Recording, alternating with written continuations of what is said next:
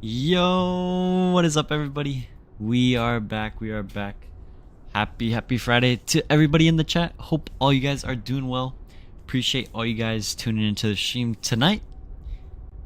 We're back, and it's a special stream today as we're flying our 200 sub special, which is absolutely crazy. I mean, just huge thanks to all you guys for all the support and stuff. But yeah, we're back today flying this beautiful KLM 777-200ER with I believe these are the GE variant engines. So we're going to be taking this across the pond for a short 6-hour and 25-minute crossing all the way from Boston all the way over to Amsterdam, and we're flying on real time today. So yeah, hopefully we should get a nice sunrise into Amsterdam. If we don't, then I'll just turn the time up a little bit quicker, so that way we can get a nice sunset arrival, or sunrise arrival, sorry about that. But yeah, we are flying Papa Hotel Bravo Quebec Echo. So this airplane did this route about a week and a half ago, so yeah, we're doing it today. Our total flight time is 6 hours 25 minutes. From gate to gate is about 6 hours 53 minutes. We're going to be cruising at 37,000 feet initially. We might have a step climb. I'm not too sure. We'll take a look at the OFP shortly. And we're taking 301 passengers today. And at the moment, we have about just Boston ground on at the moment. So looks like departure is going to be on CTEF. But yeah, guys, we're going to be flying this across the pond today. Appreciate all you guys tuning in. And if we hit 25 likes this stream we're going to be doing 2 giveaways, so be sure to hit the like button. And yeah, guys, without further ado, let's go say what's up to some of you guys in the chat. We got Mr. Whisper saying hello there. Hello, Whisper. How are you doing, man? Happy Friday. Mr. Dreamliner, hello, hello. How you doing, man? Appreciate you just tuning in. Captain Zemp, yo, let's go, bro. What's up, Zemp? How you doing, bro? Mr. Aviation Guy, 200 subs. Yes, sir, bro. Yes, sir, man. We freaking did it, man. On the way to 1,000, right? Dreamliner, yo, Hardland. Oh, gotcha. Mr. Reed, hello, hello. What is up, bro? How you doing, bro? Jacob Jamerson, hi, hello, man. How you doing, bro? I joined, but I forgot I have a 7 a.m. flight tomorrow, landing at 1 a.m. It's too late for me. No, you can put it up. Go for it. Or, I mean, if you really wanted to, you could low-key... no, man. I was gonna say you could go from, like, St. John's or something, but... It's alright, Reed. Seems like 100 subs was only a week ago. I know, right, Dad Aviation Guy? That's insane, bro. Well, what's up, Aviation Gaming? How you doing, bro? You're good. That's good, Jacob. Hey, Mr. Owls, hello, bro. Welcome, welcome. How you doing, man? Congrats on 200 subs. Thank you, bro. Thank you. Well, guys, without further ado, let's go ahead and set up this airplane, and we'll go rock and roll and get this airplane out of here. I'm just gonna do a ultra long haul and catch the New York and Hong Kong events. Oh, nice, Reed, nice. What you taking, Kathleen Pacific?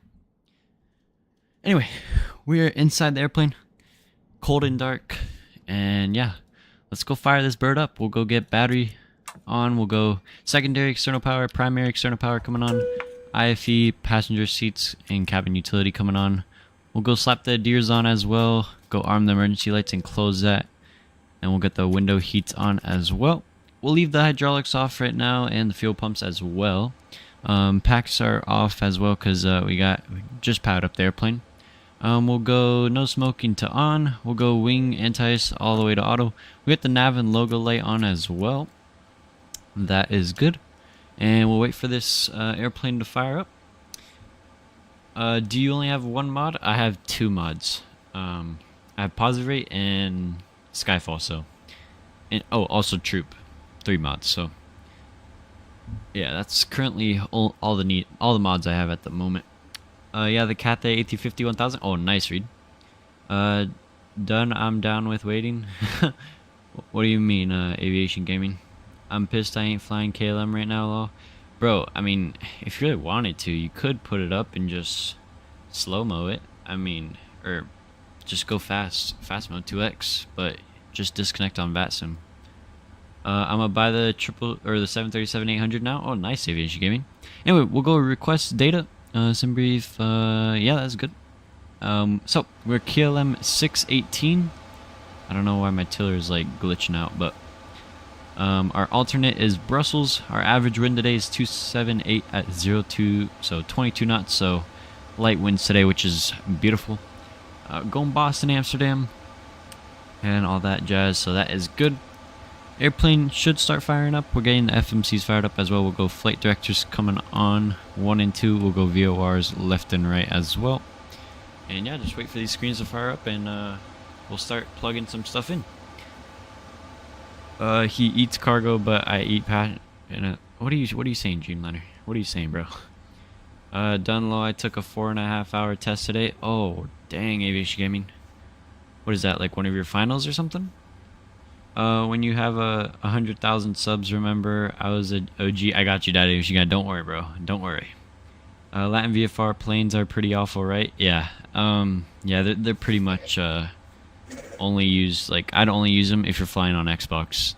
Like, if you're just flying for fun, get the Latin VFRs. But if you're trying to do realistic flying and trying to get from point A to point B, like the most airline realistic way as possible, definitely don't fly the Latin VFR. Like the headwind, even though it doesn't have a cabin, it's by far way better flight physics, way more systems work in the airplane. So yeah, definitely get the headwind, and it's free too. So yeah, bro. Anyway, we'll go barometric 29067. Oh wow, it was very low today. And we can go hop into our FMC. We'll go FMC, pause in it. Wait, make sure we're active. So May 15th to June 12th, 2025. So our Iraq nav data is good. pausing it. We are at Boston. We'll go slap that in there. We'll go route. Go route requests, sim brief. We'll go set the payload and set the fuel as well. I should be seeing, let's see, let me confirm that, 104.9, 104.9, that is good. We'll go select the route as well. And we'll wait for that to request. While we wait for that, we will go and request some catering. We'll go request catering in Doe&Co, I guess. We do Doe&Co. But yeah, pretty quiet for a Friday night in Boston. I thought there would be ATC, full ATC on at the moment, because usually Boston Center is always on, but it is what it is. We did get our PDC already, so we are cleared to cleared to Amsterdam via the Lobster 8. So we're going to be doing that out of there. We're going to squawk 1444. That's a cool squawk, 1444. Go hit that with the ident as well. And there's our route uplink, so we'll go load that. Wait for that to come on up. Squawk 7700, absolutely not Dreamliner. Hey, if we have an engine failure over the Atlantic today, I absolutely will. But if we don't have any emergency, no need to do that, but we'll go execute that and make sure it pulls all this. That is looking good. So we'll go departure. We're planning on 22 right, so 22 right there. We're doing the Lobster 8, there it is, no transition. We'll go execute that, and then our arrival into Amsterdam will be on the ILS 36 right, so ILS 36 right, on the LAMS 2 Alpha, and we're going to take it from Sugalo? Yeah, we'll go put that, execute that, that is good. Maybe Boston ATC is waiting for the New York event to start for when they'll get a boatload of... Oh, that's right. There is the New York event tonight. Anyway, we'll go pre-flight. Let's go do oxygen. Oxygen is looking good. FO side, not needed. We ain't got an FO today. Single pilot operation across the pond, which is absolutely crazy. Flight instrument, go check that off. Park brake. We'll go set that, and I don't know, I think that's a glitch, but we'll just override it. And before start, flight deck door is already closed and locked, that is good. And they're telling me to open some doors, so we'll go ground, door management. Oh my, this is not good. We're gonna do a little tire replacement. There we go, that is good. Take a peek at DMs when you get a chance. I got you, Reed. I'm on your flight. Oh, nice, Dreamliner. Yeah, you're coming in the jetway. We haven't requested boarding yet, so you should be in this terminal still. And we'll go open and open. You see, they need a GSX profile for this airplane because this entry 2 right shouldn't be opened because the catering connects to the first one. But it is what it is, man. It's still a brand new airplane, so there's not a GSX profile out yet. Oh, but look at that. That is sweet. She look good. Alright. Doors are open. I don't know why they're saying arm and stuff, but it's a gear, not a wheel. Tires. I know the whole thing is called a landing gear, but a tire. I'm talking about the tire. Anyway. Let's go traffic rings on as well. And let me go check on this departure. So we'll go EFB, Navigraph charts. And do they already? No, they don't. We'll go airport info. We'll go pin that. And then our SID, Lobster 8 RNAV departure. Let me go pull that up. SID, here it goes. So basically, we're doing the 2-2 right transition.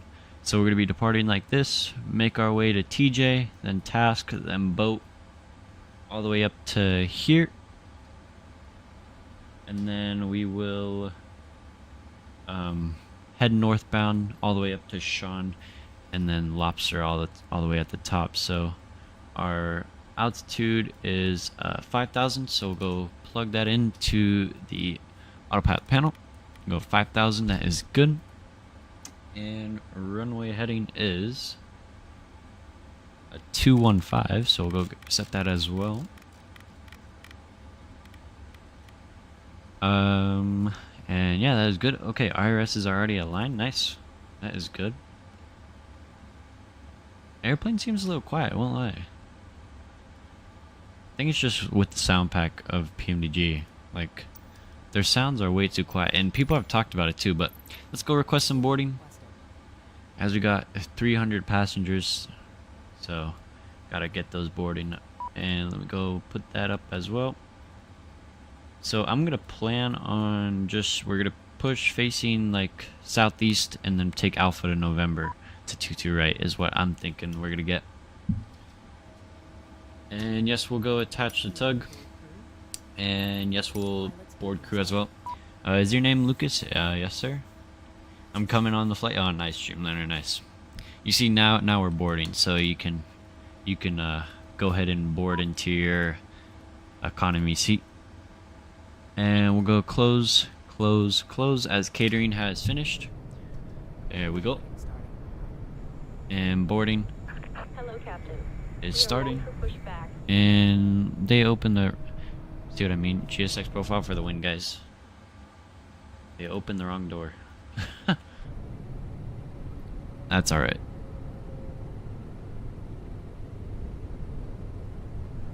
And that door just opened again. Oh my days. Free first class, please. No. Maybe if you like, you know, get me to 300 subs before we take off, and I'll get you first class for free, no problem. All right, so we do have fuel on board, so we can go seatbelt sign on. Let me start PACX as well. We'll go start that up, get that running. Cool. I'm subbed? Yeah, you gotta share the stream, bro. You gotta share the stream. Alright, we'll go perf request, and let me check the OFP real quick, because I want to see. Okay, so we have a step climb at Joppy, which is, we're gonna be 390, and then by Begzet we're gonna be flight level 410, and our cost index today is 160. So we'll go accept this. Our cost index 160, that is cool. 0 fuel weight. We'll go click that. Let me confirm that. Estimated is 385.6, 385.6. That is good. That is looking beautiful. Mr. Spawn and Salmon, hello. Happy 200 subs, bro. Thank you, bro. Thank you. Appreciate you, bro. How's your Friday going, man? Alright. And let's see. Let me go to ground, and we'll go get our VHFs on as well. We're gonna go, let's see, ground is on what, 121.9. So we'll do this 121.9. Get that, cool. And departure, what's CTAF? Let me go check what CTAF is for Boston. I think Whisper's flying along as well. And 128.8 is CTAF, so we'll go get that in standby.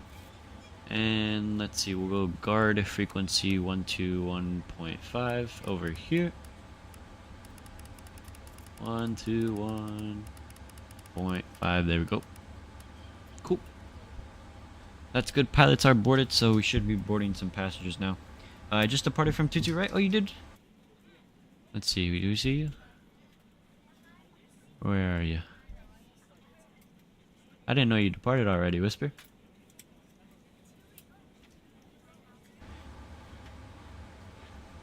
Alright, so let's go do some takeoff stuff. Why not? We'll go performance tool. We'll go, what are we doing? 22, right? 22, right? There we go. Import. Calculate. So our cell temp's gonna be 55. Why am I getting these little mag stutters? Alright, 55 on the cell temp. What, I just don't have any takeoff options? Well, either way, that's the right thrust, so that we'll go takeoff. Flaps 5, CG is going to be 5 on the dot, and V1 142, V rotate 146, and V2 150, so we'll go put 150 in the autopilot. 150, there we go. Vortices take 5 minutes. What do you mean with Dreamliner? It's going good. I wish I could fly with you to Amsterdam. I watch as much of this stream as I can. I appreciate you spawning, man. Honestly, just you being in the stream, man, means a lot, bro. So appreciate you, bro. Alright, so we got that all set up. Takeoff speeds are right there. 142, 146, 150. That is good. C2 pre-flight is pretty much completed. And let's see, passengers boarding is started. And we can get the hydraulics on. We're going to keep the fuel pumps off. But we'll get the hydraulics on and get this trim set to 5. So 1 right there. Cool. Trim is set, so we're going to taxi or trim. Check that off, and taxi and takeoff briefing has been completed. So yeah, we're pretty much just gotta wait on these passengers, and then we'll get up on out of here, guys. But really nice scenery. Oh my, hello. There are some airplanes starting in now. I'm on the South Sid, about to pass score. Oh, nice, Whisper, nice. So you departed 22 right too? Okay, yeah, you did. You got a different departure as me. But we are boarding, and while we're boarding, I'm gonna get these some tunes rolling.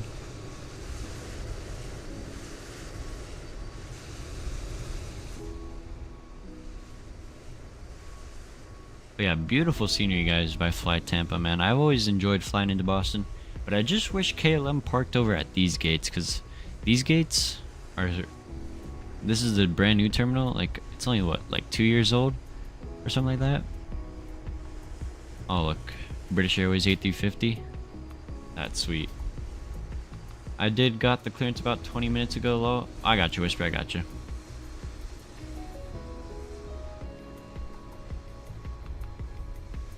Yeah, beautiful airplane. Alright, we are boarding. And yeah, guys, so if we hit the 25 like goal, the first giveaway is going to be a $5 Sim Market gift card, and then the second giveaway will be a $10 gift card for Sim Market. So we're already at 10 likes, so 15 to go, guys. I've never flown the flyby wire A380 before. Is it decent? It's all right.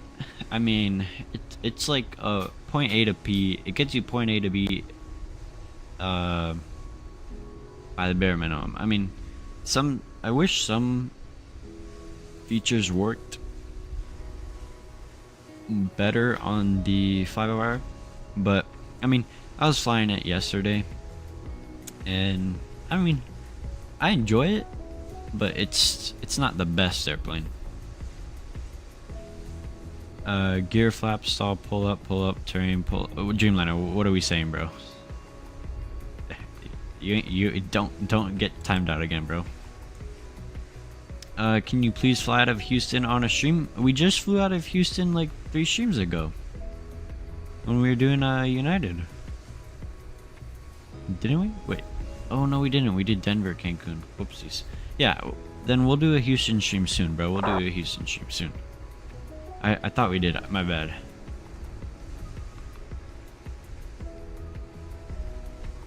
Jackson, to you when? I don't know, Dreamliner. I have a lot of other streams planned, so at the moment, I have no idea when I'm gonna do a flight out of Jackson, man. What happened, Reed? What do you mean again? Houston? A Houston hobby stream would be nice.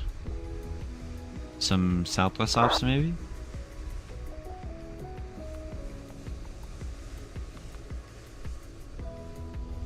But yeah, I'm planning on doing a couple other flights soon, so once we're after this stream, we're gonna be over in Europe, so most likely we'll be doing a flight. I want to try and do a flight out of Gatwick soon, because they just got a new update on their Gatwick scenery, and I haven't yet flown out of that airport, so definitely want to fly out of a Gatwick soon for 2024. So I'm gonna do some testing on that scenery, because I definitely want to fly on out of Gatwick, doing some easy jet ops or something. No offense, nobody cares about Houston Hobby. It's just a smaller, worse version of Houston. I mean, honestly, Houston Hobby is like the Southwest and Frontier Airlines. I mean, even though Frontier flies into both Houston and stuff, it's pretty much just a huge Southwest hub. So we did Southwest a couple streams back, so I'm probably not going to do a Houston Hobby stream either soon, because I'd have to think of other airlines to fly into there if we were to do one.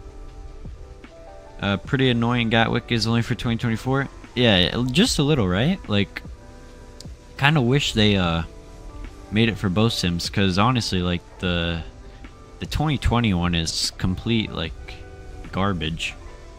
In case you're wondering, I am Delta 256. Alright, sounds good, Whisper.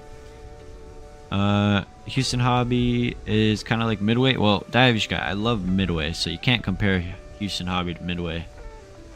But, I mean, yeah, they're both Southwest hubs. That's the only thing that you can compare them to, but I do love Midway because of the short runway, man.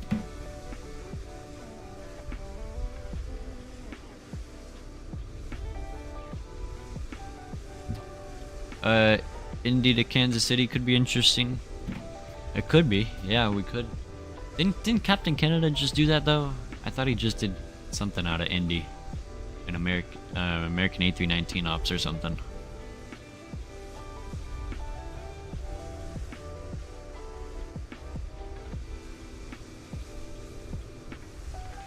Which we should do an A319 stream soon. That would be cool. I know all those holiday flights are starting back up over in Europe, so like all the summer destinations like Ibiza, stuff like that would be cool to do.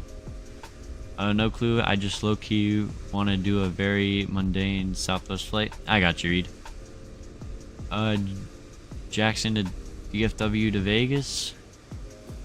Let's see how that's like. I mean, to Dallas, no problem, but Vegas, I mean, that's like an entire transcon pretty much. So I don't know if we'll have a time to do all those routes in one stream, but if a real world airline does Jackson to Dallas, then sure. Pretty interesting how random the routes get, dude. That's what I'm saying, Reed. Like, I swear the UK is different. Like when, I mean, yeah, we have seasonal operations here in the US too, but like Europe, they like have specific times when to do it. Like it's pretty much like, I don't know how to explain it, but like they have way more seasonal flights than we do. Southwest flies Jackson to DFW to Vegas. Well, they don't fly into DFW, buddy. They fly into Dallas Love Field. I meant with Southwest Law. Oh, I got you, Reed. I got you. Yeah, and you know what's weird about Southwest is like their call signs, they're always continuous flights. They're never just like one designated flight. Well, some are, but like there's like one flight where they do like a ton of flights out of, they do a continuous flight for like 5 flights a day, and it's the same call sign. Tomato, no. Dallas Fort Worth is a big airport in Dallas. Dallas Love Field is the Southwest airport in Love Field, Dallas. Especially the Nordic countries, the seasonal routes are huge here. Exactly, Whisper. I mean, doesn't Scandinavian have a lot of seasonal routes too?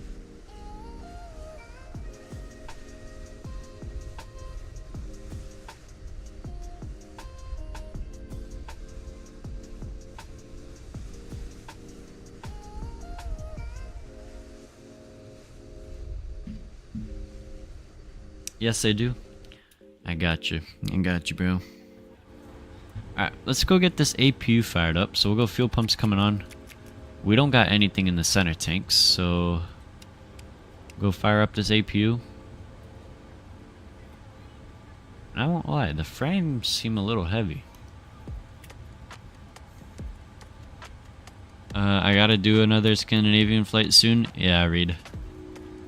it'd be fun to do some Scandinavian routes. Low key, it'd be cool to do some Scandinavian CRJ. DFW is more international flights and some long domestic flights. Yeah, that's so true. And honestly, it's just like an American hub and all the internationals. Yeah, like, I mean, Love Field only gets what, Southwest and Delta, I'm pretty sure. And then all the private planes. Do a flight out of Jackson, bro, please. Dreamliner, I got you. Like, you don't have to say it every time I'm streaming, but I mean, I'm not always like, I'll try to get what you guys want, but like, I'm on a time crunch. But maybe in like, once the summer starts, I'll be way more open. So we're most likely we'll probably do a Jackson stream soon, bro. I got you, bro. Oh, and Reed wants me to check DM, so let me go check that real quick.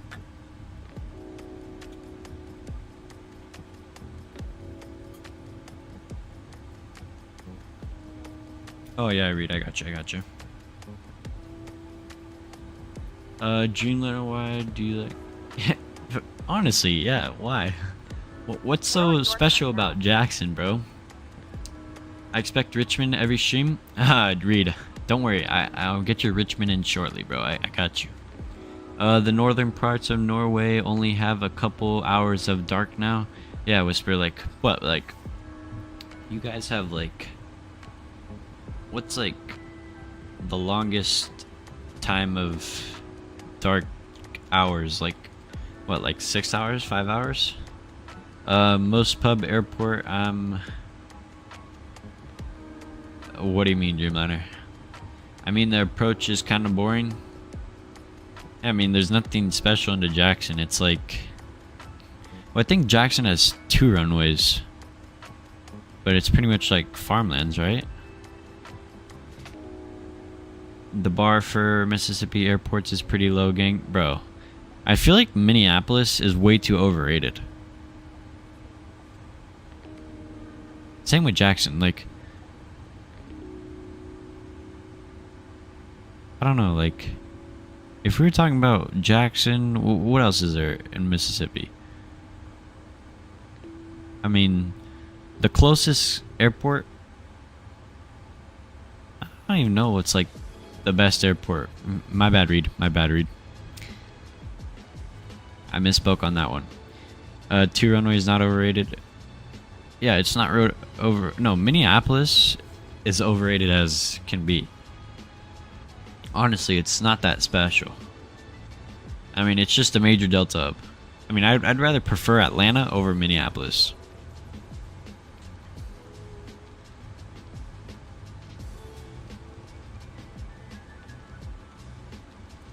But Detroit to Minneapolis, yeah, I mean, I did that when the A350 came out.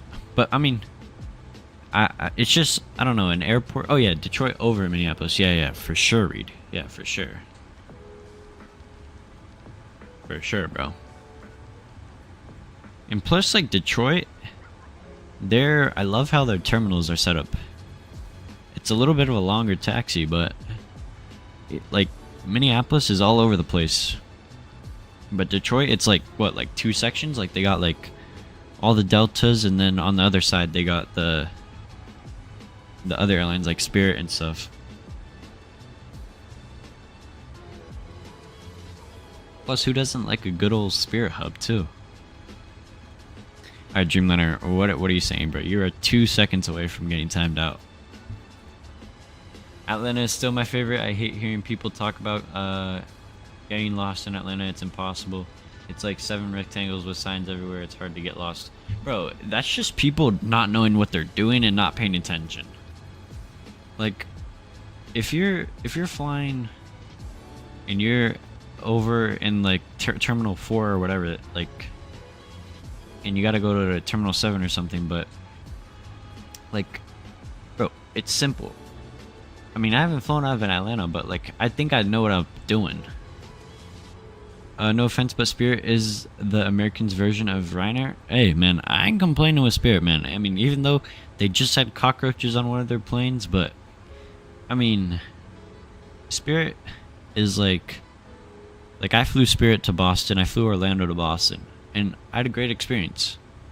So I can't say nothing wrong about Spirit. In southern Norway, the dark hours are down to 4 hours 45 minutes now. We'll go to about 4 hours in a few weeks. Northern Norway only has a couple weeks left before there is a sunset for about 2 months. No way, Whisper. That's insane. That's actually crazy, man. I mean, I remember when I was flying out of Rovaniemi, I think, and I was doing a return leg too. I did Helsinki and back, and like I barely had sunset for a little bit. Like I had sunshine. I had like, by the time I was on the ground, it was nighttime already. Spirit is the best slow. Nice, Streamliner, nice. In Richmond, the sun sets and rises as normal. Just read it. You think I wouldn't know that? You're like what? Like, how far is Richmond? Like an hour and a half from Orlando, or something like that. Rovaniemi is a tiny airport in northern Finland. Yeah. I like to call it Christmas Airport because like the scenery's full of like Christmas lights and stuff.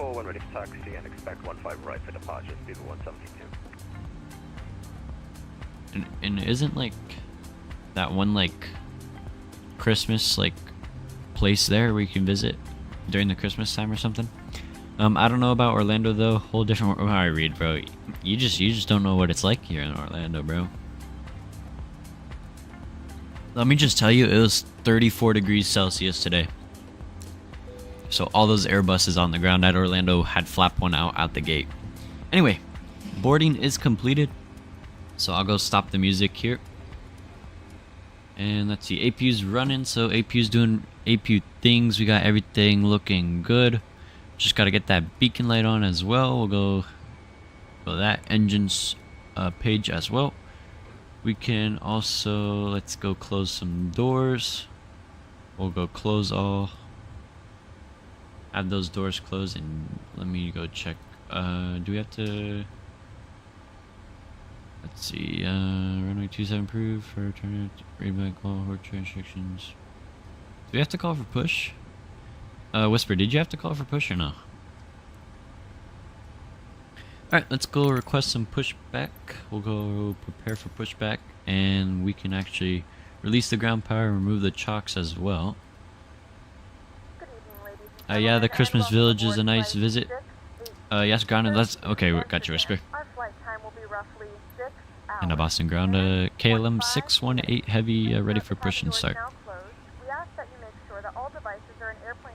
KLM 618 heavy boss, ground information echo, what's your gate? We're at gate Echo 5.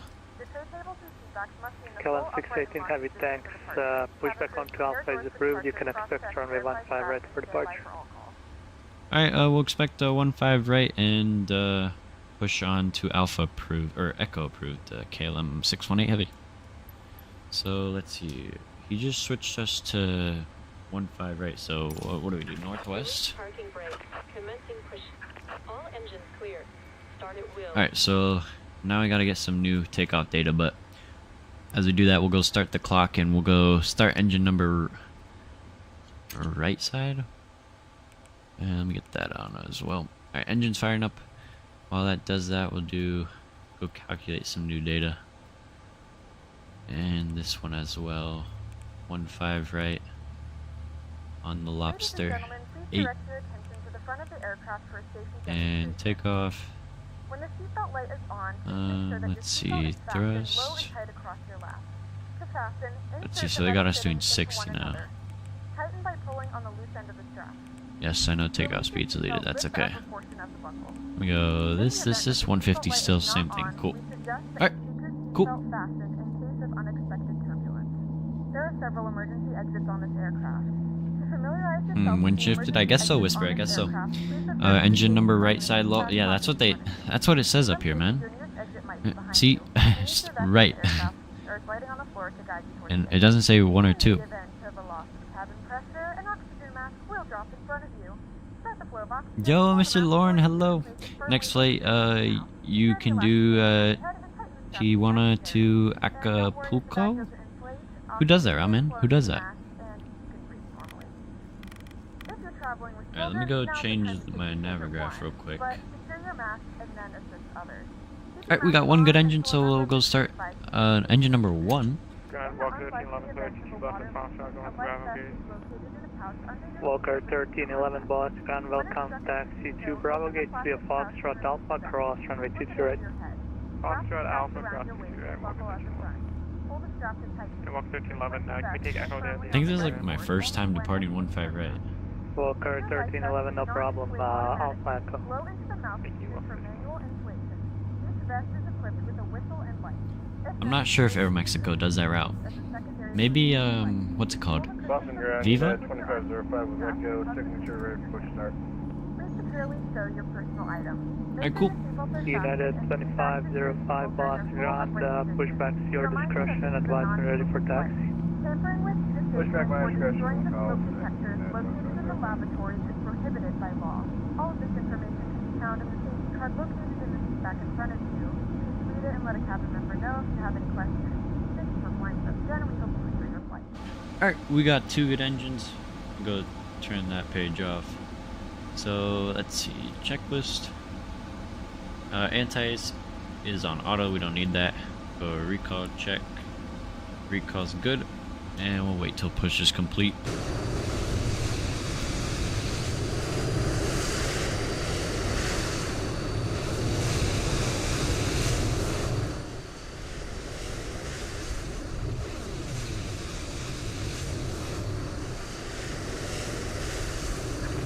Parking brake. Alright, we'll go set the parking brake. Parking brake set. And we can go auto brake RTO. And we'll go flight controls, so we'll go full right. Full left. Full back. Full forward. We're ready to the. Oh, we gotta wait till the tug disconnects.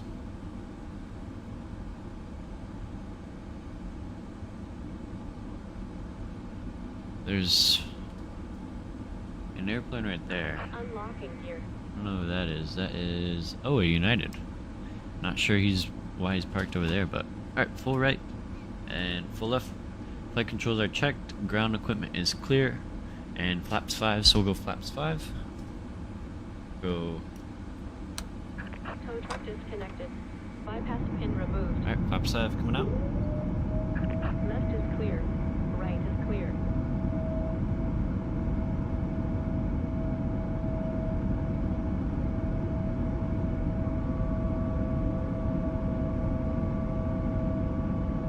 They definitely did a better job on the flap sounds with the 777 200ER than the 300. Alright, tug is pulling away. We'll go get the APU off as well. We'll go taxi lights on. Runway turn off lights can come on as well. And they got the pin. And before takeoff is complete, we'll go turn that off. And we are ready for taxi, so let's go request taxi. And ground a KLM 618 heavy information echo ready for taxi. KLM 618 heavy runway 15 right taxi via Alpha Zulu Bravo Lima.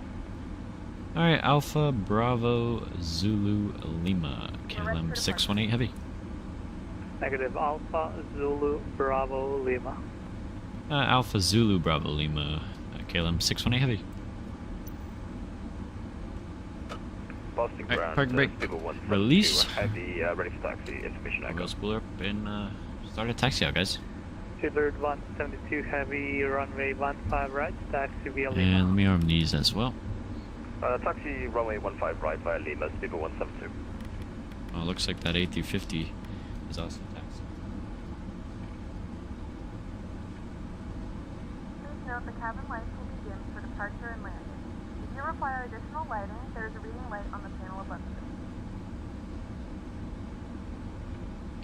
Alright, here's Zulu.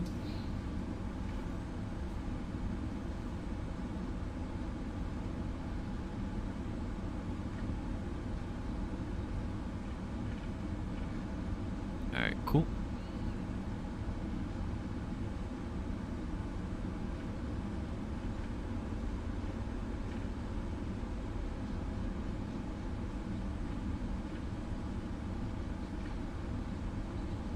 Oh, there's that Speedbird A350.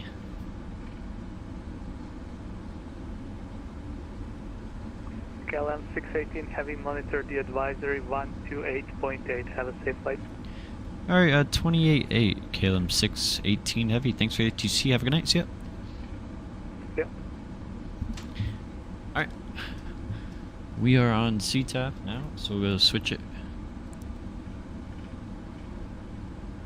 And Boston traffic, KLM 618 Heavy, lining up runway 15 right.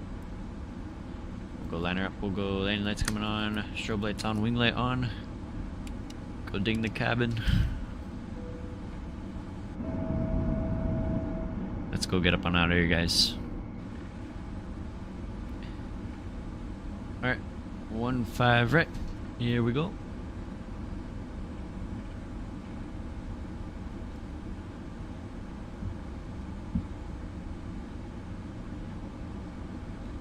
And we'll get ourselves a nice lineup here.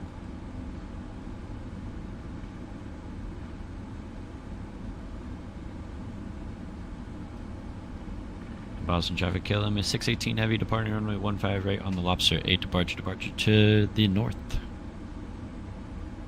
Alright. We'll go stop it here. And we'll go start the clock. Control cam coming on, guys. And let's go and get up on out of here, guys. Enjoy this arrival or departure. We'll go forward pressure. We'll go hold 40. And auto throttle coming on. Oh wow. Airspeed is alive. Both sides. 80 knots for neutral, thrust hold.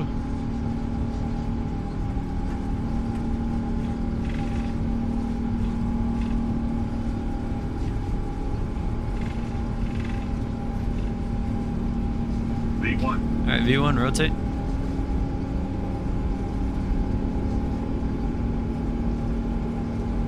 Oh, looks like winds are calm. Oh, a little bit of a crosswind. Pause rate and gear up.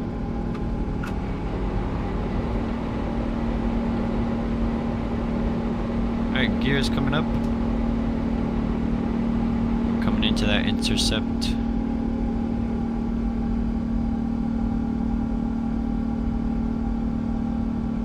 In Boston, we will see ya. Control cam coming off, guys. Oh, look at that.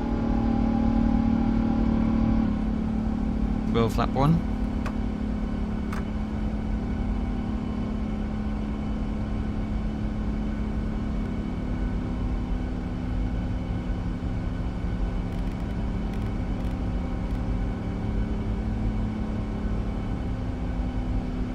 Boston traffic, KLM 618 Heavy's 2000, clear runway 15 right, Lobster 8, departure, last call, Boston.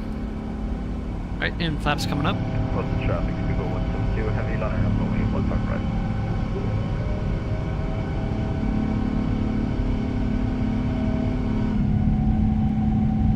Oh, look at that.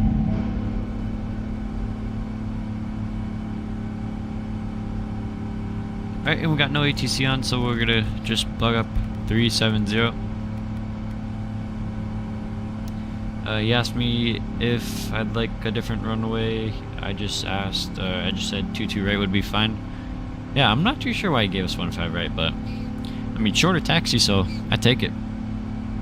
And already talking to Mockton, got a bit of a head start on you. Oh wow, Whisper, you're really ripping skies now. Alright, after takeoff checklist, we got gear up, flaps up, after takeoff complete. And let's go hand it over to the autopilot. 172 Heavy, taking off runway 15 right, stop the traffic. And we will go head over to Unicom 122.8. And look at this, guys.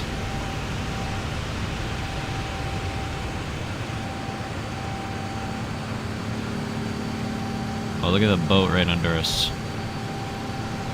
I think I might bring the time back just a bit, just so we can enjoy daylight more.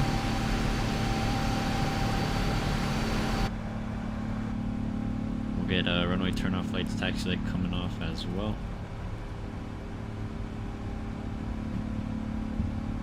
I'm also at flight level 370. I got you, Whisper. I'm doing Mach 0.85. Oh wow, Whisper, nice. It's pretty good for the A330. Alright, and we gotta do that. Get that discontinued out of the way.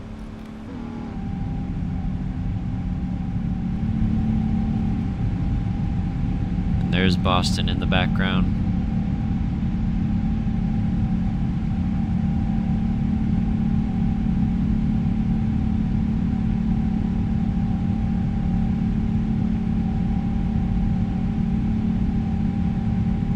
Oh, Whisper, you're doing it in the 787? Oh, I gotcha.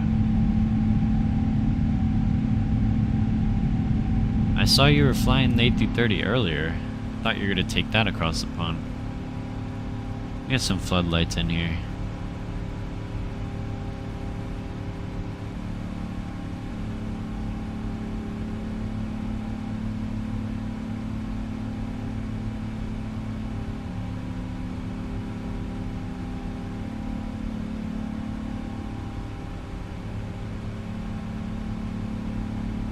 Dang it, I missed the takeoff. All good, Spawning. You can just scroll back and go watch it, man.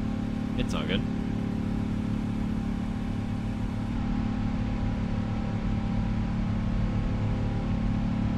I don't know, it's gonna be tough to answer if the GEs are better than the Pratt & Whitneys, man.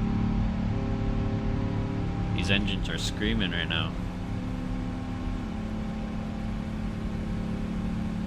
Was my plan, but I refused to change flight plan, so I changed aircraft instead. Oh, I got you, Whisper. Alright, we're coming up on 10,000, so landing light's coming off, and the wing light come off as well. She sounds so good though. What sound pack use on this? Oh, this is default sounds, bro. These are default. Oh, it refused. Oh. I got you, Whisper, I got you. Is it Latvia far? Alright, I'm gonna bring some music back. We do offer complimentary in-flight TV thanks to our partners. Connect to the Wi-Fi to find out more information.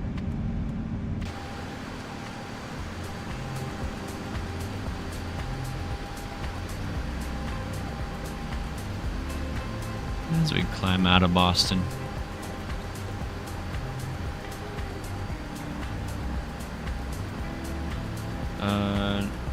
No comment. Nah, it was the headwind. Oh, okay, I got you, Whisper. Wait, but didn't it have a cabin? I swear you were flying a A330 with the cabin. Let me go check flightsim screenshots real quick.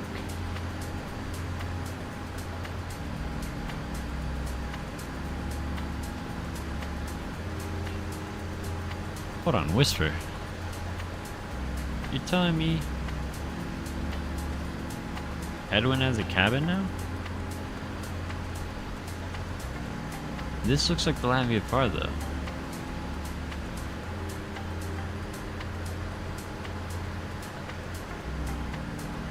Favorite airline? What, KLM, do you mind?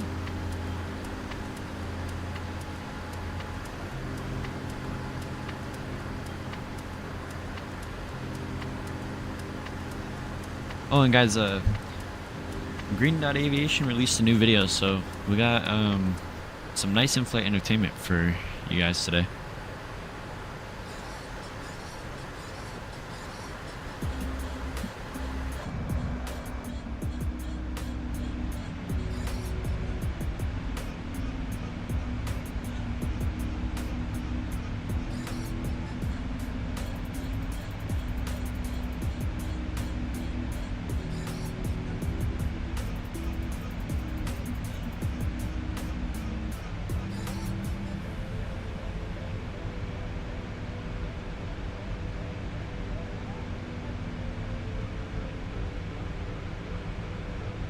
It kind of looks like the GEs are bigger than the Pratt & Whitneys.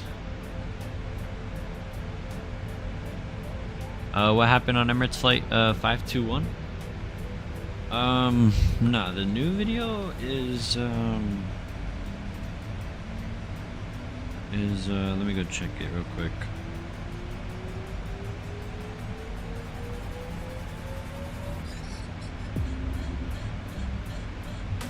The new video is the out of control, the horrifying tale of Fly Dubai 981. Emirates 521 was about 3 months ago.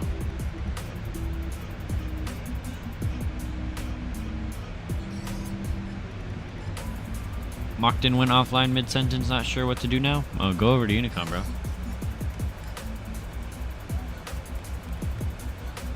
And if he comes back on, just go back on his frequency or something.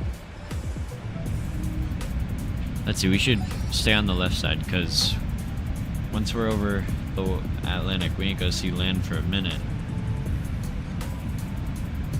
We're gonna pretty much be on the left side, fly over Maine. We're gonna be right over Nova Scotia. We're gonna be just a little bit north of Halifax, so maybe if Positive Rate joins the stream by the time, we might be able to see his airport.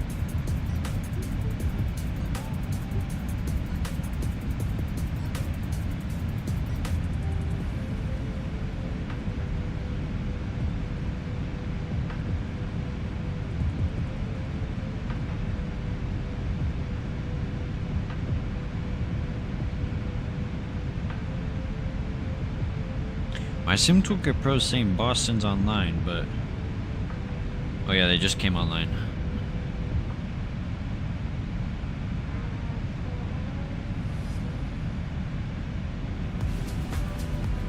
But it's not popping up on BatSpy for me.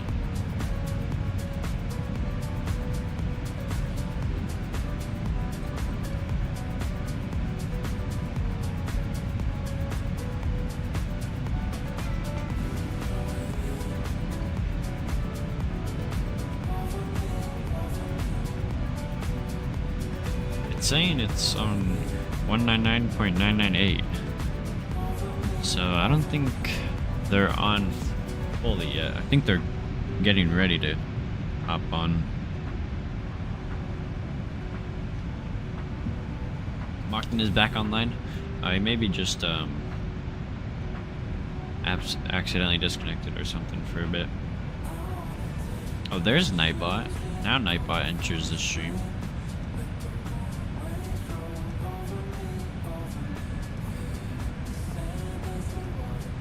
Are we passing 18,000? Oh yeah, we did. Standard mode, and we'll switch to Hector Pascals because over in Amsterdam, that's what we're going to be using.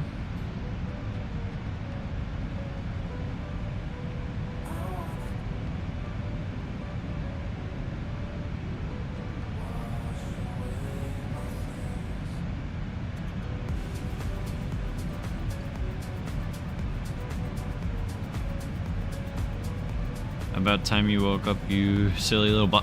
That's what I'm saying, whisper. But he thinks he can just join whenever he wants.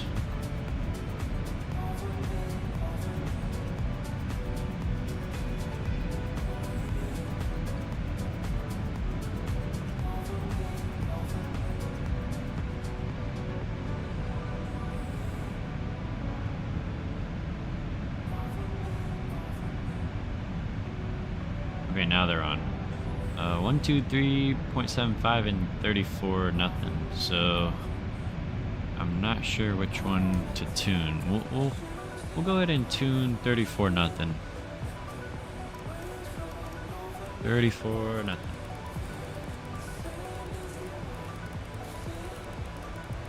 Why did I just do that? I could have scrolled to the right side.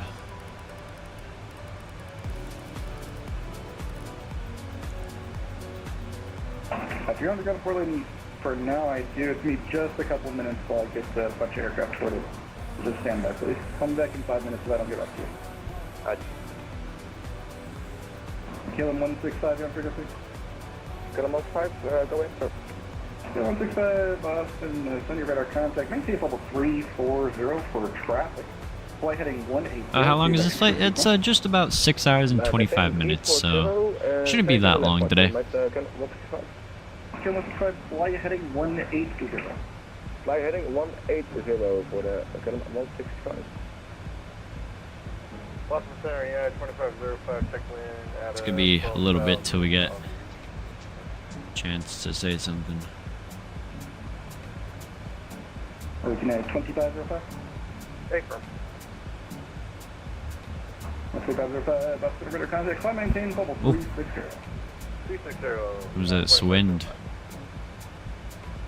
Boston Center, KLM 618 heavies, 26.1 climbing, 370 on the lobster 8.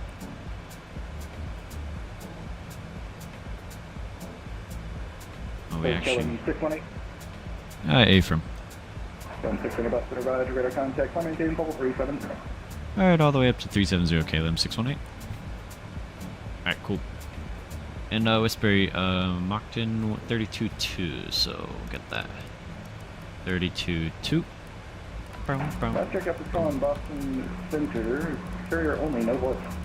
Sorry, Boston Center 206, Romeo Bravo, do you fly level And let's 4009 see, knots let's to the go north of you. Bluebird 6, Romeo Bravo, Boston Center radar contact. off. Maintain level 430. Cool. Boston, hello, Walker 3775 with you, 24 miles from Detroit, Bridgeville. Walker 3775, Boston radar contact. It's going to maintain level 240. Turn left, heading 200. Vectors for space indicators. Going to maintain flight level 240 and heading 200, Walker 3775. Walker 3775, maintain 290 knots. I'll maintain 290 knots, Walker 3775. KLM 165, maintain 280 knots. Maintain 280 knots. Couple KLMs on frequency, huh? Boston Center, Speedway 172 heavy with you, currently flight number 180.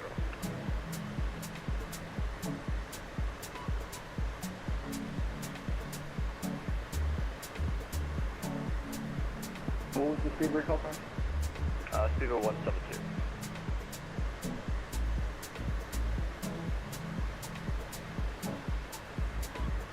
What's your position? I don't see it. Just departed out of Boston, currently across the Gulf of Maine. Okay, Victor 172, radar contact. Climb maintain level 370. Climb and maintain flight level 370, Speedway 172.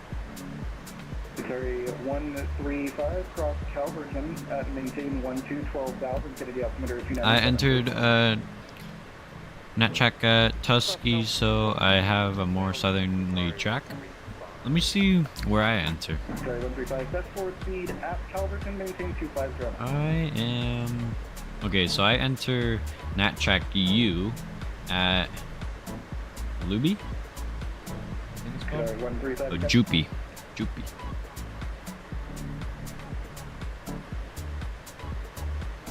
So are you taking NatChack Victor? Maintain flight level 240 for the next flight. 2505, contact Boston Center 123.75. 123.75.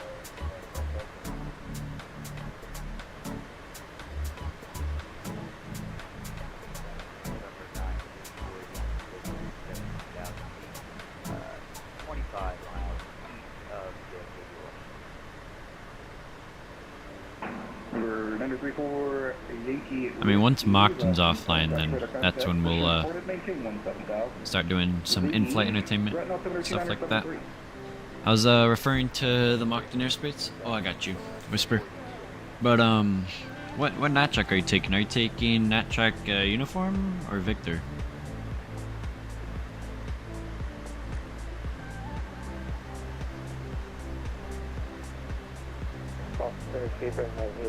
I have the same NatChack Uniform. Okay, I got you, Whisper. So you're just a little more to the south over Halifax for us. So then you meet up at NatChack Uniform. I got you. Alright, at 3345 KLM 618. See ya. Speedbird 172, contact Boston Center 133.45. Alright, 33:45. Speedbird 901, contact Boston Center 123. Boston Center, good evening, guys. Friends, 362 Heavy, flight level 430.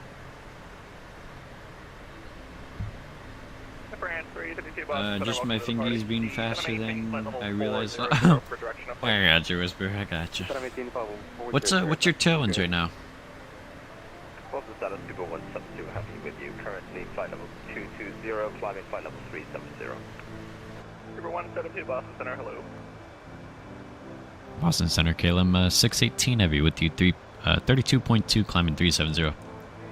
KLM 618, Boston Center, welcome. Boston Center, good evening. Speedbird 901. I'm so glad this airplane has a cabin. And can we step up just a few minutes? All modeled. That's so cool. Center, contact Boston Center on 123.75, please.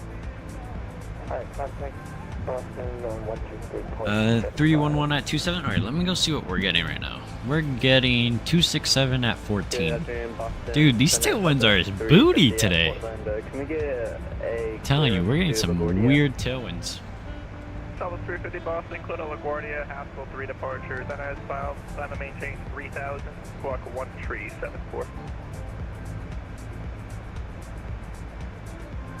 Southwest 350 cleared to LaGuardia Airport via the Haskell 3 and climb and maintain 3000, squawk 1374, Southwest 350. South 350 read back correct. And just give me a call when you're ready for push, I'll see if they have any release times for LaGuardia. Roger. Yeah, winds are all over the place. I guess so, Whisper. Alright, let me give them I mean, it's always around this time, but usually, like, in summer, it should start to change up to get a little bit stronger. I swear, these past, like, 2 years, we've been having some weird jet streams. Good evening, Speedbird. King 7 Juliet with you at flight level 30. Super 37 Juliet Boston Center, radar contact, welcome. Like, wasn't there that one Speedbird flight flying, like, Seattle to Heathrow or something, and they were doing, like, 850 on the ground speed or something? I saw that. I saw that on, like, Flight Radar Instagram or something.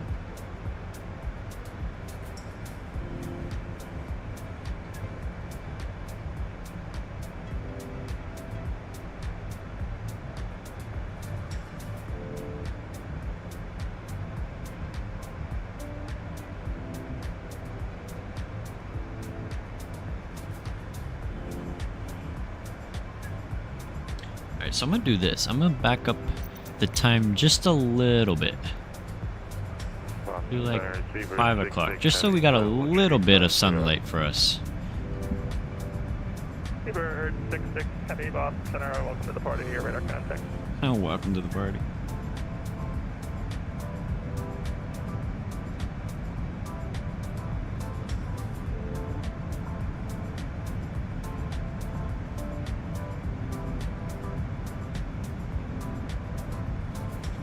Yeah, it sets the speed record for a subsonic aircraft. Yeah, I think, yeah, it was like somewhere around 850 knots, which is insane. Like, imagine doing Mach 0.85 and your true airspeed is like, what, like 6 something, but your ground speed's like 850? Bro, that's insane. I wonder how early they got in.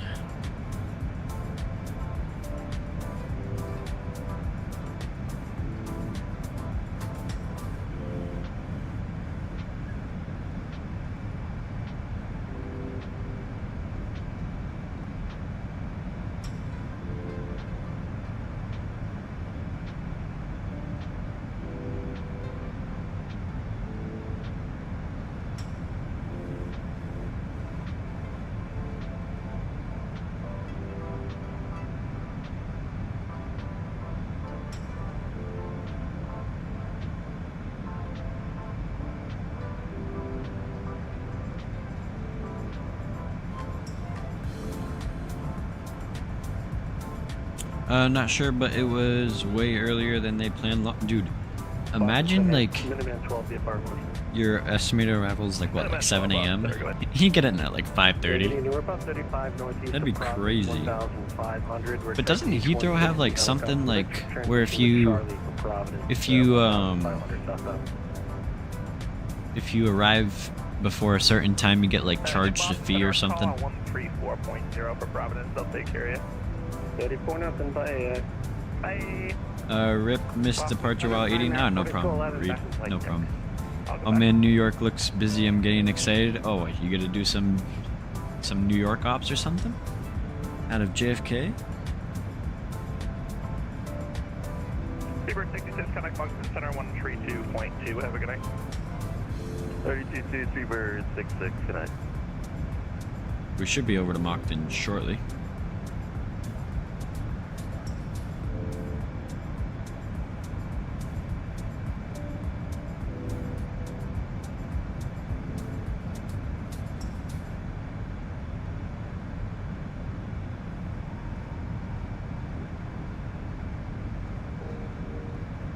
I have no clue about London Heathrow fees and their rules of said fees.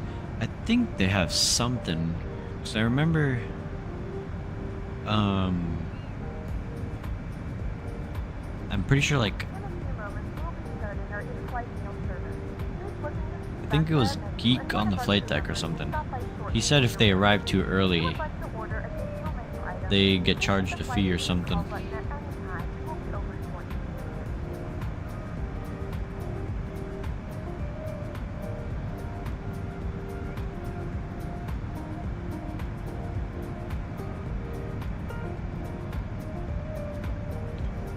Geek on the flight deck, what a guy. Dude, his videos are so good.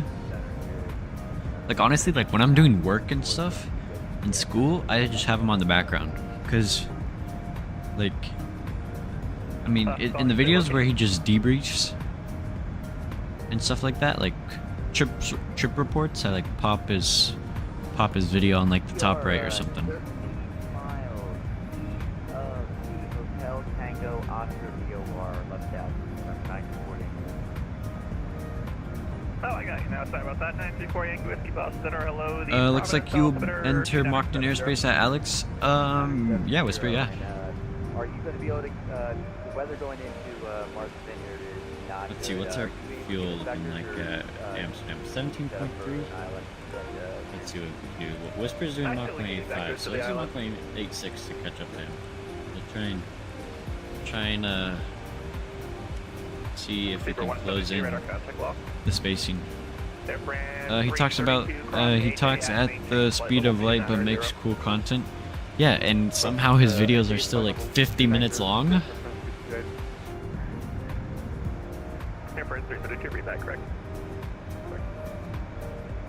Southwest 350 ready for taxi out Portland. I forgot to do this camera when we put the gear up. 350 runway 11 taxi via Alpha. Taxi Alpha to 11 Southwest 350.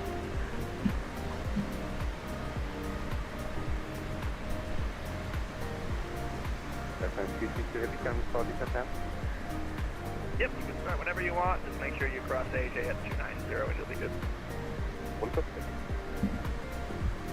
Impossible to forget he's married to a scientist. Oh, dude, I swear he just loves bringing that up. And I'm a husband of a scientist.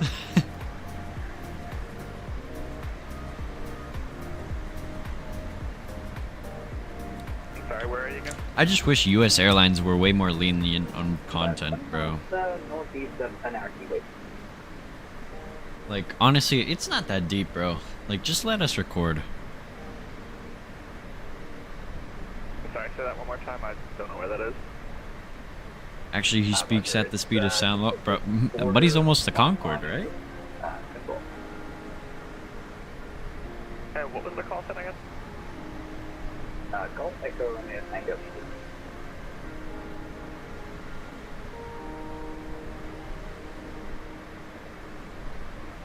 I mean, they gave you to me without me even accepting the handoff. Electric car lover, husband of a scientist, engraved in my mind. Bro, well, he posted a new video of like, is he done with electric cars or something? Because like, some new car he bought, I thought.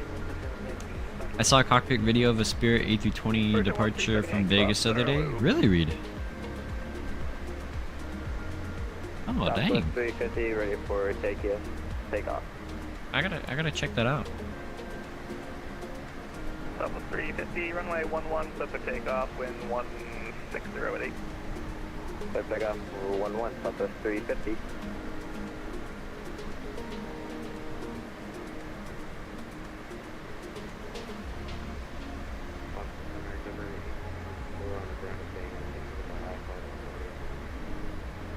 Ooh, doesn't February 74, Boston Center, hello, you're the clear Knicks to the play LaGuardia tonight? Airport via flight runway heading, then as filed, climb and maintain 5,000, expect flight level 3601. Well, they do. After, 8 p.m. 3527. Who you guys got winning? You got Knicks or Celtics? I got Knicks. I want Knicks to send Celtics home.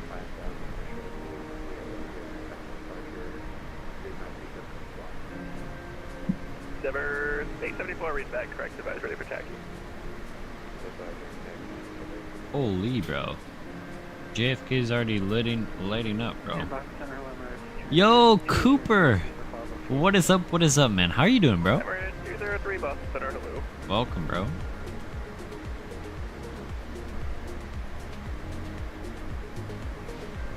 KLM 618, contact Moncton Center 132.2. Alright, 32-2, KLM 618 Heavy. Have a good night. See ya. Yeah. See, Boston's being nice. 32-2.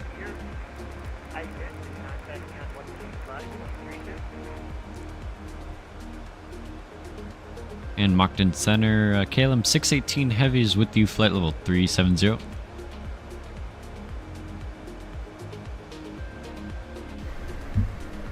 Mr. Jim Allen.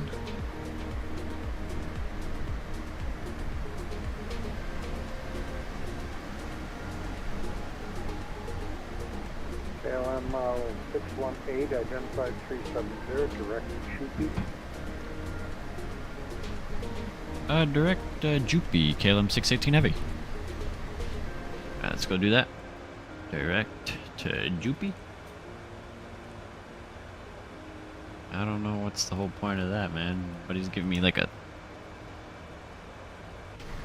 couple degrees to the right. Good, how are you? I'm doing good, man. I'm doing pretty good, man. How much longer? We got about... Let's see. We got about 5 hours and 40 minutes left, man. Been in the air for 30 minutes.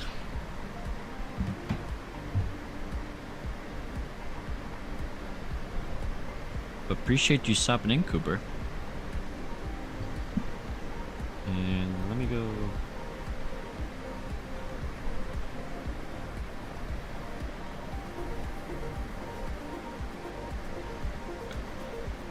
This and that.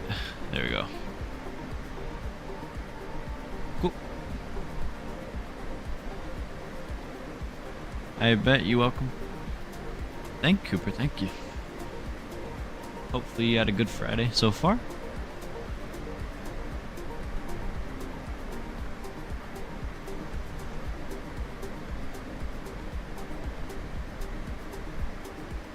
We're just about to be over Nova Scotia.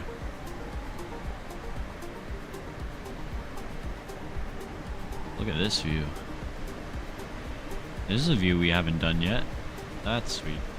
He gave me direct Joopy even though I was just 2 nautical miles before heading to Bro. What are these directs, bro?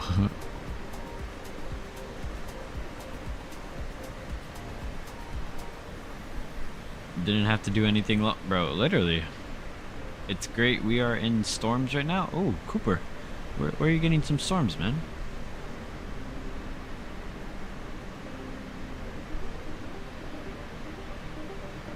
Are they bad storms or what?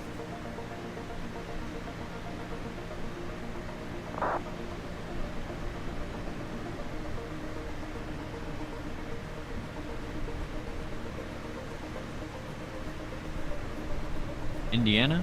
Whoa, whoa, whoa, turbulence, hello.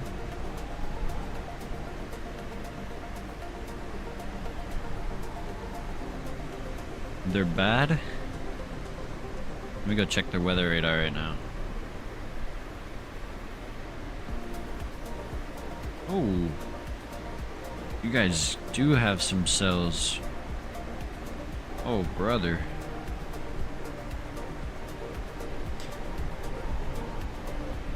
Hopefully my uncle is all good.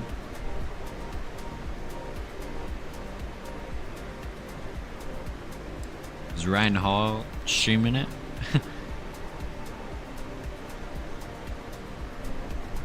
Any tornado warnings at the moment? There shouldn't be.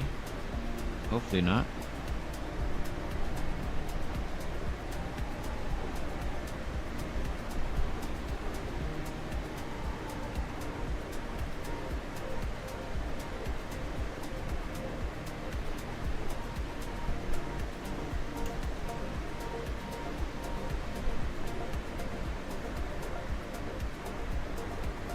Jim said Moncton is having some issues with the Euroscope at the moment. Stay on 132.2 for now. Okay, Whisper sounds good. I mean, I'm still in. We just got into Moncton, so we're gonna stay on 32.2 until we're out of his airspace. I really want to do Iceland Air Ops again. That was so fun.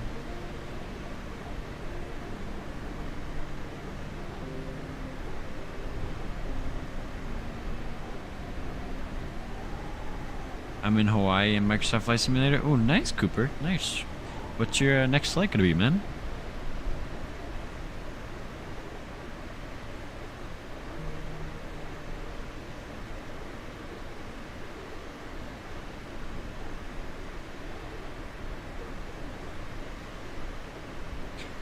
Whisper, would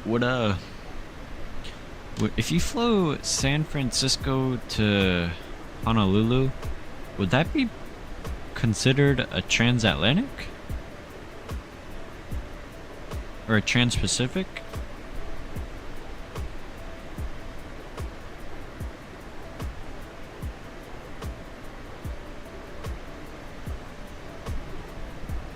You don't know, Cooper? Your next flight, you should do... Let's see, you should do...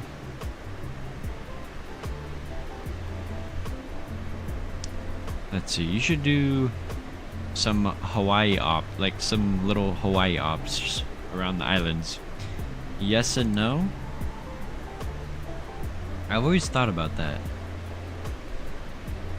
I wish Americans still have their Charlotte to Honolulu route. They have Dallas to Honolulu. I know Hawaiian Airlines just started sending their 787 to JFK from Honolulu. And are we going to talk about how Hawaiian is now doing Seattle to Tokyo?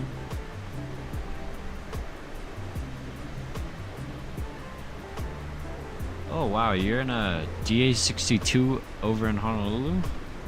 That's crazy, man. It's still a domestic route flight? Yeah, I know, but like, would you consider it a trans-Pacific because you're going across the Pacific? I mean, you're not crossing it completely, but you're going pretty far.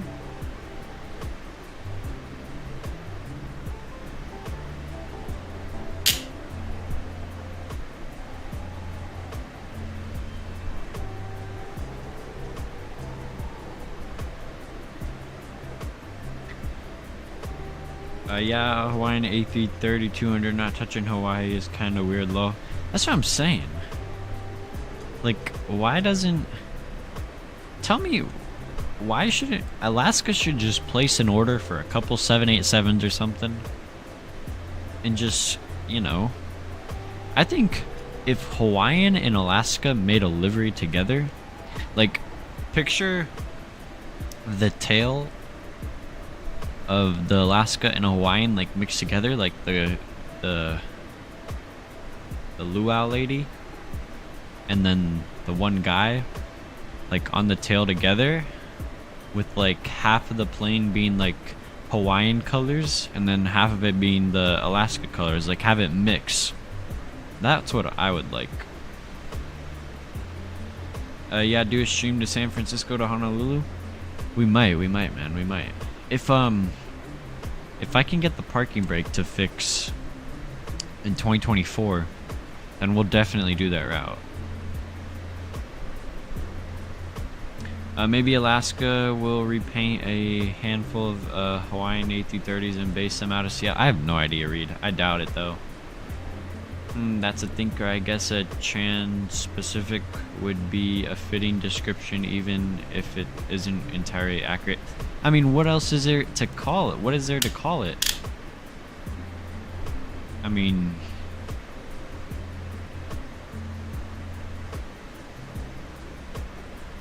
Or would it be considered a transcon even though, because you're still in the US, but you're just not like, you're just flying from the West Coast to Honolulu. If you really think about it, what if you, never mind. But like, I don't know, that's so weird though. I wonder. Someone needs to search that up. I don't know, for me, you gotta go West Coast to East Coast Asia for it to be considered a trans-Pacific. Yeah, but like, I mean, you're over the water for a good 5 hours or something. Now, what do you call Honolulu to JFK? Is that a transcon?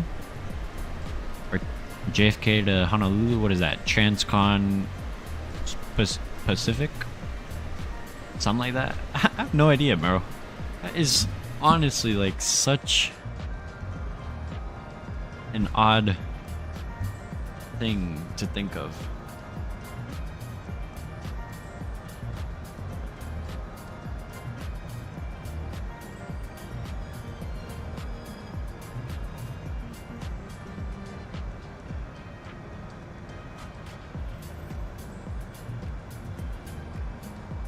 Whisper, does it show Moncton offline for you?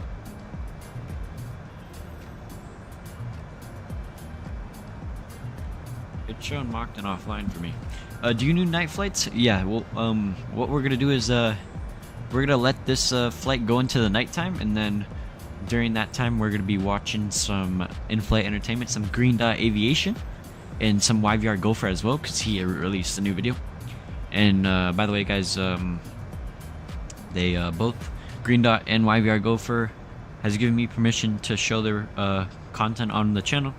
So their channels are in the description. Go check them out. Go sub to them, because their videos are awesome. And so we have a Fly Dubai investigation or problem or flight incident to watch, and then we're gonna watch some more plane spotting from YVR Gopher.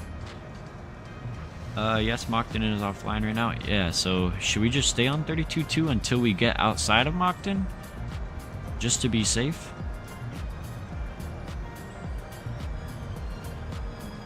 Yeah, Cooper, it's gonna be pretty fun, because we'll be... Let's see, should we be in business class watching it? I think we should. Should we do... Guys, would you guys want business class? Or like a premium economy? Let's see. Where's like their premium economy? Let's do a little cabin tour real quick. Let's see, these are more business class. Okay, here's the premium economy. Let's see, how big are these TVs? Like, we could do some like this. Oh, look at this view. I like this. This is so sweet. Unless we hear anything else from either Moncton or Halifax, we stay on 32.2. Okay, sounds good, man. Sounds good. Alright, so we got a step climb in about 330-ish nautical miles, so that's gonna take us up to 390, I believe.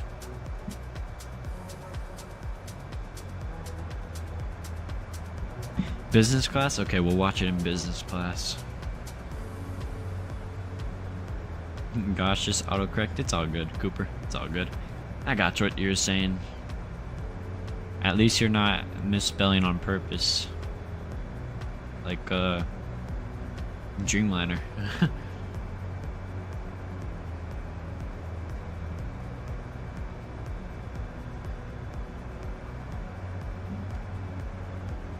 You guys think we can hit 230 subs by the end of stream?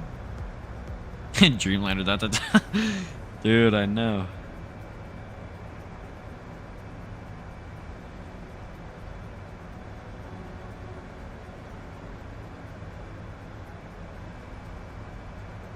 If he joins, he was in the chat earlier.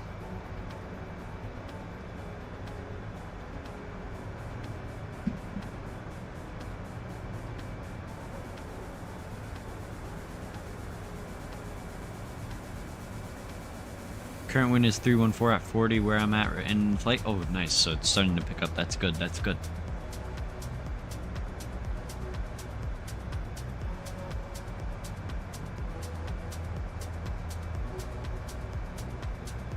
Was he misspelling? Not only he was misspelling, but like he was just saying a bunch of random stuff.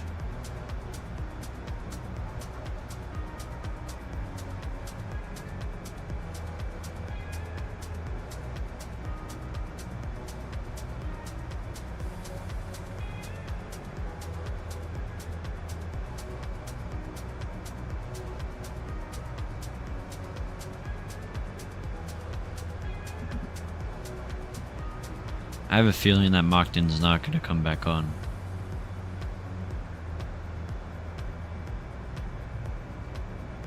Oh, I know, Cooper. I know.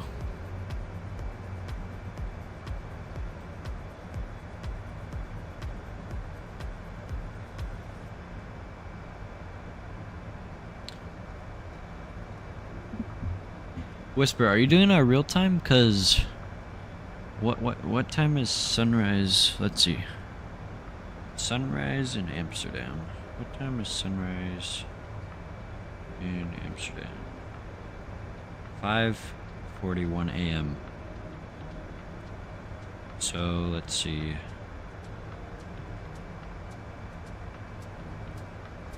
Right now it's 1:33. So we should have a sunrise.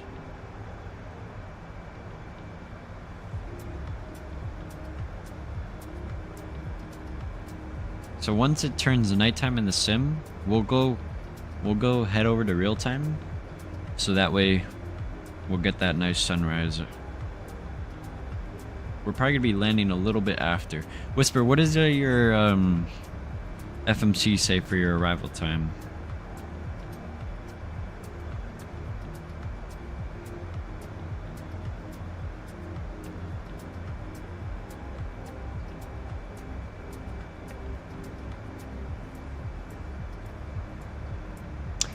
We will land around 6:30 to 7 local time. Okay, cool. That is good. That is good.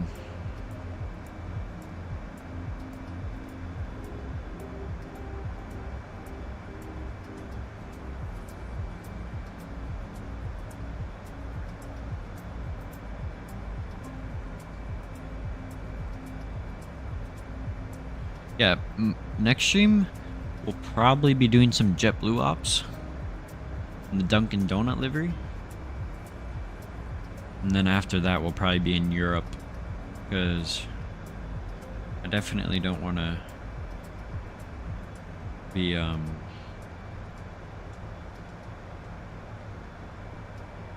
feel like we've been in the US so much. Getting this weather app that I have is freaking me out. What, are you using Windy or something?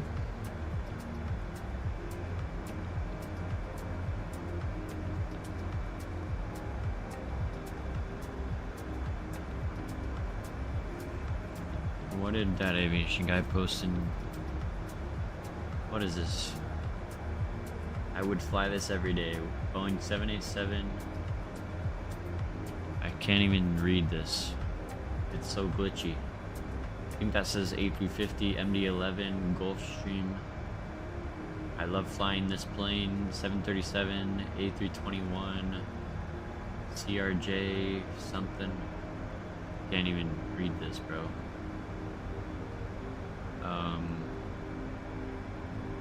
Go figure a Cirrus is on here. Go figure. Pilatus. A340. Pretty nice and not bad. 747. Oh my god. What is that? Beechcraft, Caravan, an Embraer, another Embraer 145, another GA, a CJ3, a Falcon, Ugly.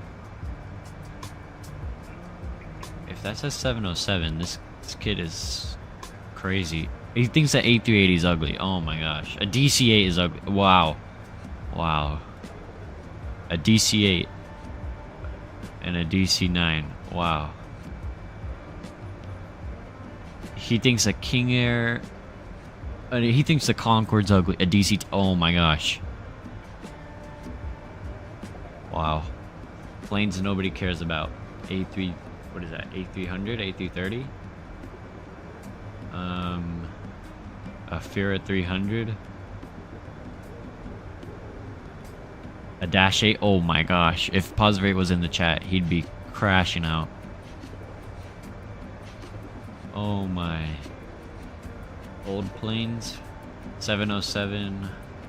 What is that? 727. I can't even read the fonts. Retired planes, he has nothing there.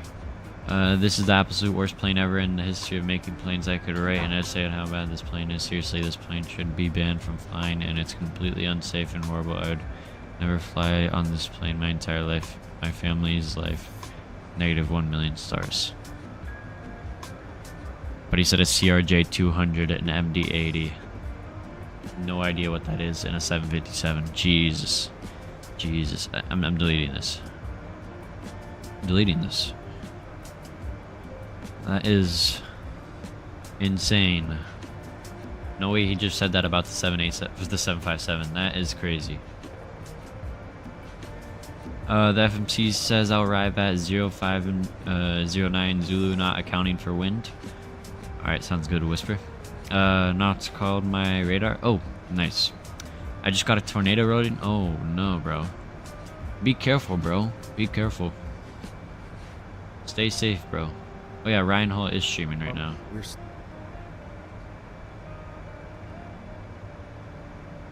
Yeah, buddy. Buddy got it. What is this? Bloomington? This is what, just south of Indianapolis or something? Yeah, Nashville. Thanks if I don't text my powers out. I got you, bro. No problem, bro. Just be safe, bro.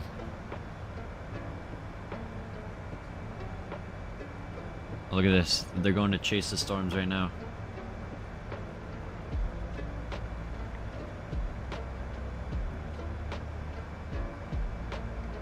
No problem, Cooper. Oh, looks like there's tornadoes in Hopkinsville, Kentucky, or just near that. Jeez, bro.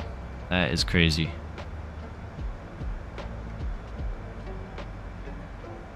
Yeah, Whisper. Mine's saying I should be arriving at 0533 Zulu, so...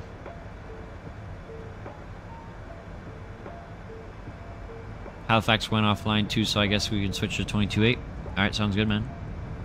Let me see, where's Halifax? We should be just to the north of it. It should be somewhere over there. I can't tell because of the clouds. Man, it's always cloudy, bro. It's always cloudy over Halifax, bro. What the heck? Halifax, wherever you are. Hello. Oh, wait, is it over there? I can't even tell.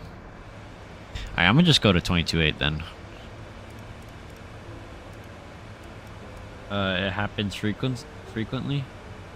Jeez, man. I mean, that's just with us. Like, in the next couple of months, we'll be going through hurricane season.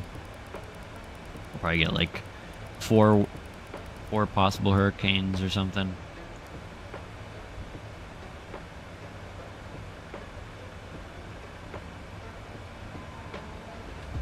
Yeah, Whisper, your ground speed is 510 and mine is 509. So we're like doing the same speed pretty much. Hopefully when we step climb, we get better winds. Just posted a sunset pic. Alright, let's go check this out. Yeah, we can do some flight sim screenshots right now. Oh, look at that. That is sweet. You gotta get a wing view too for us, bro. You gotta go wing view. Very nice, bro. Very nice. Let's see. There was a lot since last stream. I think we saw these on stream as well. Oh yeah, here we go. So Sean Matthew was flying out of I think this is Fort Lauderdale? Maybe? Flying some Southwest 737-800 ops. Very nice, Sean. And Posrate doing a Montreal to Cancun in Sunwing. This would be a cool airline to fly on stream. That'd be cool. Oh, nice. Getting some catering. Oh, nice. Some takeoff shots too. Posrate always be taking such good screenshots, man.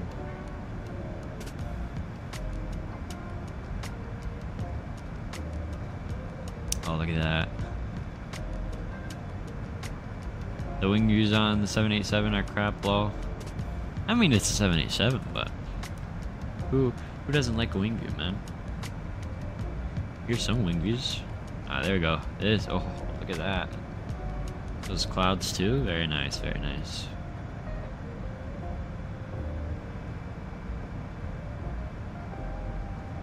I'm back. Went to Heb to get some food. What's Heb, Daddy Shinga? Very nice, very nice. What is this, like a climb out shot, I'm assuming?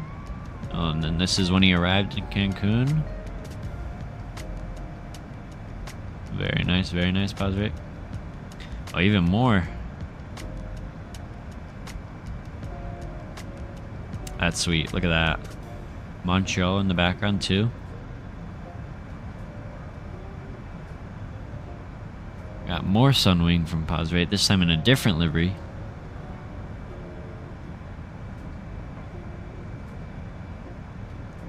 Oh yeah, Corona Tower. I always call it Corona Tower. HEB is a Houston-based grocery store. Oh, I got you. I got you, bro. And more cockpit shots from Posrate.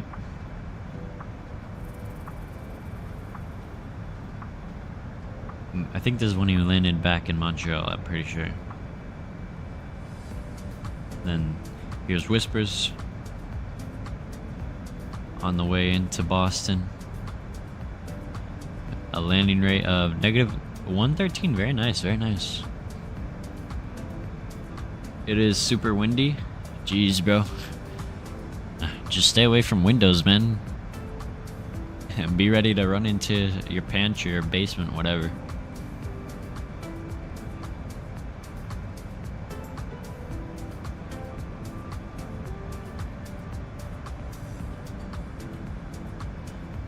Alright, Cooper, we'll see you, buddy. Be safe, bro. Mockton is back online now? Oh, no way, no way, no way.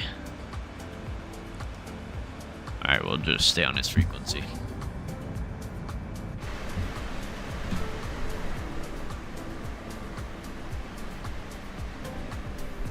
I thought we would lose him.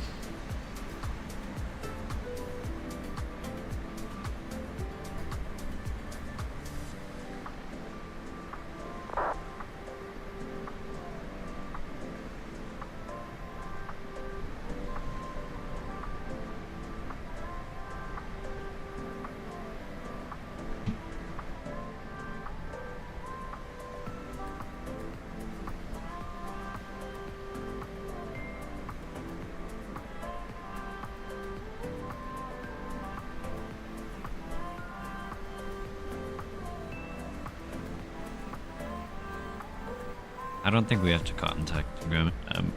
contact him again. I think we'll just monitor.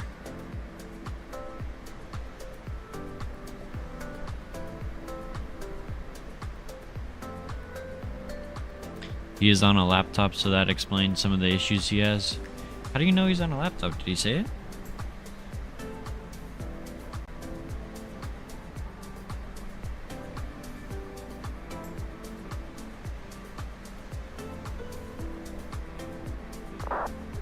What is your favorite GA plane?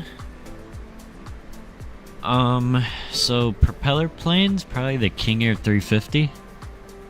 And for like general aviation jets, probably the Phenom 100 or the Challenger 350. 47, good evening, Squawk 3141. 3141, United 47.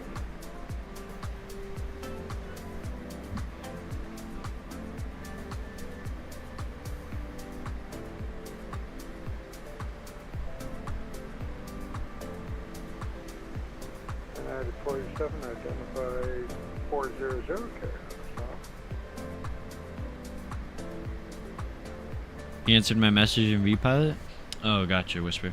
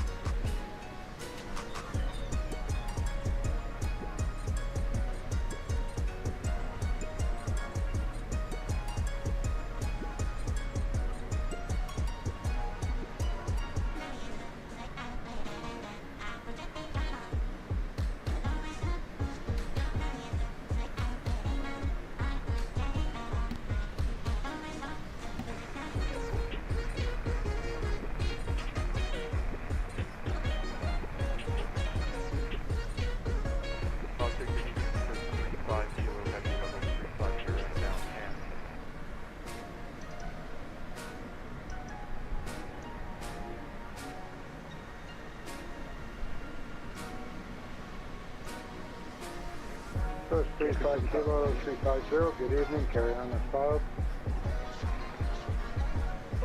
Raging 62 Hotel Juliet. Well, it seems like it's working now for him.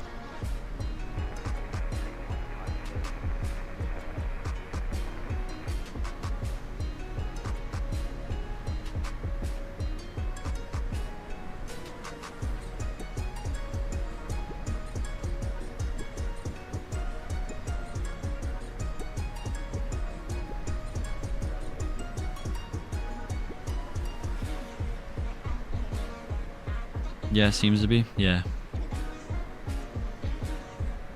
Just some technical difficulties.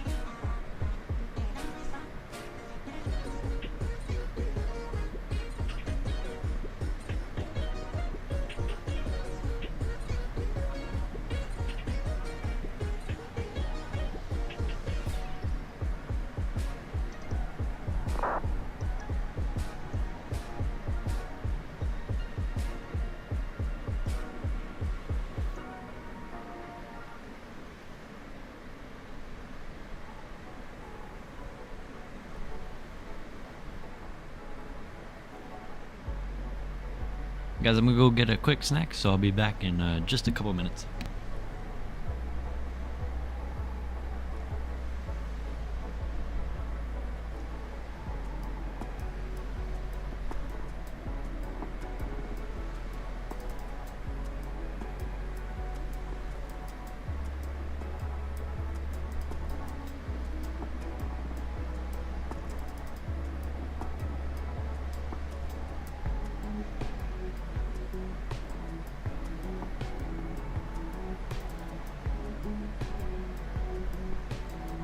Boston, Speedbird 6670, flight level 370.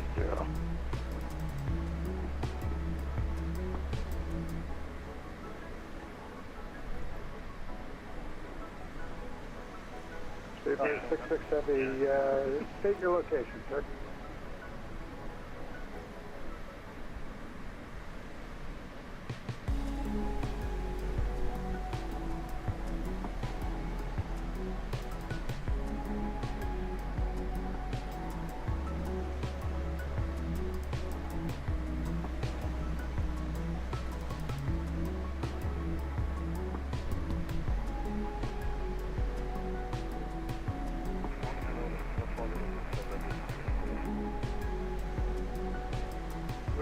Echo sounds up 402, squawk 3161.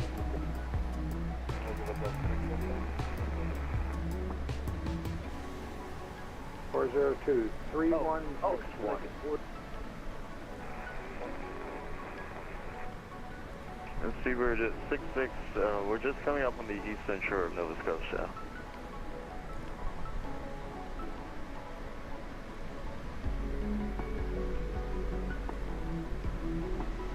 Seabird 66, they are okay.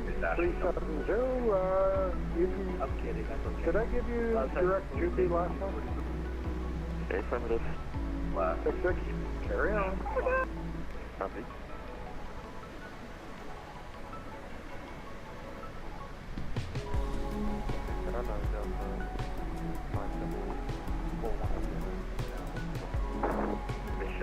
Delta 62, squawk 3145.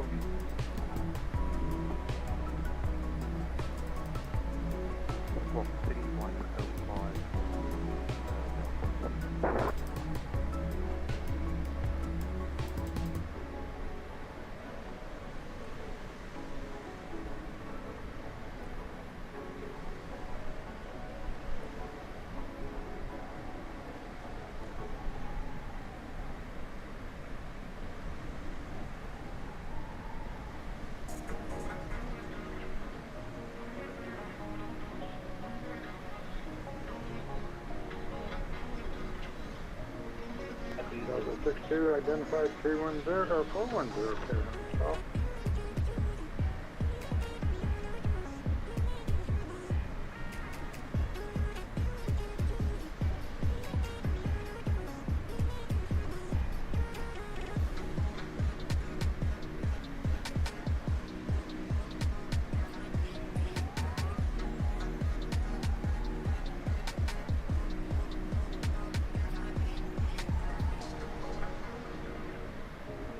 Alright, I'm back.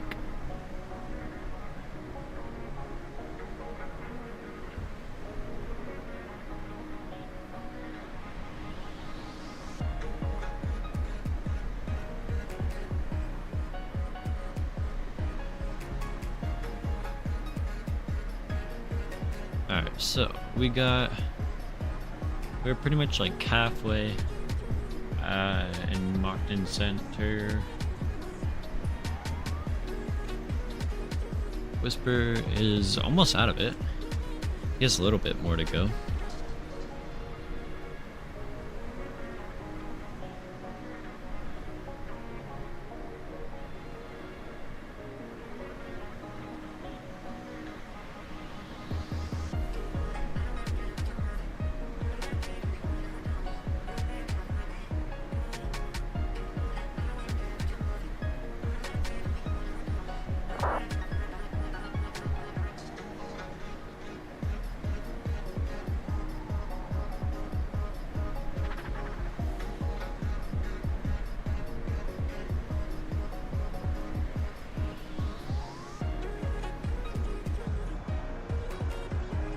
Oh, it looks like the cloud layers have calmed down a bit.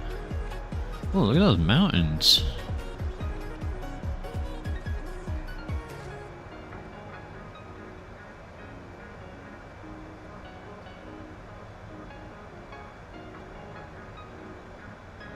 And then after this we got St. John's, and then we're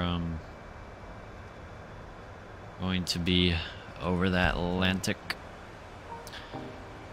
At 2 o'clock you'll see Speedbird 66 at 370. He will also join that track uniform. Oh, you're right. Let's see. Oh, I think I see him. Oh yeah, I got him in sight. He is right there. Pretty close. Oh yeah, I got him on TCAS too. Yeah, there he is.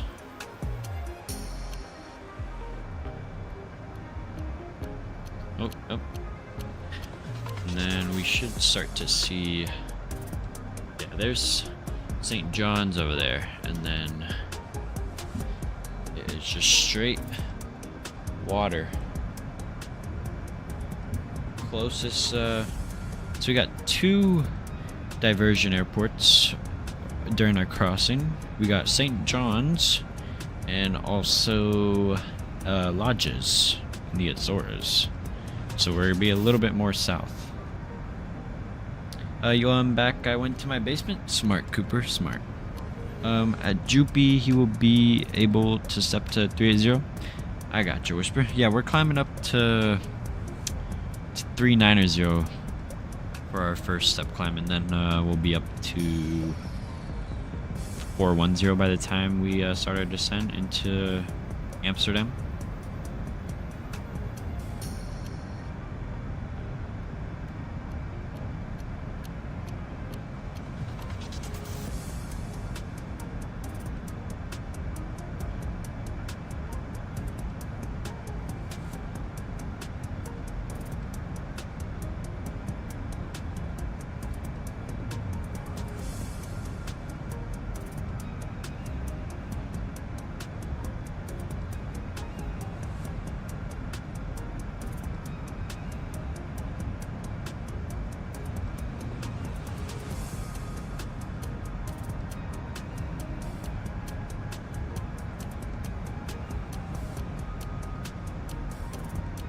I'll also step to flight level 410 eventually.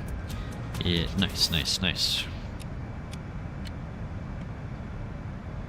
I think the highest I've been on a crossing was 430, I think that's the highest I've ever been for cruising altitude across the pond. And I think it was in the 787 too.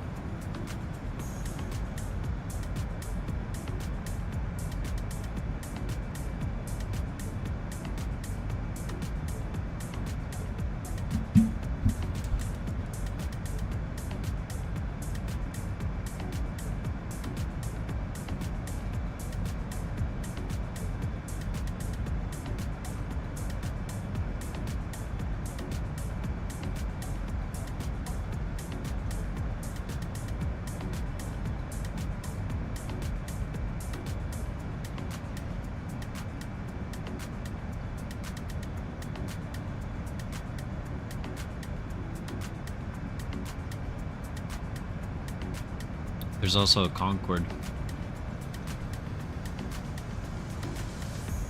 Basically, right off our right side. He's at 60,000 feet. I don't think we'll see him because he's a bit more to the south. He's... Dang. After seeing Mati fly that Concorde, man, airplane's so impressive, bro.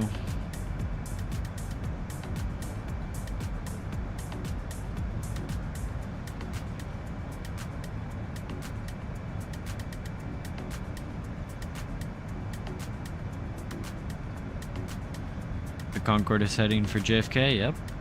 Bro, I think he timed it perfectly for the traffic in ATC.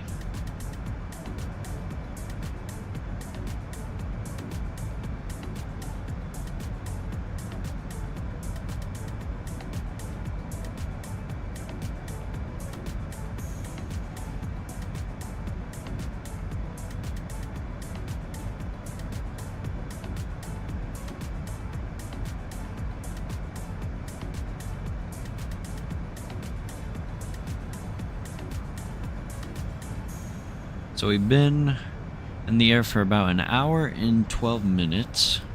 We got about 4 hours and 57 minutes remaining.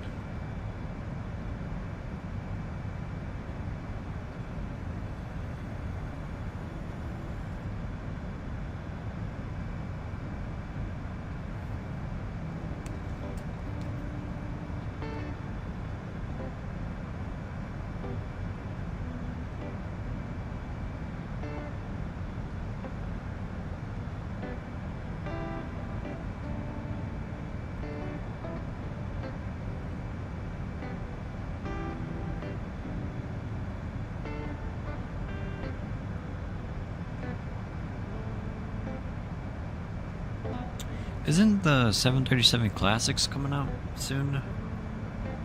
Thought I heard something about that.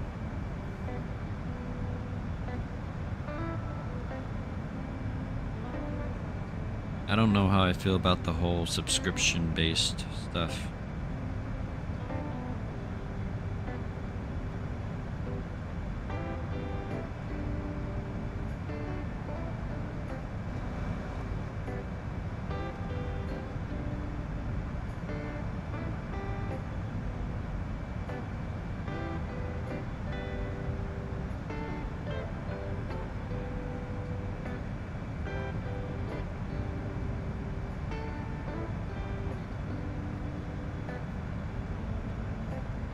I watched the whole stream. Appreciate you, Cooper. Appreciate you, bro.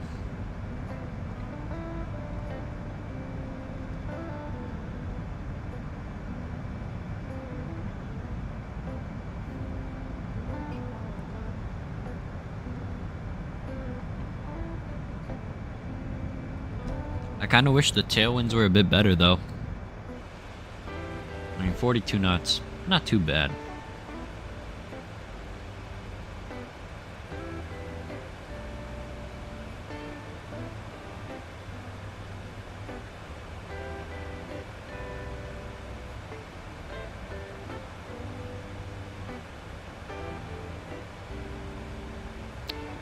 There is a huge wedge tornado in Illinois. Jeez, bro. That's crazy.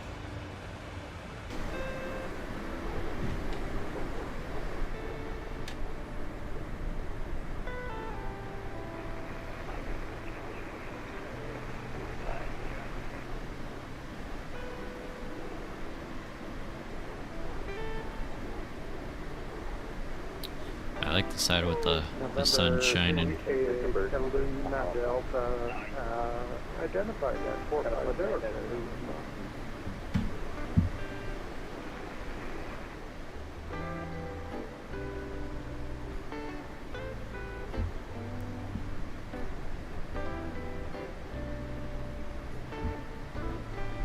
I think like after we do this stream, I'm gonna be all long hauled out for a little bit. Get back doing some short ops for you guys. Cause think about it, the last what?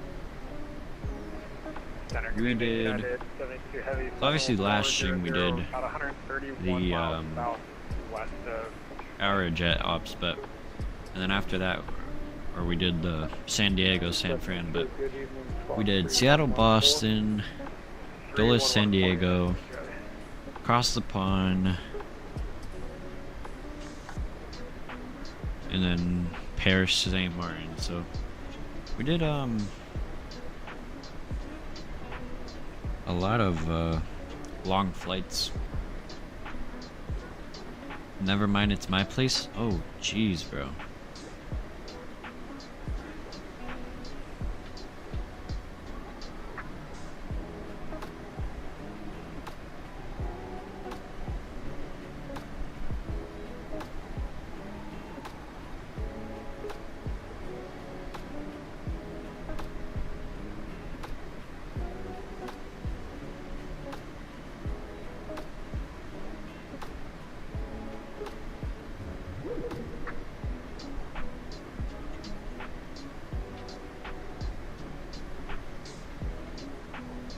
Definitely want to start doing some more tweaking in 2024. I know Sim Update 2 just came out, so hopefully it fixed some stuff.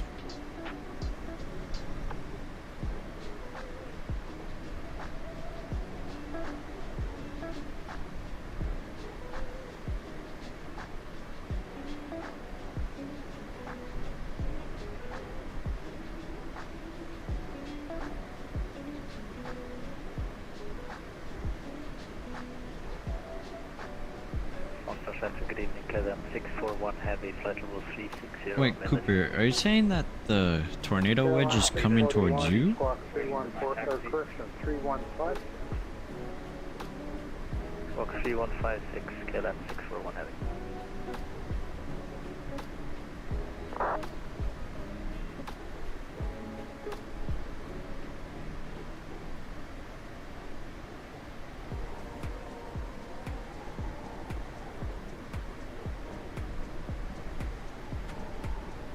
See, I gotta go.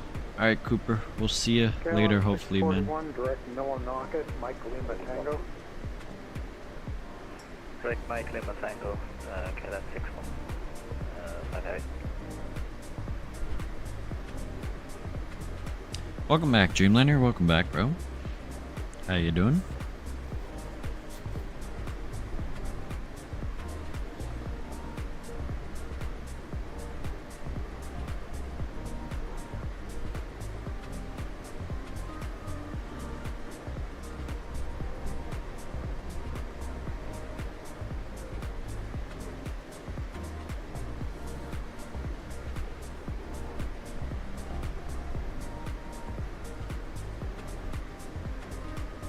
At Jupy, the winds is 324 at 90. That's what I'm talking about.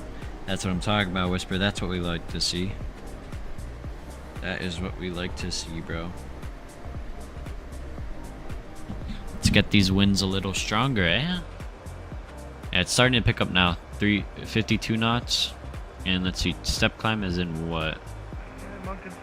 64 nautical miles? Level 450.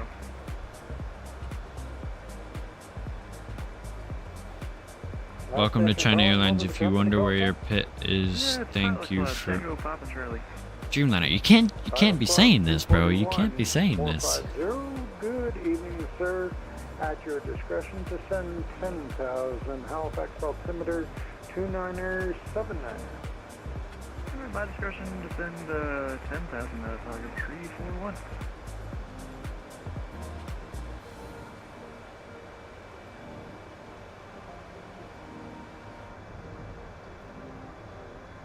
Yep, there's St. John's over there.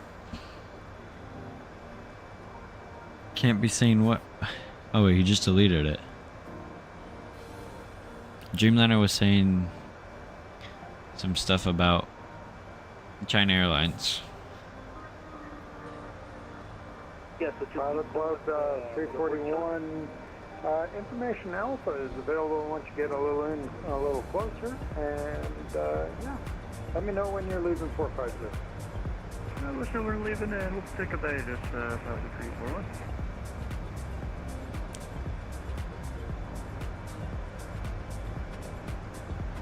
Yeah, he's just saying some goofy stuff, bro.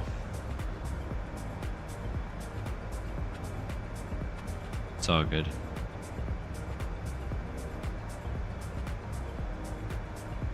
The water looks calm from down here.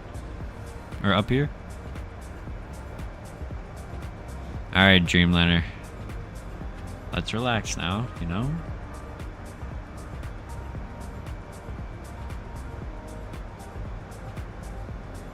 Whisper, he should give you the handoff soon.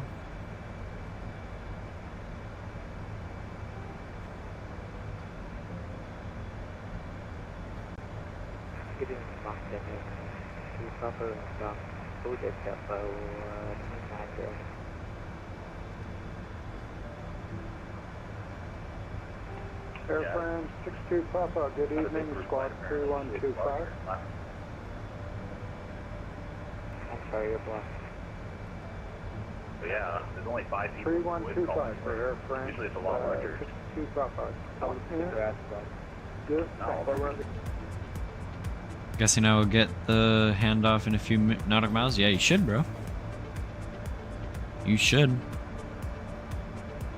Yeah, Center from Pilot Club 341. You have a lot of background noise, other people talking.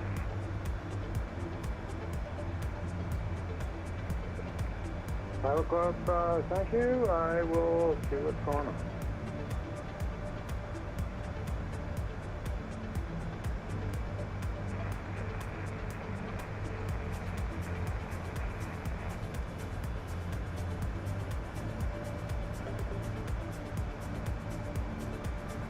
Saber 04 Alpha, squawk 3170.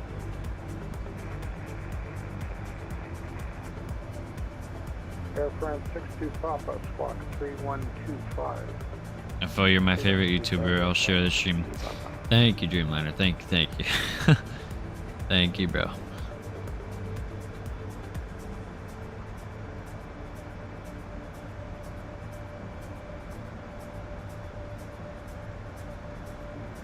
Air France 62 Papa, identified 390. For direction of travel, are you able 400? Yep, we're just about to go for Air France 62 Papa. 62 Papa, at your discretion, 400, sir. Papa, 1 for Air France 62 Papa. Sorry. 04 Alpha, identified 400. Yeah, so You can. one of our alternate airports is coming up. It's like right over there. Can we see the Speedbird? We should start to see him better. Yeah, still got him right there.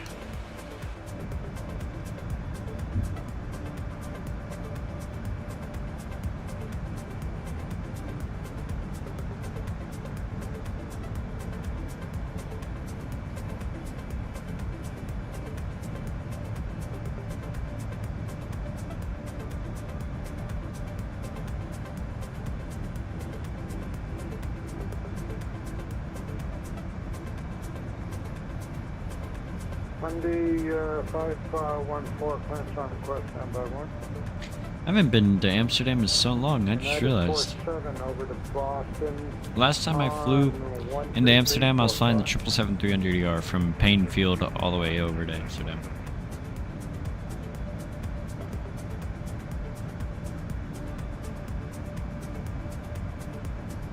I need to hop over back to Europe.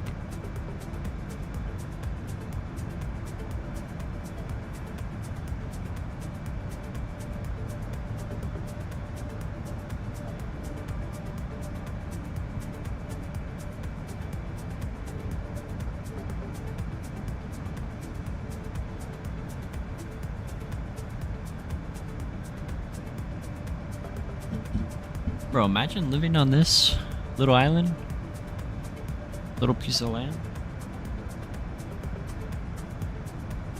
Oh, and there's airports too. No way. There's like an airport right there, and an airport like right over there. Or no, right over there. How'd they get? Dang, dude. What is this airport called? Canada 2832. McQuellen? I can't even say that right. McQuellen?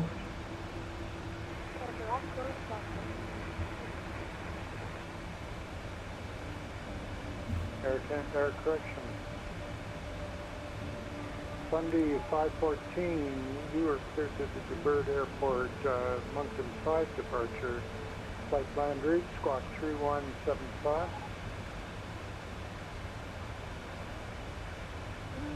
Alright, we got a step climb coming up. The Moncton Center at KLM 618 Heavy. Any chance we could step climb to flight level 390? KLM 618, climb 390. Alright, climb 390 at KLM 618 Heavy. Cool. And Sunday 514, your readback is correct. Alright, so we should get a step climb in 2 nautical miles.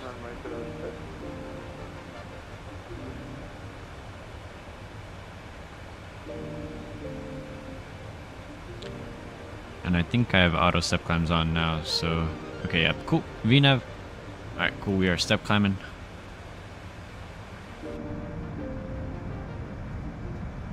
Sweet. Sunday 514, Abram, your discretion, Charlie, runway 29er, line up, runway 0.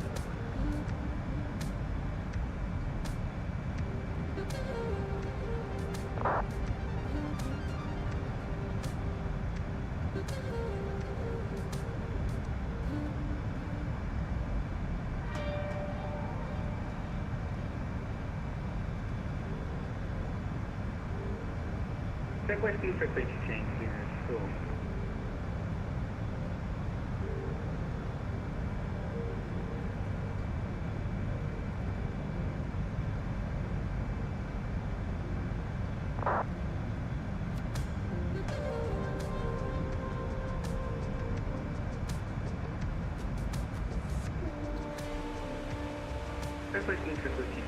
Okay, so that Speedbird is still at 370, which is good. That'll give us that little bit of spacing, because we're coming close because we're both joining at Juby. Thanks, sir. 2 over to Boston, 3345. Over to 3345, units to Balong.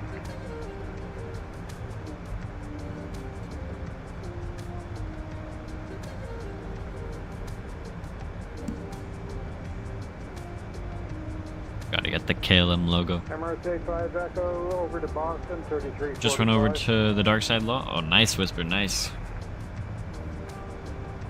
We should be there in maybe, what, 40 nautical miles maybe? Maybe like 50?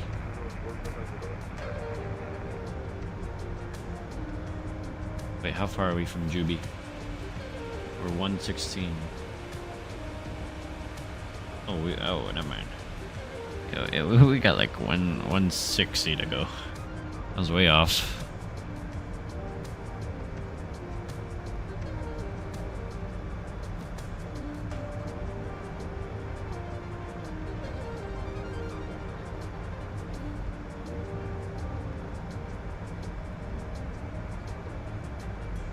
Virgin 62 Hotel Juliet, direct Kennebunk, Echo November, Echo. Now we're starting to get the golden hour. It's gonna be the start of golden hour. Could you repeat the direct, please? Doing 49 north, 050 west, then to 51 north, 040 west, then 52 north, 030 west, 54 north, 020 west. And then that's when we start going to Dougal, Bexit, then to Liffey, Idexa, Guinness, Natco, Linus, Rolex, Nalid, Wall, MCT, Exapos, Nepix, Dolus, Anito, Dibble, Bukit, and then Lamza, then the start of the arrival of the Lamza 2 Alpha? Lams 2 Alpha? Something like that.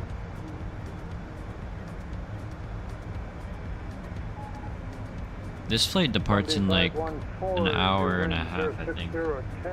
The railroad flight.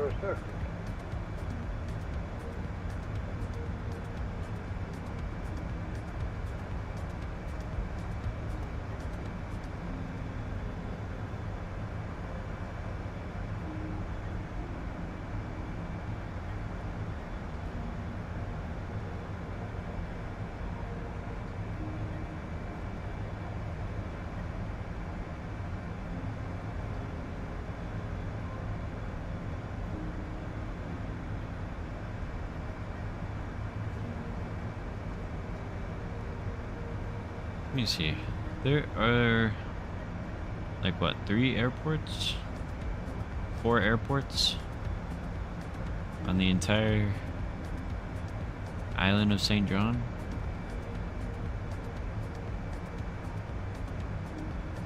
Wait, is the whole island St. John, or is it just like...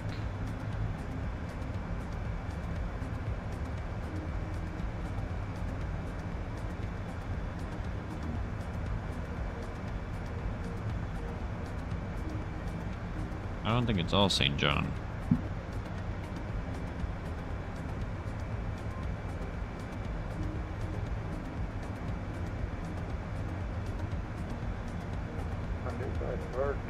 Identified on the climb out of 1100, continue climb 500, right turn on course.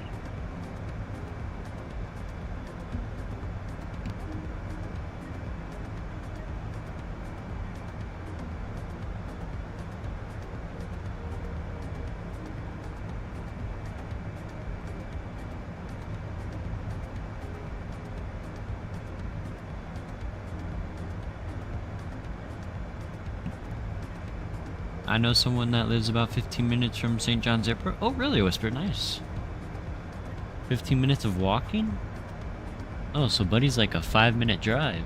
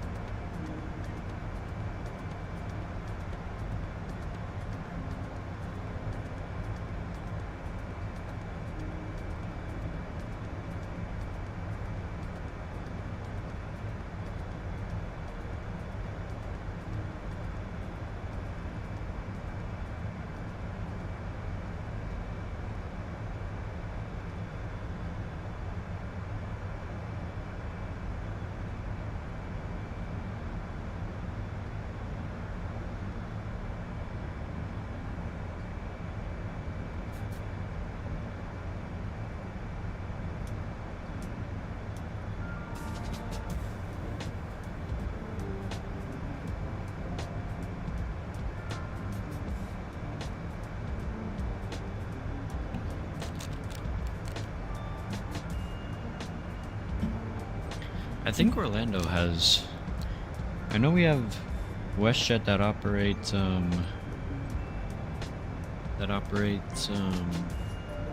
Orlando to Halifax, but I thought we had a flight to St. John's, I'm pretty sure. And they stream a variety of games on Twitch, and the chat is unhinged, and it's also 18 plus. Oh, nice.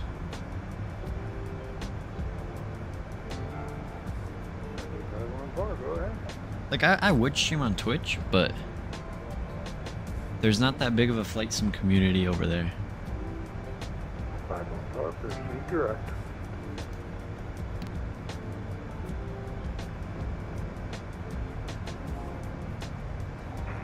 Center United 72 heavy turn, step away for about 5 minutes. 72, not a problem, just call back. Walk by there. Looked like somebody was calling in for a check-in. Go ahead.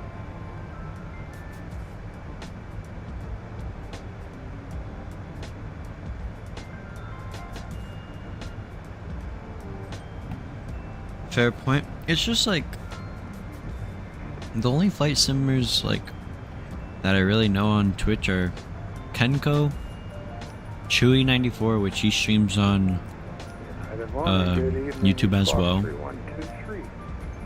and then London Controller. That's all who I can like. The big flight simmers, streamers, those are all I know on Twitch.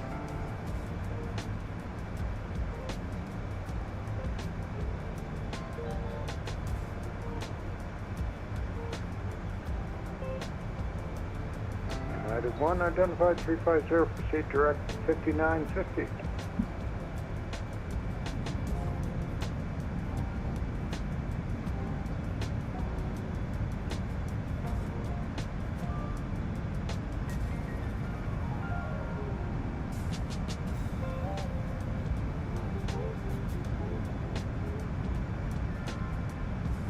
Delta 62, Boston now 13345.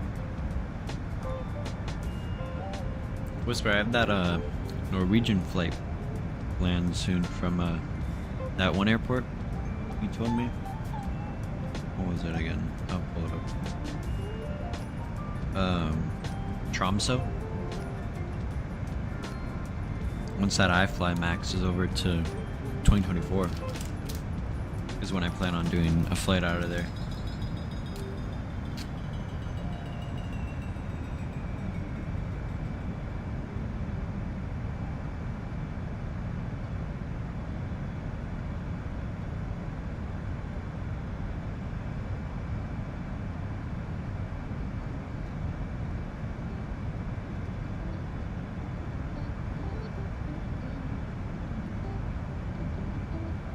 Aircraft 090-350, good evening, carry on style of descent for you in about 5.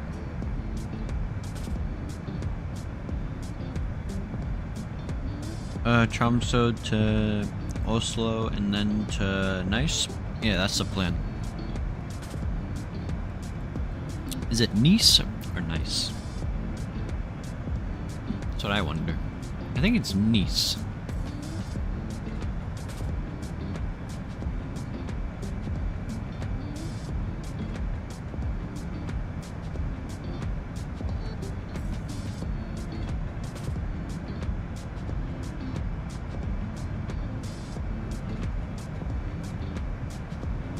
Positive just sent some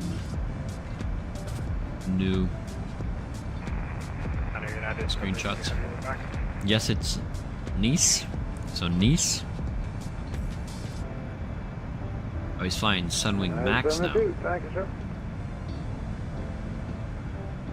There we go. What is he doing? Montreal to VRA. Oh, raining too. Easy in Texas, isn't it? Climb 320. I mean, is it Nice? Are you saying yes? Is it Nice? Oh, look at this. Poor visibility too. Favorite weather. Wing view And too. Pilot Club 711, good evening, sir. You can continue your climb 360.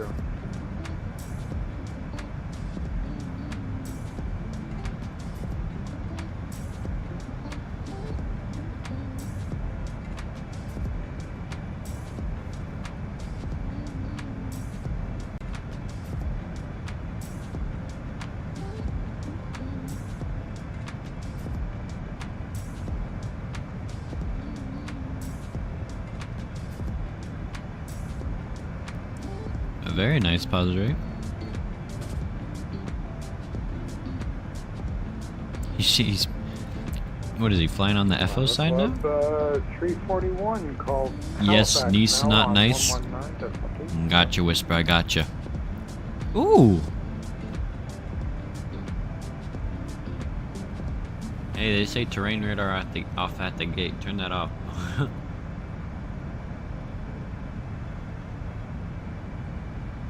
Very nice. Love the Max. So ready for it to be over on 2024. I swear, pause rate always be getting the beacons too.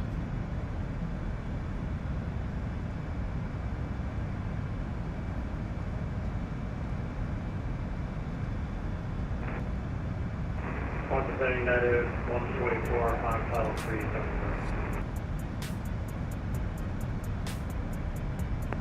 United 144, very rough and unreadable.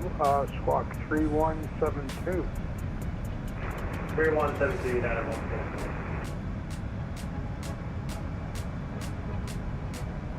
You guys going for a like of 25 likes? If we hit the 25 likes, we'll be doing 2 giveaways once we get on the ground at Amsterdam. So, Halifax altimeter 29er. if you guys haven't already, hit the like button, guys.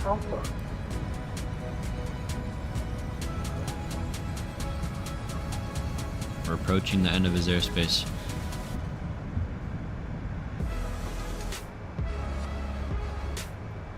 Actually, we should start to see St. John's now.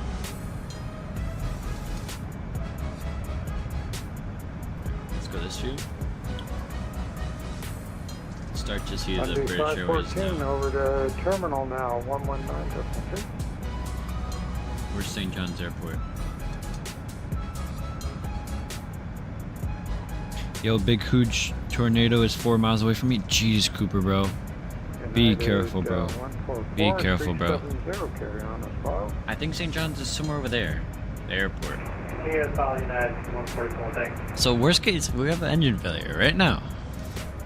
Which I should put my lines, my... Let me go check my OFP real quick.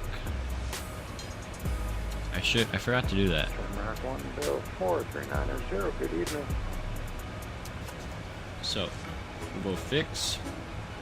We're gonna go CYYT / 437. 2832 Boston now 13345. And then we'll go LP 2832, LA. 133.45. And that distance is 782.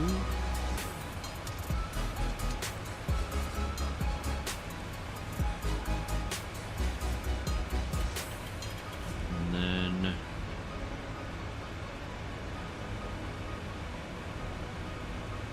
St. John's is to your south? Okay, we'll go check that out in a second. Oh yeah, right there. And then what is this? Shannon, I think? And that is for 8:15.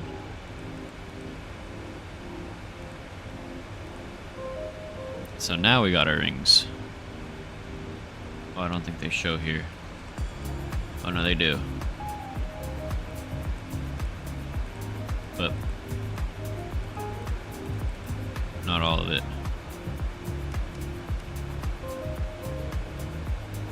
So basically, in this ring, we'll be going to St. John's if we had to divert.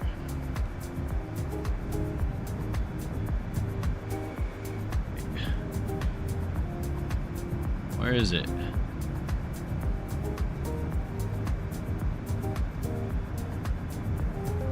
Wait, is it all the way over there? Oh no, it's over there.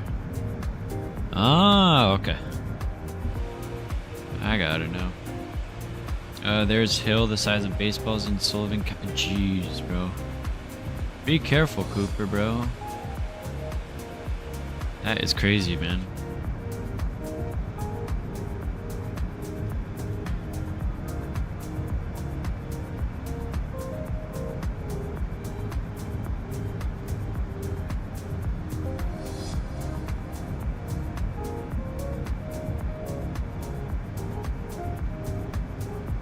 Oh wow, 6 likes away from the like goal, guys.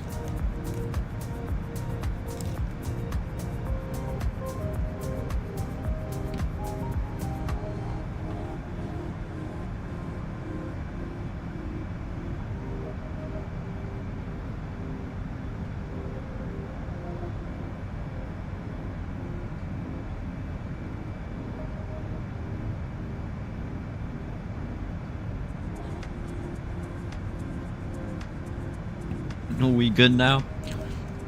That's good, Cooper, that's good. Yeah, bro, definitely don't play around with tornadoes, man. Yo, Waidu, hello, how are you doing, man? Welcome to the stream. Hope you're doing well.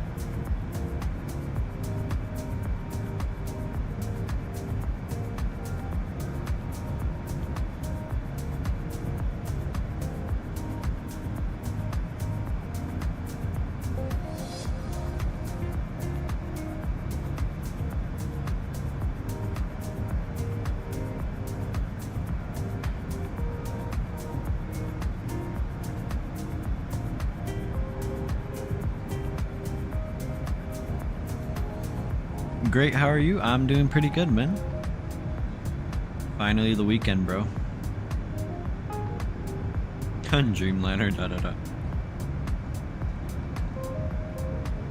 He was just talking a little bit ago.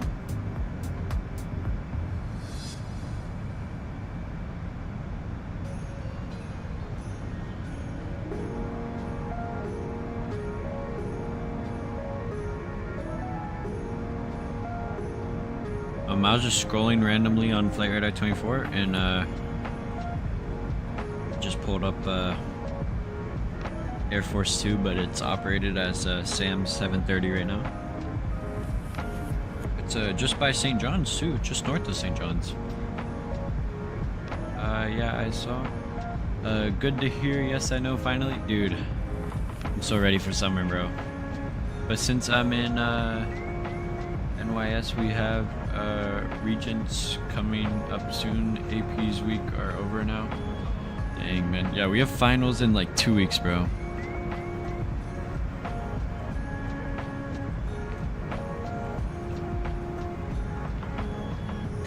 I'm not too excited for that, man. Ooh, look at this sunset now.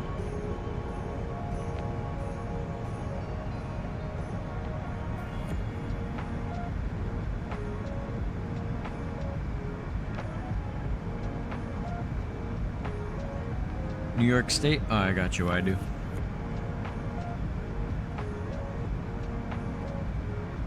Are you in college, Wider?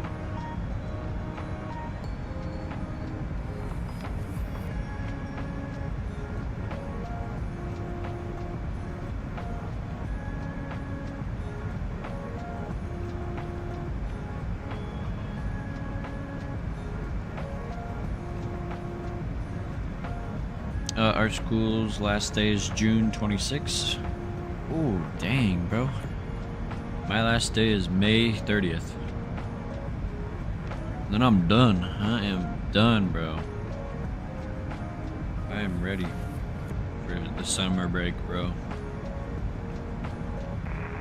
Good evening, Kenya 002, level 380. 380. Big high school? Oh, I got you, bro. Kenya 002, good evening, squawk 3120. 310. All good, Whitey, no problem, no problem. 0, Kenya 002. What time does New York start back in school, though? Because we start back, like, in August.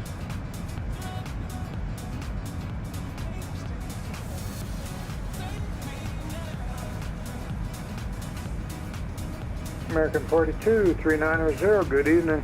Spy Sim and FOPW in college? Nah, I'm in high school, bro. I'm in 10th grade.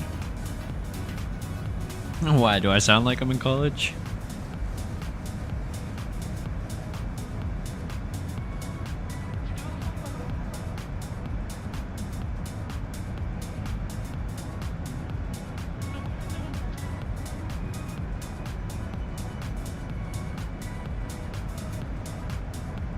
I do spawn in? Are you serious?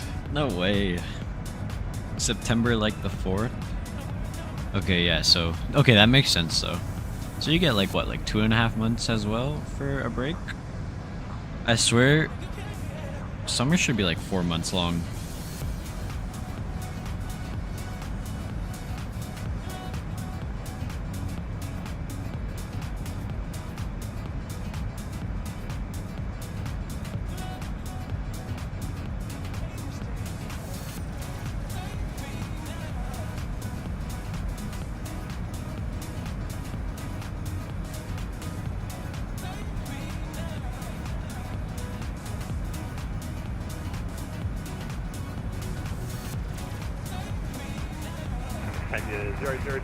Face reveal?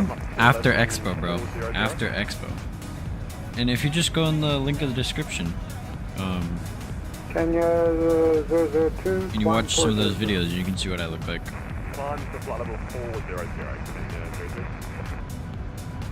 Flight, I'm back flying on Sunday, so I'm not too sure if there's gonna be a stream on Sunday. I'm probably gonna be so tired because it's a 7 a.m. flight.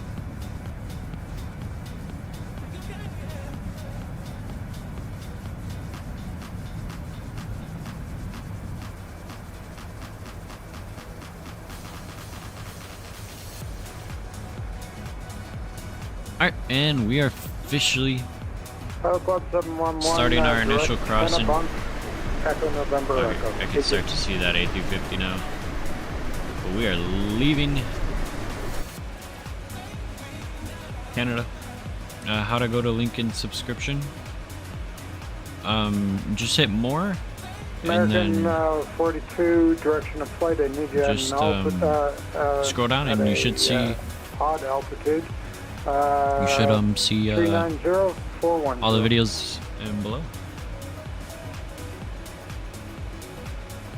Wow, that's awesome. You're in 10th grade and streaming. How do you find the time? Spawning, bro, I have no idea. Honestly, honestly, to be honest, whenever I'm not busy in school, it's no problem. But these, next week and the week after, we're probably going to be doing minimum, or maximum 2 streams, maybe. I don't think I'm going to have time at all. Throughout that week, there's probably not going to be a stream at all. We'll probably be back on Friday, so the 30th. But once I'm Once I'm on summer break, we're gonna be streaming so much. I know, but where is more located? What do you mean, Cooper?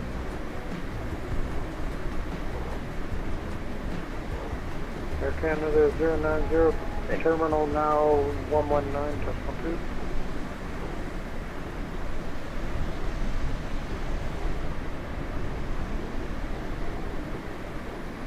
That sounds I don't know where you go. What do you mean, Cooper? Go where? Oh, for the description. 72, monitor Boston 133.45. It's just in the bottom of the live streaming.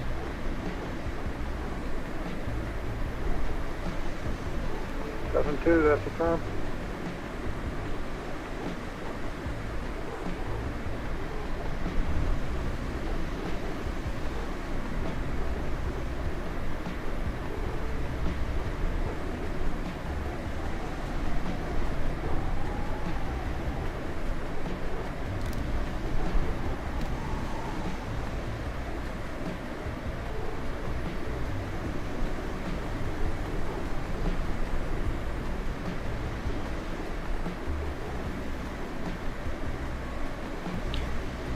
I don't see you. I'm in, if you, it's all the way at the bottom of the description, man.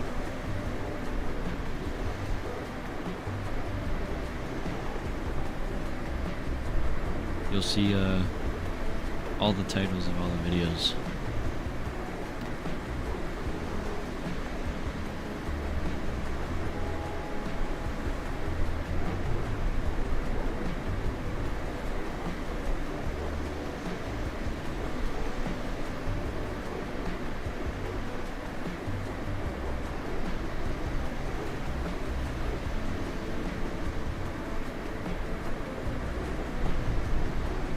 KLM 618 over to the dark side, 22.8 for your crossing. Have a good flight to Amsterdam, and we will talk to you again. Have a good flight.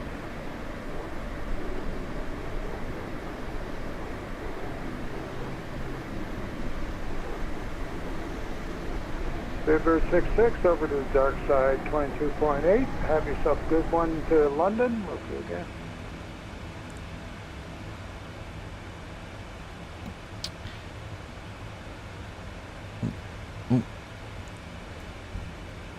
And over to the dark side at KLM 618. Thanks for the TC. Have yourself a wonderful weekend. We'll see you, buddy.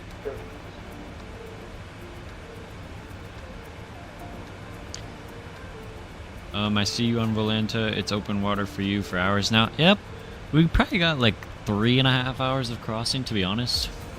Maybe 3-ish hours. I don't think it'll be that long. 711, that's affirmative, 3345. Alright. Dark side 122.8.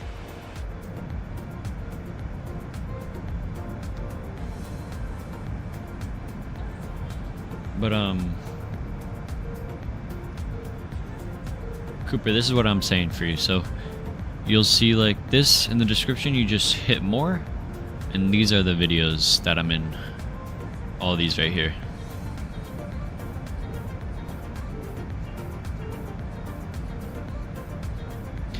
And I'm about 30 minutes ahead. Alright, sounds good, Whisper. Oh, that's now not bad at all. Just 3 hours is pretty fast. Yeah, man. Honestly, the winds aren't that bad. You got like a quartering tailwind. Let's see, what's our fuel looking like? 17.6. Let's see, can we bump it up to A7? We could. Let's do that. I mean, we've been in the air for 1 hour 58 minutes, so, and we're already on our crossing, so not bad at all. But I think it's that time. Ooh, let me get the seatbelt sign off for the passengers. Duh. But let's go find a business class seat so we can watch some in-flight entertainment for you guys. Watch some Green Dot Aviation.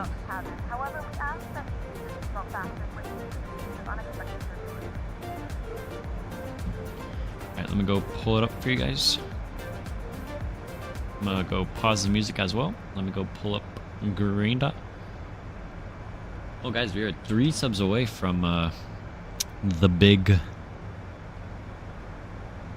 230 subs, so let's see if we could hit that, guys. Alright, let me go here. Let me go get the IFE screen pulled up as well. Let me just crop this to size as well. There you. And you. Let me make this a bit better.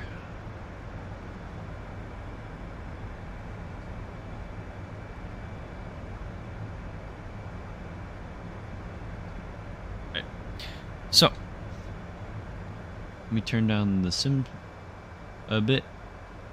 And this is called Out of Control, the Horrifying Tale of Fly Dubai Flight 981.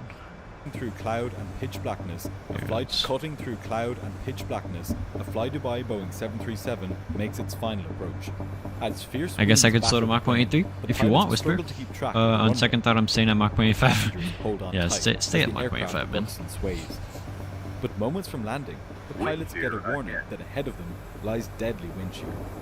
What happens next is a scene of sheer chaos and confusion. This is the story of Fly Dubai 981.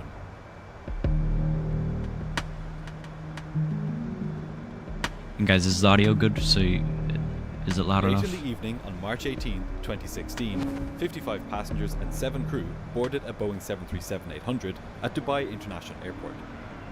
They were bound for Rostov-on-Don in Russia, a 4.5-hour journey. Most of the passengers were Russian citizens, heading home from a package holiday organized by a large Russian tour operator. There were also 8 Ukrainians on board, 2 passengers from India and 1 from Uzbekistan. We should do some Fly Dubai were 2 pilots. Soon. The captain was a 37-year-old Cypriot named Aristos Socrates. He was relatively experienced, with just short of 6,000 hours of flying time, most of which were on the 737.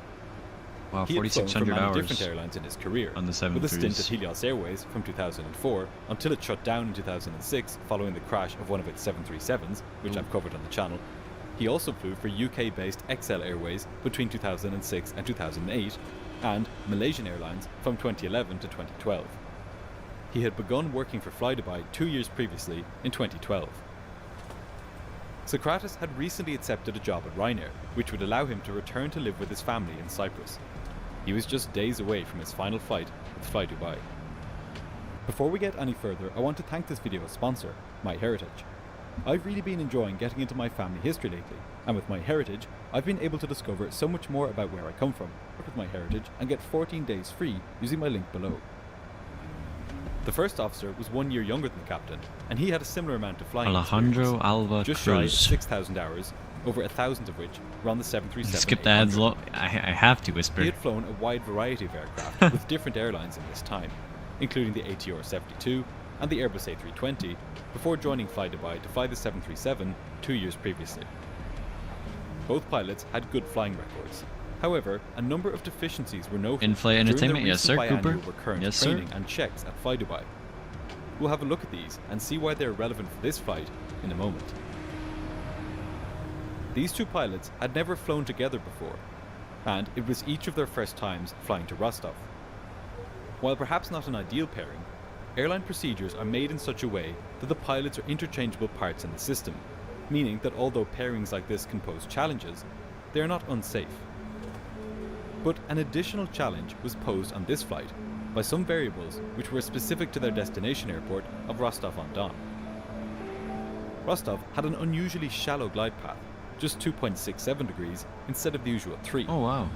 As well as this, crews were advised to expect turbulence and wind shear on final approach. Ooh. Owing to these difficulties, the What is airport there, had like been designated by Fly Dubai as a stuff? captains-only airport, meaning, as the name suggests, that only captains I think I could remember fly this the one. aircraft Whisper, in this and one out, just came while out. first officers acted as pilot monitoring.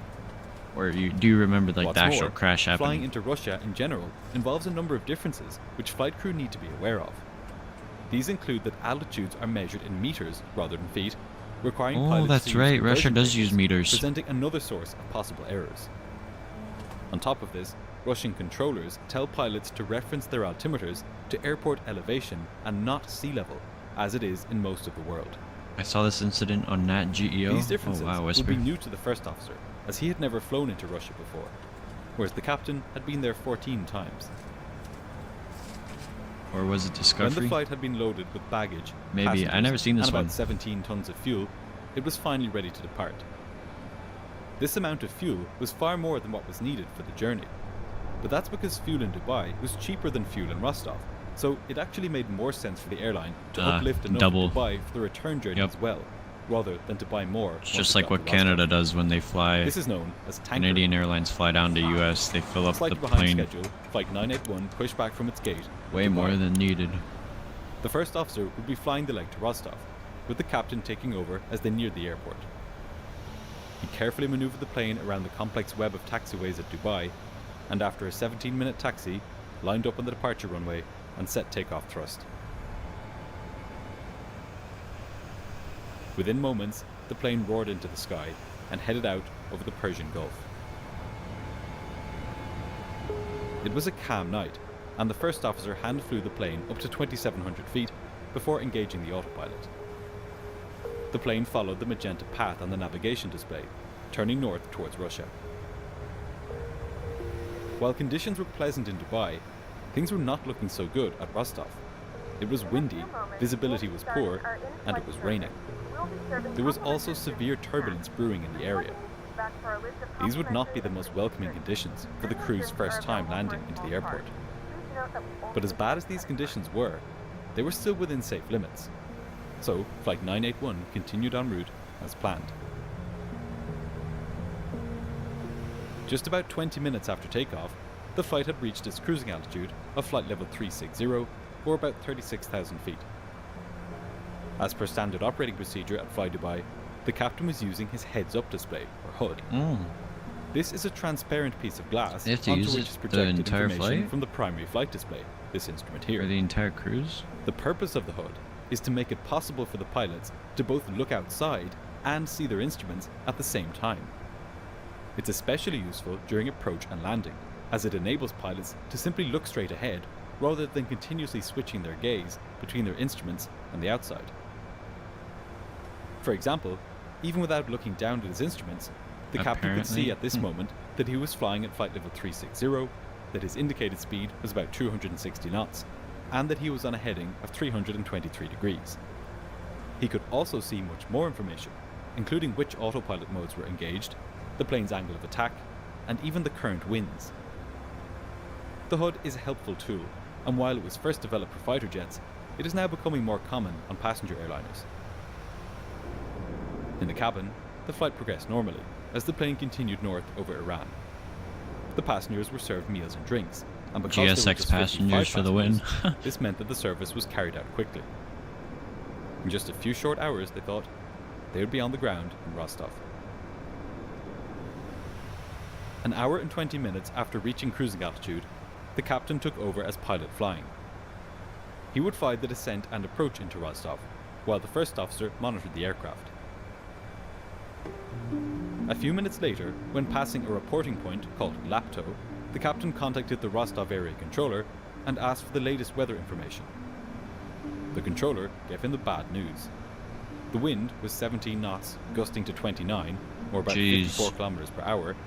There were rain showers, a low cloud ceiling, and, as the pilots learned a few minutes later, a SIGMET was in force. SIGMET stands for Bad Significant weather. Meteorological Information. It's issued when there are any weather conditions which pose a danger to flights.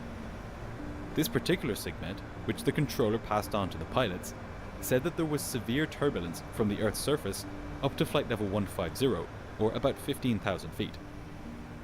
Severe turbulence is rare enough that you've probably never flown through it in your life, even if you fly a lot. It's turbulence which is so strong that pilots can temporarily lose control of the aircraft. Wanting to avoid this, the pilots asked the controller where in particular the severe turbulence was. The controller told them that it applied to almost the entire area covered by the weather chart. Wow. Not the best news. However, on the bright side, no aircraft so far that night had reported experiencing it. As they began planning their descent, the pilots of Flight 981 hoped that they would have the same luck. The captain briefed the approach into Rostov, and once he was finished, the first officer requested descent clearance from air traffic control. They were cleared down to flight level 190, about 19,000 feet. A key thing they needed to be ready for on the approach was wind shear. Wind shear is a sudden change in the speed or direction of the wind, and it is one of the most feared phenomena encountered by pilots. The Boeing 737's weather radar can detect wind shear ahead of the plane by measuring sharp changes in the direction or speed of water droplets. This gives pilots advanced warning of a wind shear encounter, allowing them to climb to safety before they enter it.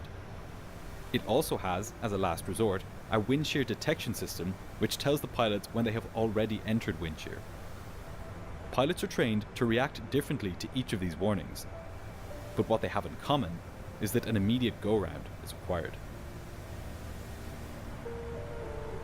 As the crew descended through flight level 220, the first officer asked for further descent clearance. The controller handed him off to approach control, who then cleared the plane down to flight level 60, about 6,000 feet. The pilots were now beginning to encounter the clouds and turbulence that the weather forecast had predicted. Before long, Flight 981 was approaching flight level 60 and beginning to slow down. They were now just minutes from landing. The controller cleared them to descend further, and the captain set an altitude of 3,300 feet on the autopilot, corresponding to 1,000 meters. A few minutes later, the pilots were cleared to intercept the instrument landing system for runway 22 at Rostov. Once cleared, they were handed off to the tower controller. The pilots began configuring the aircraft for landing, extending the flaps and slowing the plane down further. They had now reached their cleared altitude of 800 meters, or 2,600 feet.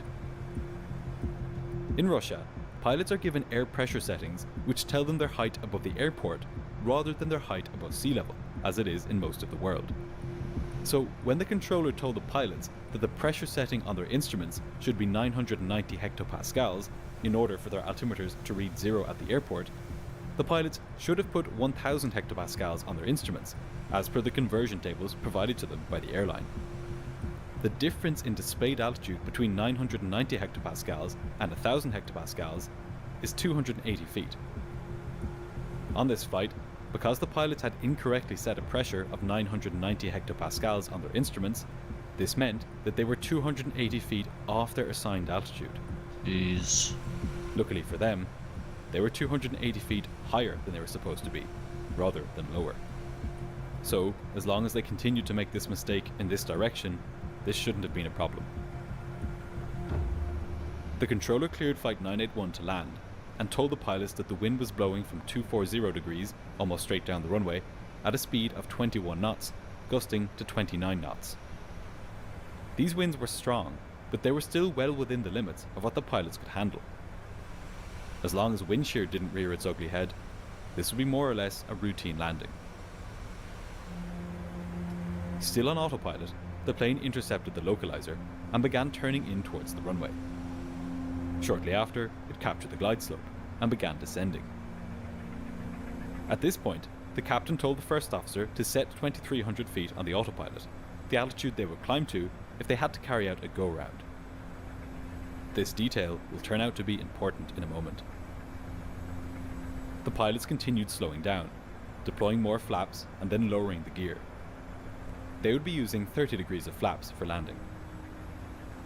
For its weight and flap setting, they needed to fly at an approach speed of 140 knots.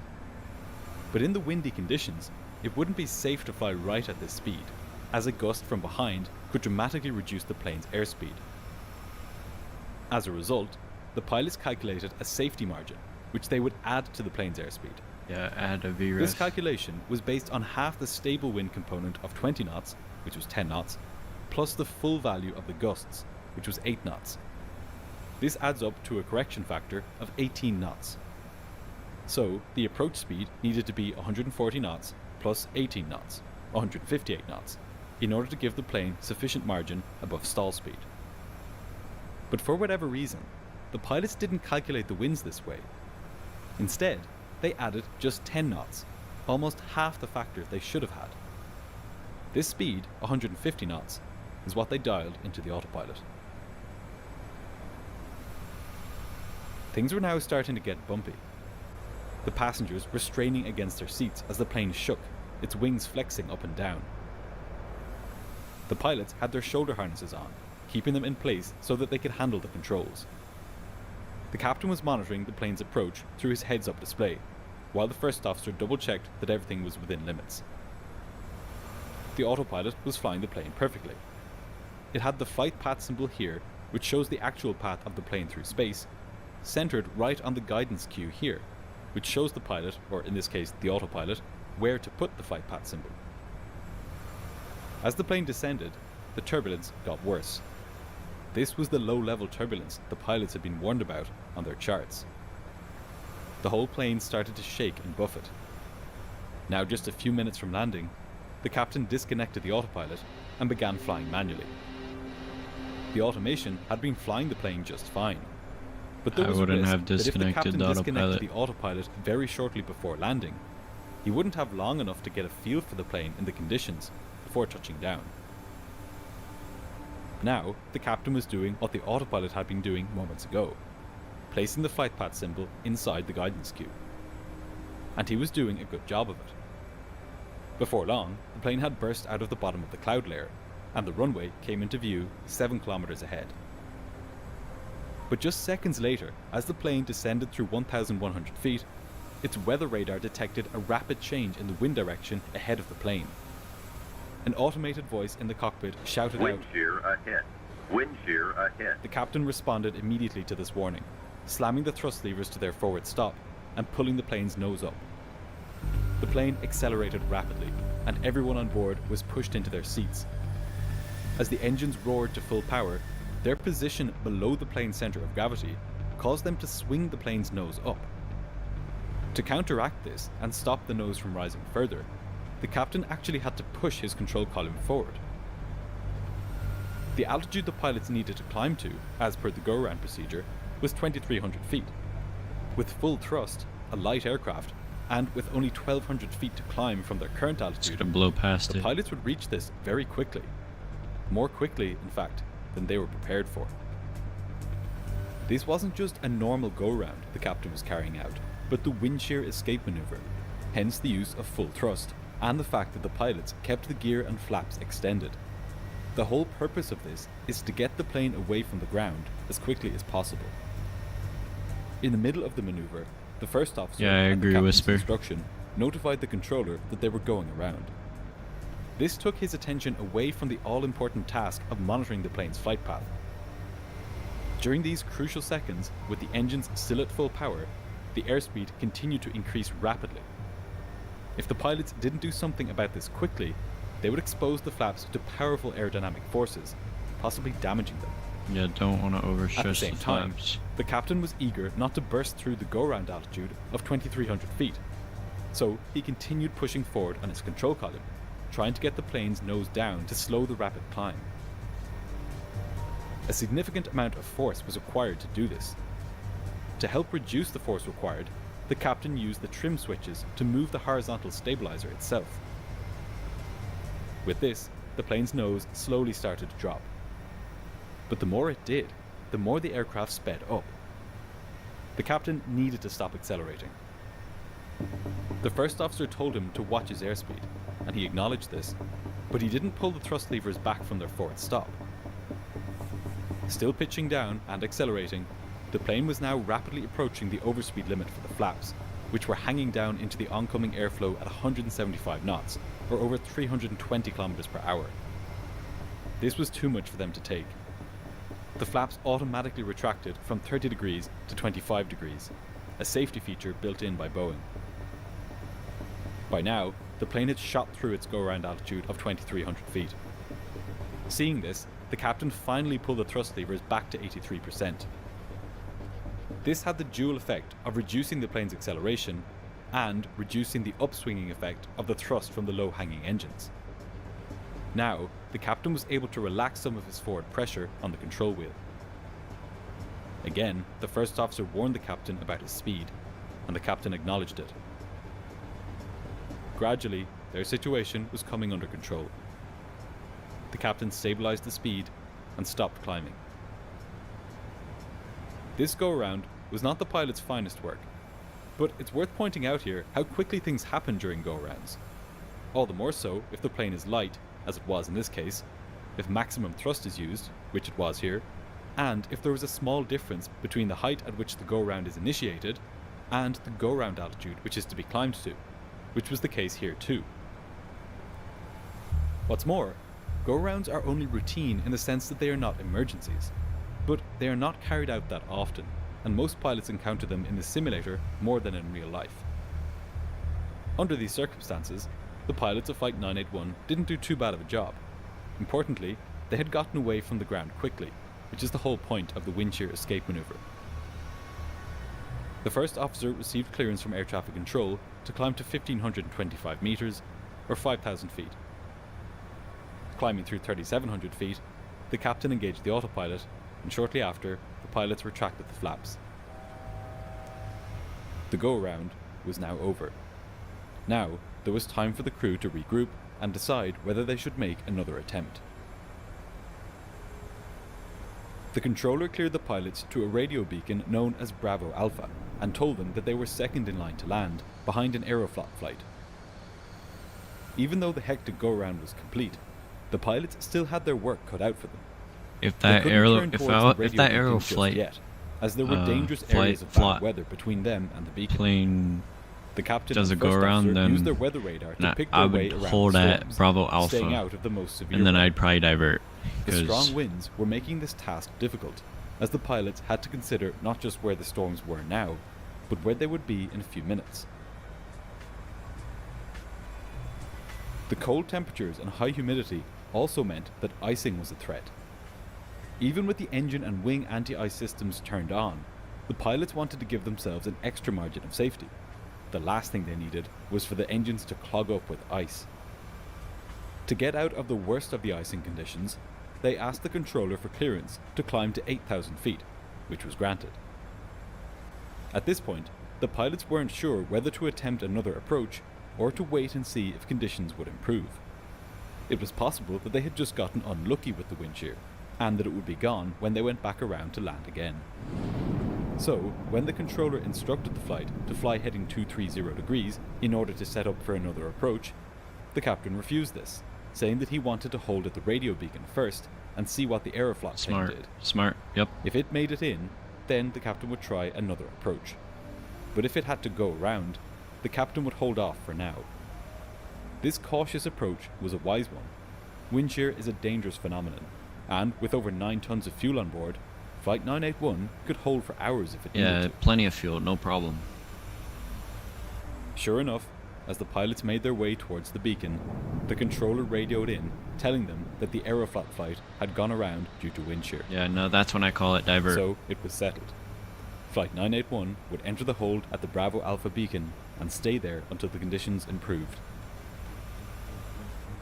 The captain made a PA apologizing to the passengers about the delay, and informing them of his plan to hold until conditions improved. This was an inconvenience for the passengers, but it was the safe thing to do. After a few minutes, the pilots turned northwest to find another area to hold in, as the Bravo Alpha beacon was now being inundated with bad weather and icing. As they flew, the controller informed them that the Aeroflot plane had gone around again due to wind shear. Clearly, this wind shear was not going anywhere. Now the question was, would Flight 981? Their diversion airport was Volgograd, about 200 nautical miles to the northeast. Oh wow. The pilots reviewed the weather for the airport, and conditions there were better than they were at Rostov. If they diverted now, they would be on the ground in no time. However, with over 2 hours of holding fuel still in the tanks, the captain was eager to wait until it became possible to make another approach into Rostov. Diversions are a major hassle for airlines. If the captain diverted, Flydubai would have to arrange for overnight accommodation for all of the passengers and crew, and then arrange for transport to Rostov. They would also have to get the aircraft back to Rostov for the return flight to Dubai, which would be costly and would likely cause delays. The captain's main task, after all, was to deliver the passengers safely to their destination.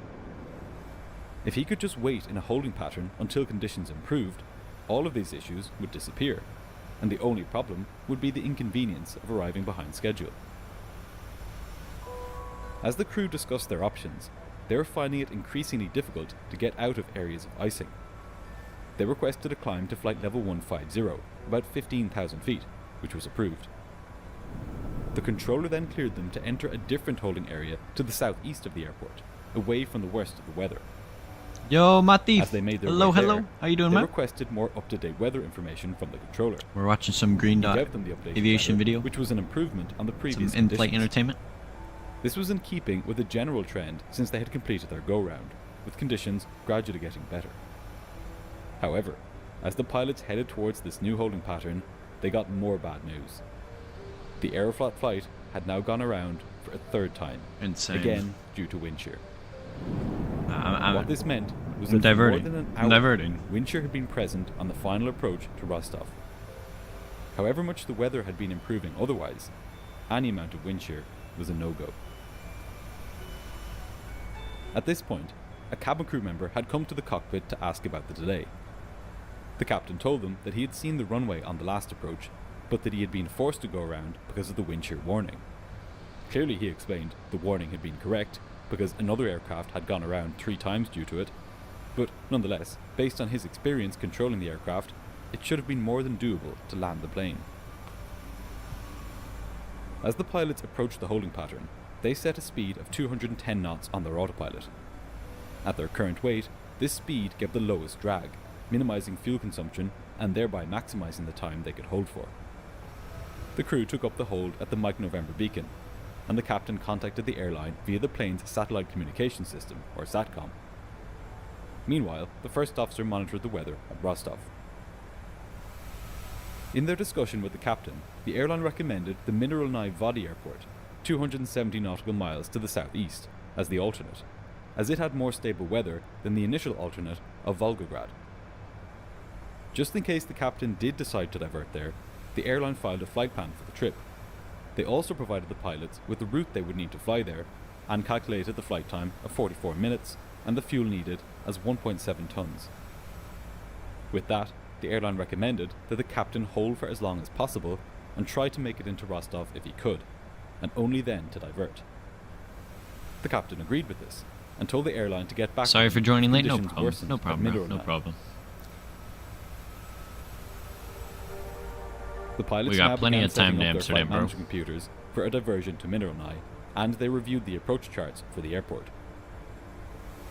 Once everything was set up, all it would take would be a few button presses to send the plane to its alternate. But landing in Rostov was still, by far, their preferred option.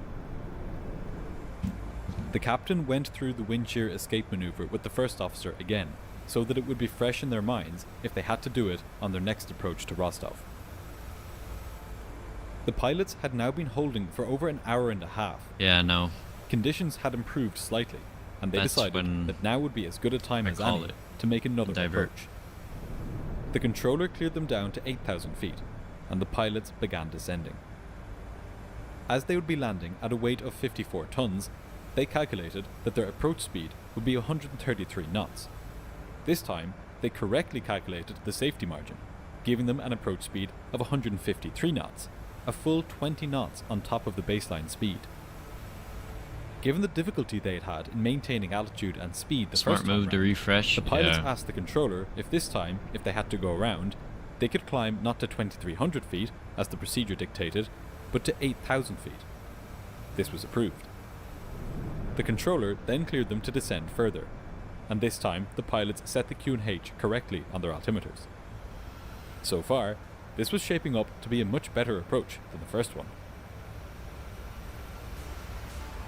As the pilots descended below 4,000 feet, they again encountered the turbulence they had been warned about. Everybody in the cabin was strapped in and eager to get on the ground after nearly 2 hours of waiting. The captain continued decelerating, and the first officer began extending the flaps.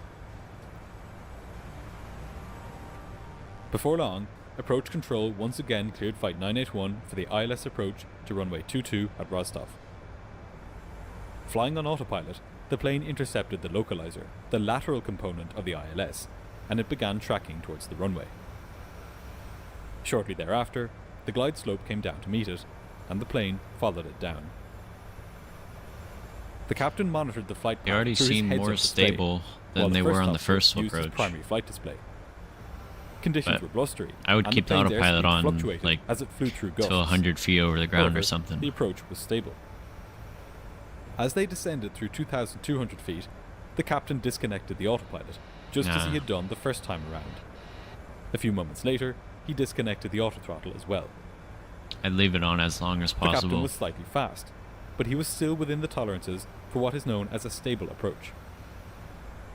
At any moment now, he would see the runway through his heads-up display, and would be able to continue the approach half visually and half using his instruments. At one point, the captain began to get slightly high on the glide slope. He began correcting this by pushing the nose down a bit. However, in tandem with this, he pushed the throttles forwards as well. This lower pitch, combined with an increase in power, caused the speed to increase. Then, a gust of wind caused the airspeed to jump from 153 knots to 168 knots in just 1 second. Over the next 2 seconds, it jumped further to 176 knots. The first officer called out, "Check the speed."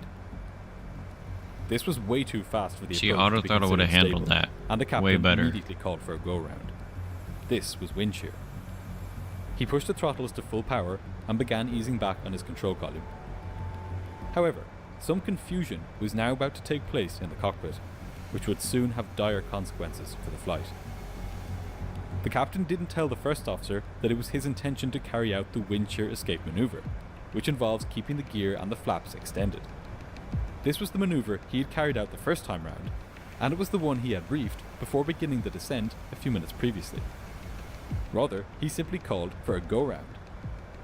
It was understandable that the first officer thought this was meant to be a normal go-round, as he had just drawn the captain's attention to the plane's airspeed, showing that it didn't meet the criteria for a stable approach, which itself is cause for a go-round. But in the captain's mind, this sudden increase in speed was clearly a result of wind shear, meaning that the wind shear escape maneuver was more appropriate.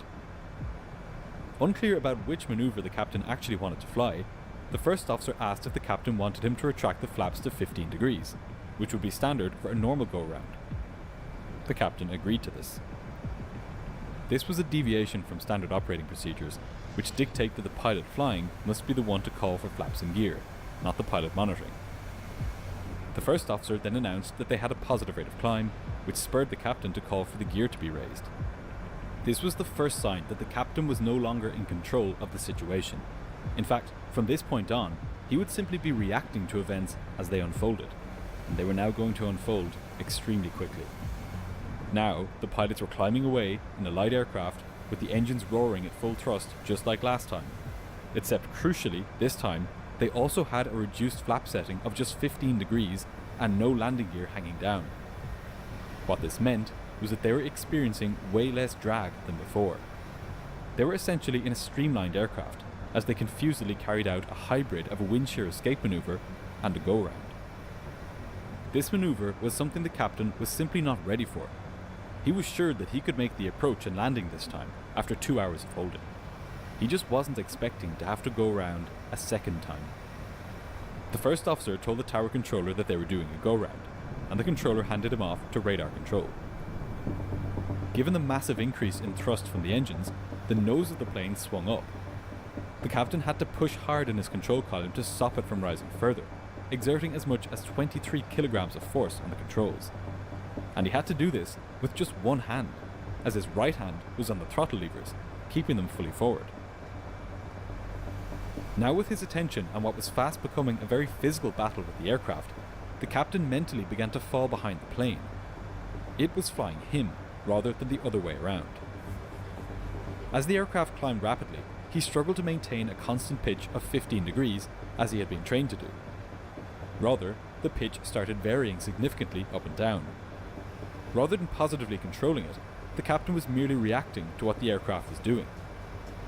The passengers were pushed into their seats as the plane roared skywards, accelerating rapidly as it did so. The first officer urged the captain to keep the pitch at 15 degrees. The captain raised the nose to 18 degrees, and then, in an overwrought effort to get it down to 15, pushed the control column halfway forwards. The nose dropped to just 4 degrees above the horizon, Jeez. and for a moment everyone on board weighed less than half of their normal weight as the plane's climb slowed. As the pilots were raised out of their seats, the captain's right hand, which was on the thrust levers, involuntarily moved back, bringing the levers slightly back, before he restored power to them again. Really, he should have had them at a much lower power setting. Full power was totally unnecessary given the plane's weight and configuration. But at this point, both pilots were so concerned about the plane's erratic pitch that they had lost all sense of its airspeed. This was a dynamic and stressful environment for the pilots, not least because it was 4:30 in the morning for them, a time when alertness and performance are at their worst. They had just spent 6 hours in the air, the last 2 of which under a heavy workload. And all of this when they had fully expected to be able to make it in.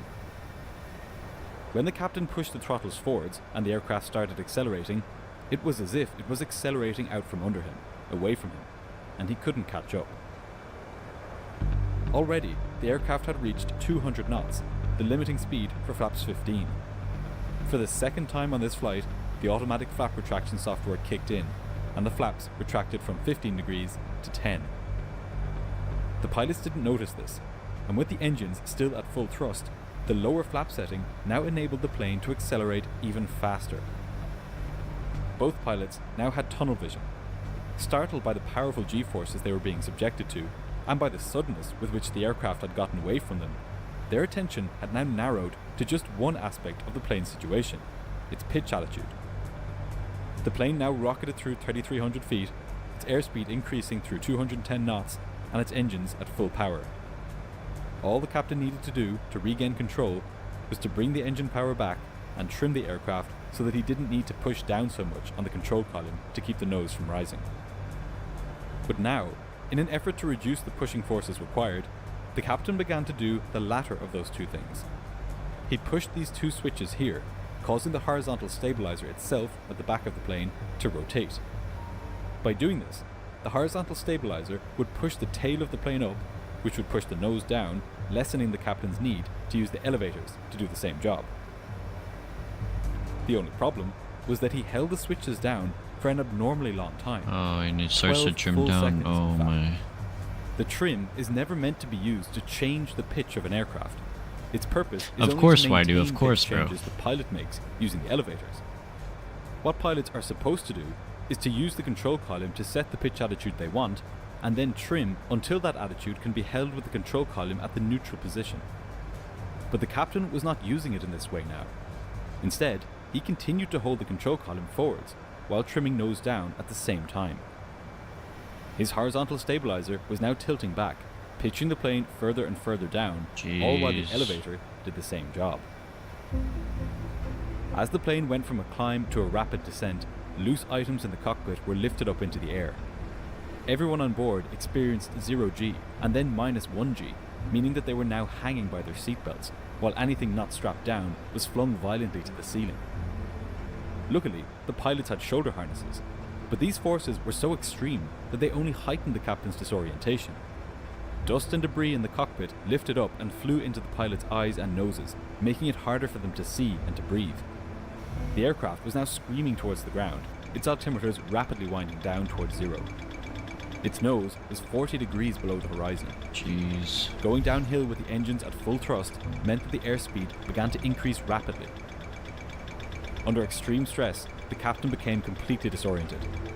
He began reflexively pressing the rudder pedals left and right, something which could have had no purpose, as rudder pedals are rarely used during flight on commercial jets. The plane was now diving at 18,000 feet per Oh minute, my about God. 20 times the normal rate of descent on final approach. Despite the chaos, the first officer was aware of the true state of the aircraft, and he urged the captain to pull up. But so stressed was the captain that he couldn't hear him.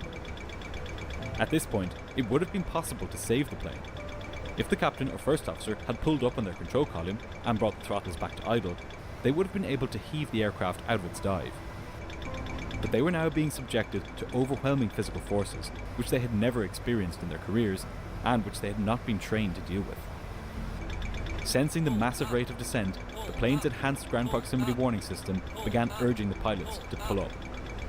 Utterly panicked, the captain yanked the control column fully to the left, and the aircraft banked quickly.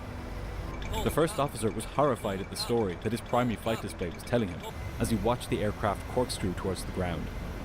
He urged the captain to stop, but there was no getting through to him. In a last-ditch effort, the first officer pulled back on his control column, but it was too late. Travelling at over 600 kilometers per hour, Flight 981 slammed into the runway at Rostov. Everybody on board was killed instantly. Oh my god. This accident exposed major vulnerabilities in pilot training, especially during high workload situations like go-rounds.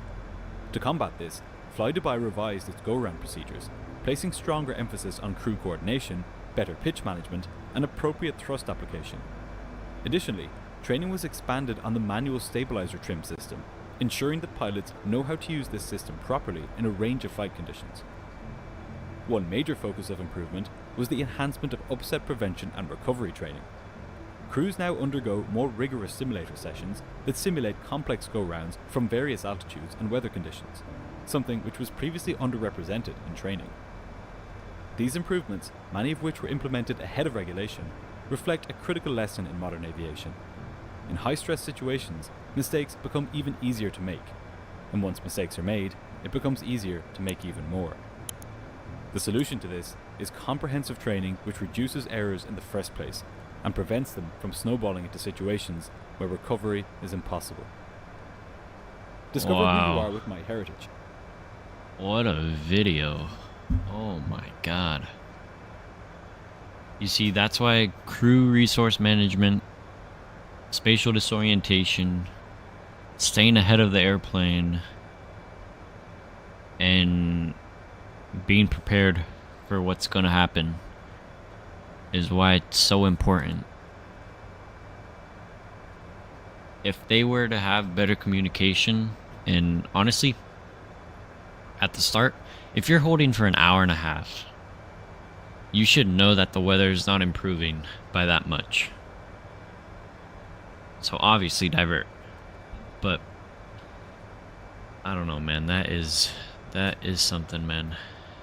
That is crazy. But I'm gonna pull up YVR's Go First video real quick. You should be 5 minutes ahead of the plane. Yeah, always.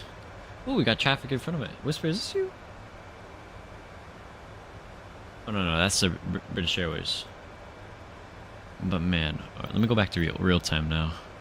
Go real time. There we go. Yeah, but like spatial disorientation, like, is a big thing. And oh my gosh, man, that is insane. Let me get the wing light on too. Let's get that on. Let me go to that. Let's see. Oh, cabin light. Okay, yeah, this is this. Well, let's go like 5.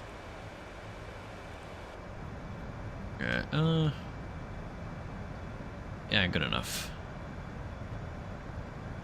Let's see, let's watch the other video here. But man, dude, what a video, man. I mean, so sad about that, how that happened, but jeez, friend. Alright, next video, we got, wait, let me align this better. There we go. Wait. There we go. We got YVR Gopher, his latest video. 15 super golden hour departures, cinema quality, plane spotting. So yeah, let's go watch some plane spotting. Why not? Vancouver ground, resident 2196, done with push from gate 86, rate taxi, information out. Horizon 2196. Yes, bro, listen to the FO, especially if it's FO pilot depth. Oh, appreciate you, boy, dude. Speedbird 66 is about 10 nautical miles ahead of you. Yeah, you are right, man. You are right. They're the same altitude? No, they're at 37,000, so we're good. Kilo, Juliet, Bravo to the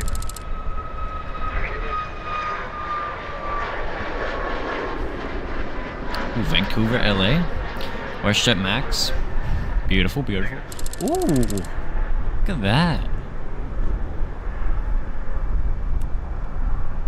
Let me try next.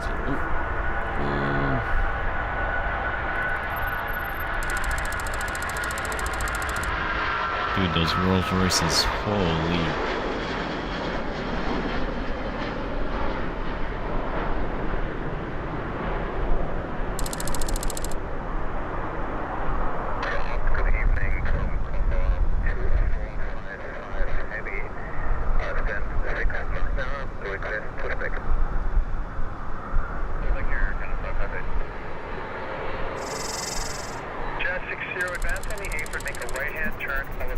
track, and then make a left 180. Little baby bus? Oh no, that's a 320.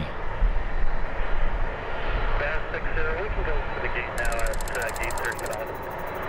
Yeah, I don't have room to get you there. I need to turn you around somewhere. You can't make a left turn. So advance, make a right hand turn for the solid line, and then when you see the dotted line on your left, do a 180, then another solid line on the inside, and then make a left turn for the dotted line, Charles 60. Carson 911, you're four, shield immediate caution, turbulence, contact departure airborne from Mike 7, or take 26 straight. Verizon 219, to Mike 9, last runway, runway 26 straight, clear short delay, 5-bar spacing. At Mike 9, Little E-Jet. Vancouver, Seattle.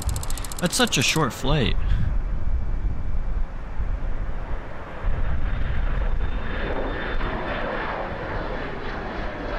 I'd love to go plane spotting in Vancouver one day.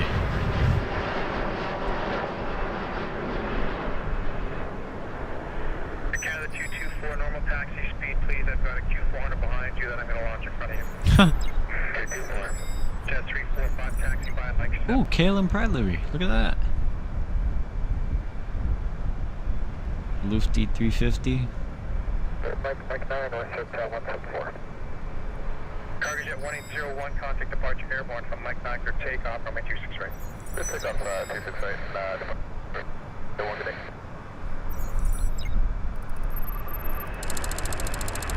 Ooh, Narita.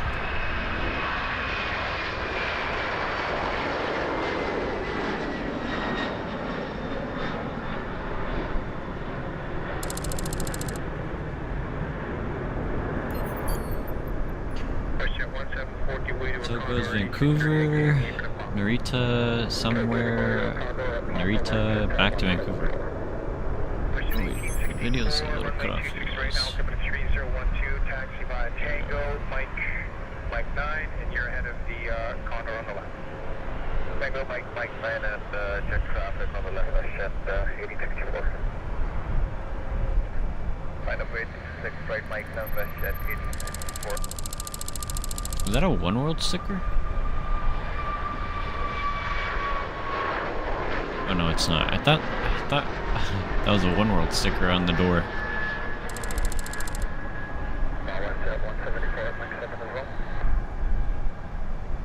No, the lab continue normally at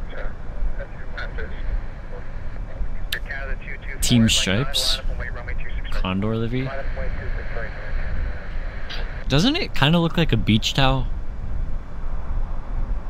I swear, like, beach towels are like, that's what like an average beach towel looks like, the stripes.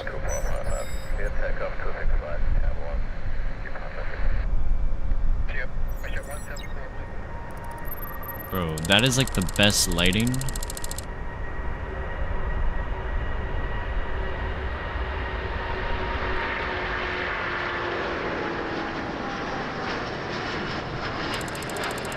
Dang, bro. A330neo sounds so good.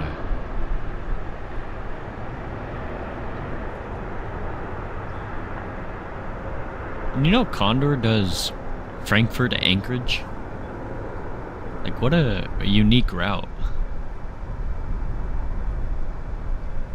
Oh, here's Reed Aviation's plane, Eva Air. 280, push your discretion. 280, push your discretion. 10 hours, 2 minutes from Taipei? That's not even that bad.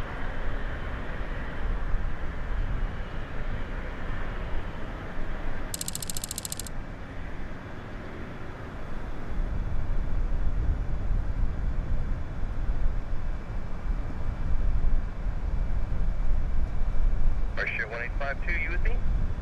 Yeah, with you, 185, so with you. 85, that's 280 ground, runway 26 right. Little baby bus being towed. That'd be a pretty cool job. Whoa, whoa, whoa, whoa, whoa. They were pushing the KLM and pulling that airplane at the same time.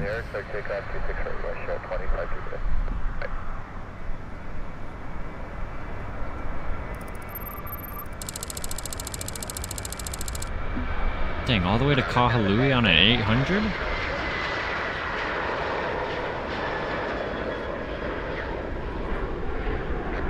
I thought they'd only fly that on a max.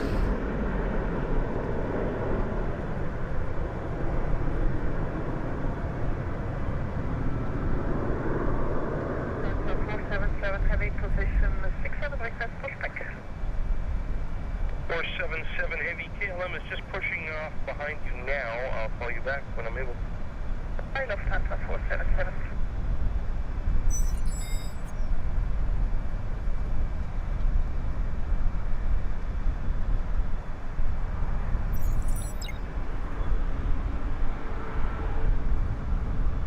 I like it.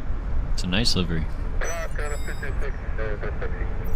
226 Heavy, ground runway 26 right, altimeter 3012, taxi Juliet Alpha, Juliet, Old Short Mike.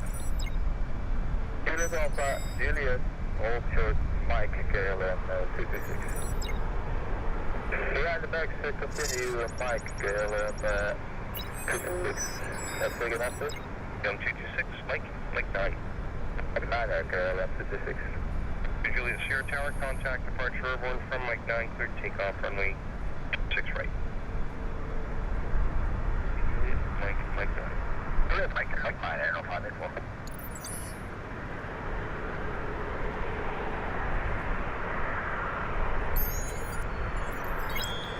15 engine taxiway forwards. Mike 7 now requires an intersection departure. Vancouver commonly authorizes intersection departures for smaller aircraft to improve traffic flow, shorten taxi times, and improve noise emissions. And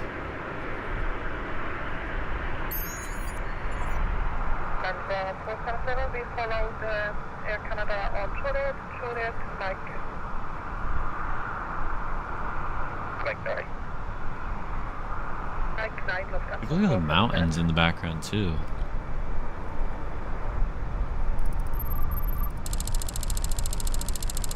Canada 1063, taxi Tango. Canada 106226. 60, Juliet. 60, taxi.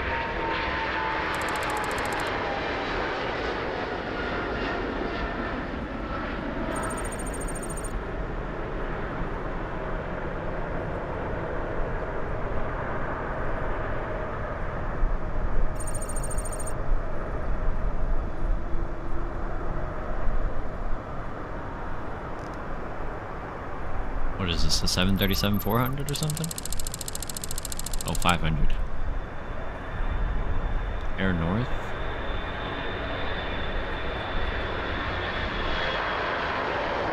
It's so tiny.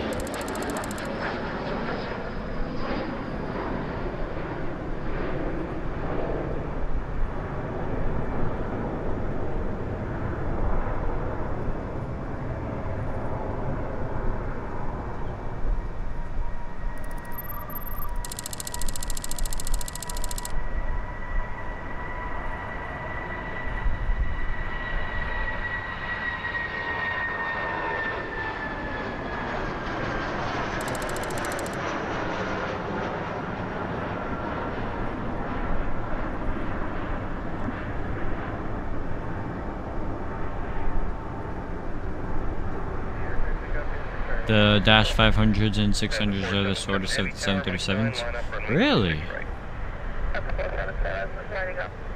I did not know that. Oh, China Airlines?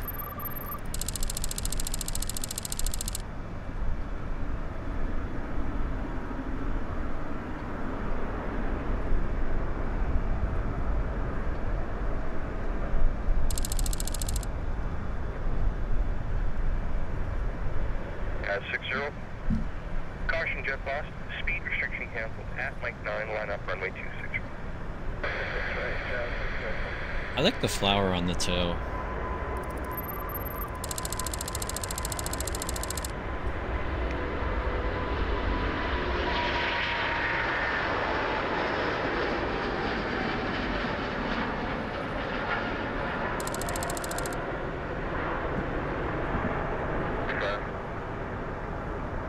We need to hop back in that A350 soon. Ex-Philippine Airlines registered. Sounds to begin leasing the aircraft in April 2022. Oh, wow.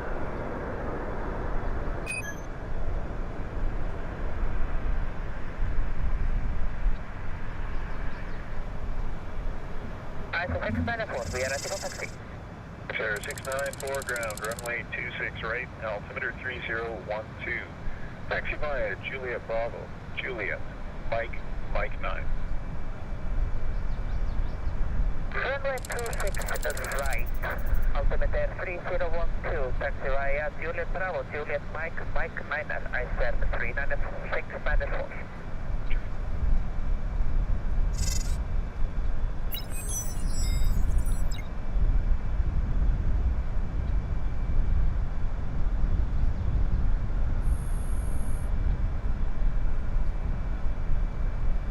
Ice in there? I always think how crazy it is that a Max can fly so long.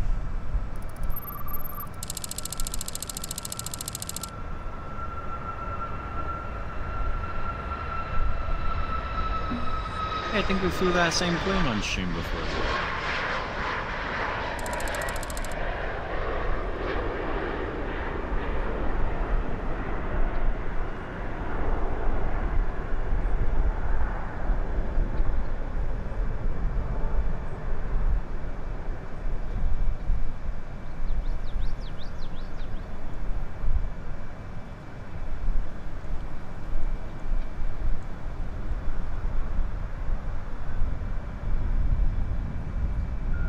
Speedbird.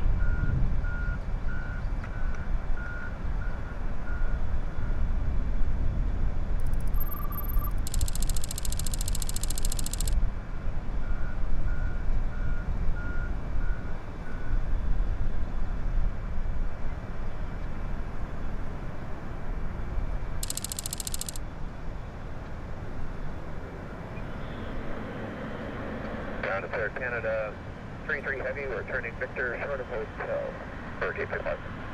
We should do an Air Canada 777 stream soon. Would you guys like to see that? We do like either a trans-con from Vancouver to Toronto or something. That'd be cool to do.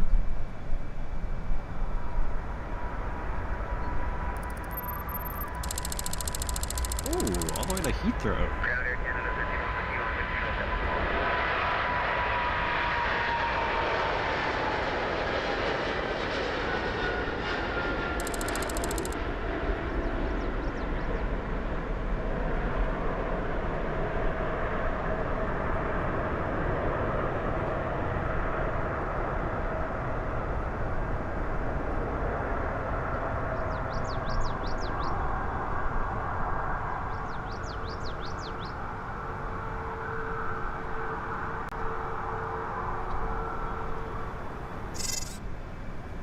Hong Kong Airlines.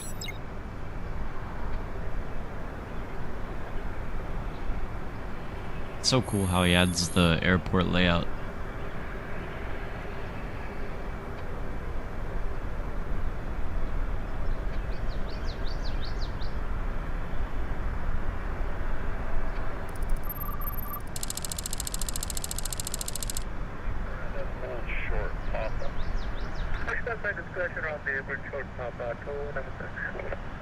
I wonder what's the longest A330 flight.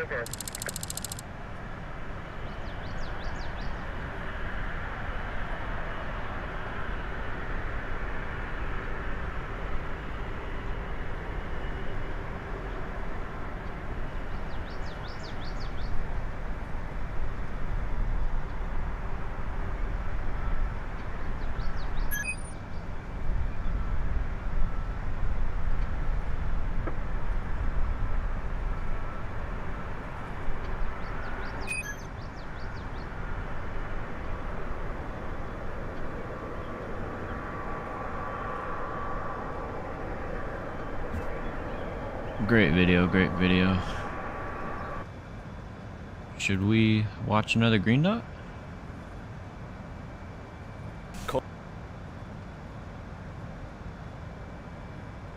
Let's see, which one have we not watched?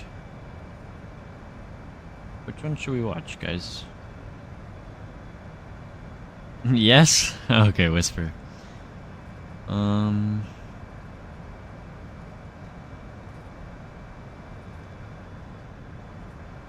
We could watch this. An hour, 13 minutes. We could. Or do we watch TWA Flight 514? I think I remember this. I think I remember this happening. The terrifying dive of United Flight 1722.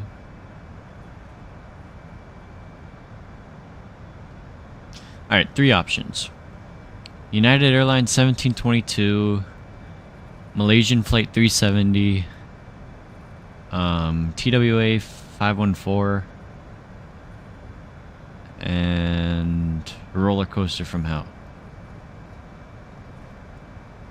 Which one would you guys want to watch?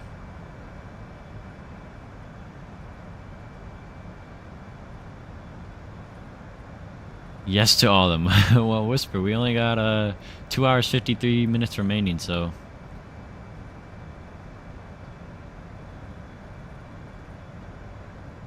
like if we watch the whole Malaysian Flight 370, let's just gonna compare it to, I mean, everybody knows about what happened here, but I think we should watch United Flight 1722.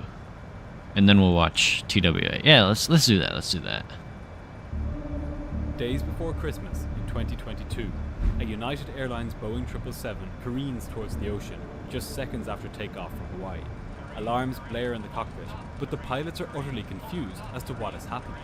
Will they be able to pull their massive plane out of its terrifying dive, or is it already too late for them and their 271 passengers? This is a story of confusion, distraction, and above all, it's a story about what can happen when our expectations don't match reality. This is the story of United Airlines Flight 1722.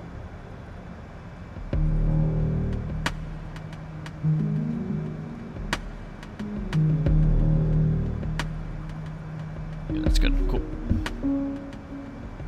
On the afternoon of December 18th, 2022, 271 passengers and 10 crew boarded a United Airlines Boeing 777 at Maui's Kahului Airport in Hawaii. They were bound for San Francisco, a 5-hour journey across the blue expanse of the Pacific Ocean. A lot of these kinds of videos, even some of my own, talk about how the ill-fated flight in question started out just as any other, that all was routine and so on. But with Flight 1722, that was not the case. In fact, by the time the pilots had reached the aircraft that afternoon, they already knew that they were in for an unusual departure. Before even arriving at the airport, the captain had received a thorough briefing from the dispatcher about the severe weather which had been battering the island. So bad was this weather that as the first officer was carrying out his external inspection of the aircraft, he received a text message from a friend telling him that another aircraft on its way into Honolulu that morning had declared an emergency after experiencing turbulence so severe that the pilots had temporarily lost control of their aircraft. When that plane finally landed, 20 passengers were taken to hospital, 11 of whom were in serious condition. In other words, from the very outset of this flight, the pilots knew that things were a little out of the ordinary. When they reached the aircraft, they told the flight attendants that they should remain seated throughout the climb for their own safety. The captain of Flight 1722 had been with United Airlines for years.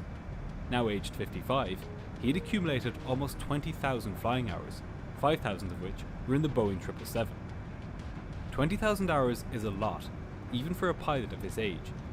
Before upgrading to the position of 777 captain, he had spent a few years as a captain on United's short-haul Airbus fleet. And this switch from Airbus to Boeing will end up being an important consideration in the events which we're about to see. The first officer, by comparison, was new to United Airlines and new to the 777. He had just 120 hours on the aircraft, and just over 5,000 hours on all planes in total.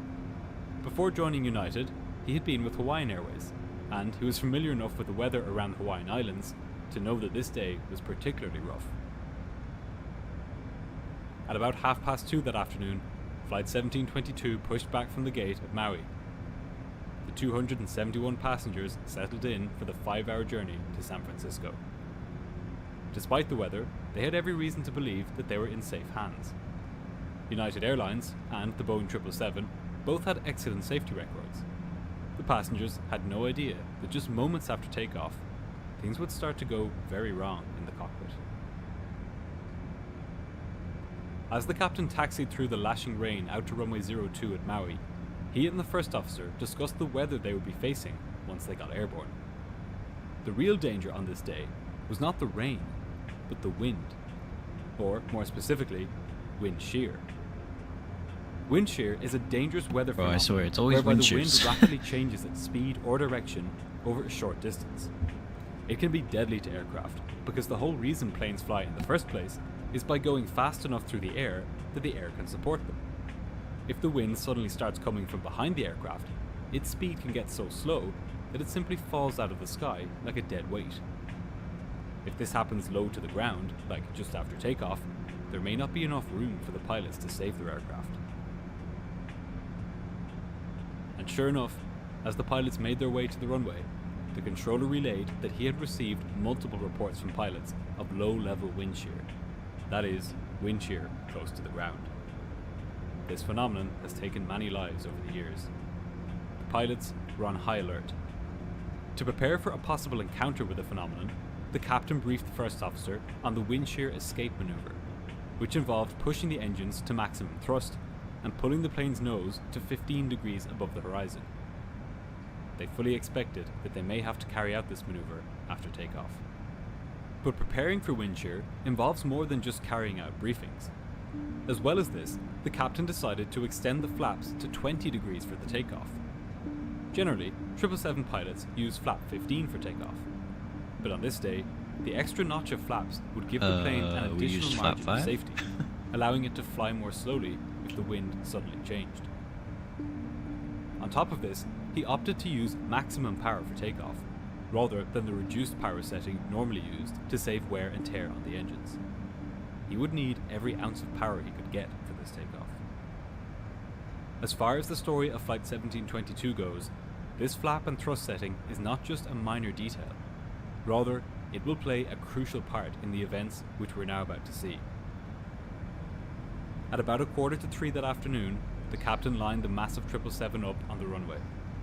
He put the windshield wipers on high and turned on the weather radar, which scanned a cone-shaped section of sky in front of and above the aircraft, and the picture it painted told him that things wouldn't get easier once he was airborne.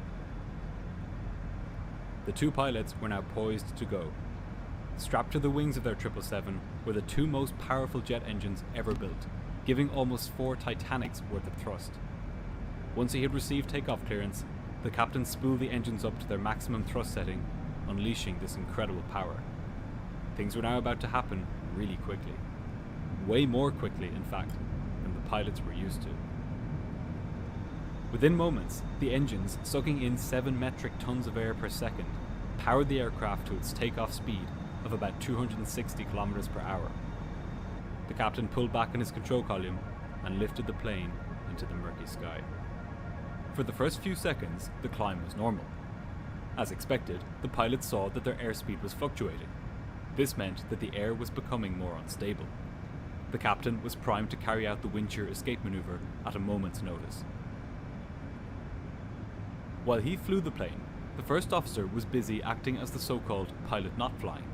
In this role, his duties were to handle radio communications with air traffic control, to monitor the captain's flying, and to clean up the aircraft as it climbed out.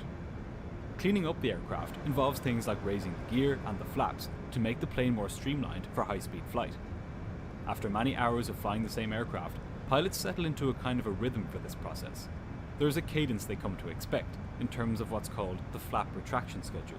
But on this flight, because the pilots were using maximum engine power on flaps 20, this rhythm had been thrown off. And the pilots, with their focus centered on the possibility of wind shear, were not ready to face that. As the plane reached about 1,000 feet, the captain lowered the nose slightly to allow the aircraft to accelerate. But if the plane got too fast, as indicated by these red markers here, the force of the air would damage the flaps. To prevent this, and to allow the plane to accelerate further, the captain told the first officer to raise the flaps. And it is here where things started to go wrong. Pilots normally use flaps 15 for takeoff on the 777, and they're used to retracting them one notch at a time, first to flaps 5, Oh, then don't to tell flaps me 1, he went all the and way then up. fully up. No shot. But according to the Boeing 777's manuals, when taking off with flaps 20, pilots should first retract the flaps 2 notches directly to flaps 5 and to Really? bypass flaps 15 altogether. But on this flight, it's disputed whether the captain told the first officer to raise the flaps to 15 degrees or to 5 degrees. The captain thought he had said flaps 5, while the first officer thought he said flaps 15. In any case, as the plane accelerated, the first officer raised the flaps Made by it into 1 the air, notch leaving to a busy 15 New York degrees, for Hong Kong. and then Oh, nice contacted read. departure control on the Nice, bro. radio. This miscommunication about the flap setting was fundamentally a pretty minor one. After all, it would only be a few How long is moments that flight, before the Reed? captain would tell the first officer to move the flaps up to the next notch. But what made this error so insidiously consequential is that the captain now had a completely false picture in his head about the plane's configuration. His expectations were now diverging from reality, and the confusion this would create would now endanger the lives of all 281 people on board. When the first officer raised the flaps to 15 degrees, the red overspeed markings on the captain's primary flight display only went up by a few knots. My Look lag here, was horrid. at Flight flaps is 20, 15 hours. The captain couldn't fly faster than 190 knots without So what, risking you'll damage to land the flaps. about When the first officer raised the flaps like to 1 15 p.m.? degrees, the overspeed section only went up by 20 knots to about 210 knots, meaning that the captain would risk damaging the flaps if he just went 20 knots faster. The captain was expecting this red overspeed section to go up significantly, because with flaps 5, which he thought he had called for, it takes a lot more speed to cause damage to the flaps. So, now the captain was in a situation where his plane was accelerating and was about to go too fast for the flaps. He didn't understand why this was happening. Was there a problem with the flaps? Were the violent wind conditions outside I meant to the depart plane at wrong? 8 p.m. Clearly that didn't happen. To prevent the plane from Oh, going you're too about fast, 2 hours he late. pulled back on the thrust lever slightly. But this only helped so much. The plane continued to accelerate. As all of this was happening, the first officer was dialing in the air traffic controller's clearance for the flight to climb to an altitude of 16,000 feet. The controller also told him that there was heavy rain in every direction around the aircraft, and that he could deviate as needed to avoid the weather. But just as the first officer was focusing on the weather and the instructions from the controller, the captain's confusion was growing. The plane had started to exceed the safe speed limit for the flaps. Sim issues, spawning into other The captain airplanes and quickly having to checked the flap respond, indicator JFK on the delays, center etc. display It was a mess and on saw the that they were set not at 5 degrees as he Well, had recalled asking for, spawning into but at in 15 other degrees. airplanes, He they're immediately usually told the fine with first it if officer it's like to hella retract the busy flaps to 5 degrees, and like which he there's then no did. gates available. But this didn't solve the problem. In fact, the plane kept accelerating. Deep inside the clouds, with no way to see outside their plane, there was only one way for the pilots to see the terrifying truth. Their primary flight display here showed that their aircraft was beginning to pitch down. In fact, its nose had just begun to dip below the horizon. Their 777 had started to enter a rapid descent. And this is where we return to a small detail I mentioned at the beginning of this episode, which may not be such a small detail after all. The captain of Flight 1722 had been flying Airbus aircraft for United Airlines for a few years before switching to the Boeing 777. A big difference between Boeing and Airbus aircraft is in how they handle pitch inputs from the pilots. On an Airbus plane, when a pilot wants to reduce the pitch altitude from, say, 10 degrees nose up to 5 degrees nose up, they simply push their side stick forwards until the plane is at 5 degrees pitch altitude and return the side stick to neutral. The plane will then maintain that pitch altitude all by itself. For this reason, Airbus aircraft are said to be pitch stable. But Boeing aircraft, like the 777, are not pitch stable. They do not automatically maintain the pitch altitude set by the pilots. What this meant for Flight 1722 is that as the captain focused his attention on the central display, trying to see whether there was a problem with the flaps, he was, without realizing it, easing his control column forwards towards the neutral Oh, position. brother. In an Airbus, this would be no problem, as the plane would maintain the pitch altitude he had previously set. But in the Boeing 777, this more neutral control input allowed the plane's nose to lower. In all probability, in this stressful and unfamiliar situation, the captain simply reverted to basic flying instincts he had been honing for years on Airbus aircraft, and without realizing it, he allowed the plane's nose to drop. No, bro. The first officer saw the plane's nose dropping, but he was confused. Clearly, the captain was having trouble controlling the plane's airspeed, as the overspeed warning was still sounding. But what about the pitch of the plane? Why did the captain appear to be lowering the plane's nose and putting it into a dive? Could the first officer's instruments be broken? The captain was also perplexed. He was hyperfixated on the overspeed warning and trying to diagnose its cause. Disoriented. The plane was now more than 20 knots faster than it should have been going, and the flaps were at serious risk of being damaged. Second by second, the nose got lower and the plane's descent quickened. The captain ordered the first officer to retract the flaps further to 1 degree, completely oblivious to the true cause of his ever-increasing speed. He was now inadvertently beginning to push the nose over, powering the massive plane towards the ocean below. The first officer retracted the flaps to 1 degree, but the warning continued. He was utterly confused. What was the captain doing with the plane? Why was he overspeeding it, and yet keeping the engines nearly at climb thrust? Was the storm causing the plane to behave in this way? Were his instruments wrong? He looked over at the captain's instruments, but they told the same story as his own. The plane was now in a dramatic nose-down position, pointing more than 10 degrees below the horizon, and descending at a horrific rate of 8,000 feet per minute. Jeez. At this rate, they would plunge into the ocean in less than 10 seconds. In the cabin, the passengers were oblivious to what was happening up front. They didn't know that their lives were now in grave danger, not because of turbulence, but because of a terrible confusion up in the cockpit. The massive plane screamed down through the clouds, diving for the ocean below. Just at that moment, as the first officer was looking over at the captain, he caught sight, out of the corner of his eye, of a cloud move rapidly past the aircraft. To both pilots' horror, they were now face to face with the Pacific Ocean. They were powering towards it at a speed of more than 550 kilometers per hour. The first officer shouted at the captain to pull the plane up. The captain had mere seconds to react. He yanked back on his control column, heaving the gargantuan aircraft's nose up. He quickly pulled the power back to idle to allow the plane to round this vertical corner as quickly as possible. The passengers and crew were pressed violently into their seats as the plane bottomed out just 750 feet from the surface of the ocean. Jeez, bro. The length of the 777 is 210 feet. Flight 1722 was less than 4 times its own length from smashing into the Pacific Ocean. The terrain alarm sounded loudly in the cockpit, alerting the pilots that they were just moments away from colliding with the sea. They watched their instruments anxiously as the plane pulled out of its descent and began rocketing skywards. The captain slammed the engines to maximum thrust and brought the plane's nose to 20 degrees above the horizon. He was now carrying out the terrain escape maneuver, a close cousin of the wind shear escape maneuver he had been planning to use all day.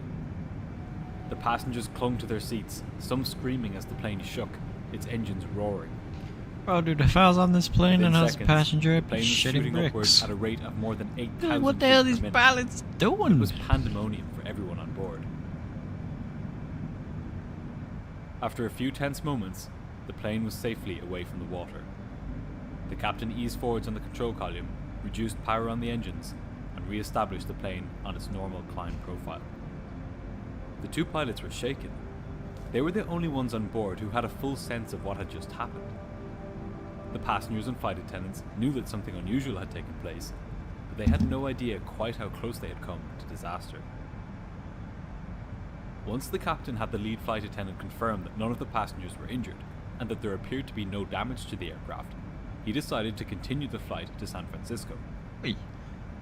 4.5 hours later, after landing at San Francisco, the pilots reported the incident to United Airlines. But incredibly, we wouldn't even know about it were it not for the fact that it was stumbled upon 2 months after it had taken place, on Flight Radar 24, and reported on by the aviation news site The Air Current. Wow. United Airlines had determined that the incident didn't need to be reported to the National Transportation Safety Board because it didn't meet their reporting criteria, which stated that somebody had to have been injured or that there had to have been damage to the aircraft. By this point, the cockpit voice recorder had long been overwritten. As a result of this incident, the pilots of the flight were given additional training, but a question remains as to whether this is enough to prevent similar occurrences in future. Is this near disaster a once-off, or, combined with a strikingly similar event involving a Qatar Airways Boeing 787 in January of 2023, and an Emirates 777 incident in December of 2021, which I've covered on this channel, is it reasonable to ask whether these failures in basic airmanship are symptoms of a broader issue in pilot training and airline practice? Is this just the tip of the iceberg? The near crash of Flight 1722 is a lesson in how quickly things can go wrong in an aircraft, even with all of the modern safeguards against accidents. A simple loss of situational awareness by the captain, combined with poor weather, somewhat unusual aircraft configuration, and a miscommunication around flap setting, nearly caused a disaster. If this flight had taken place at night time, or if the cloud base had been lower, or if the captain had reacted even just seconds later than he did, this could very well have become the single worst air disaster in US history by passenger fatalities. Oh, that would have been really bad. It's an open question as to whether the right lessons will be taken from this and other similar incidents in recent years, or whether it will take something more serious to spur the action required. If you enjoyed this video, then you can get early access to ad-free videos here, and if you that was a nice video. There's a playlist just here. Thanks for watching. Let's see. Let's get an update from the flight deck. How we doing? Alright, so we're at our fix ring where, oh, see, look at that. Pulling up Reykjavik, 768 nautical miles away. So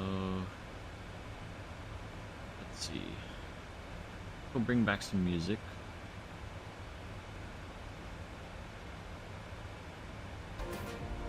What do you guys think about those videos?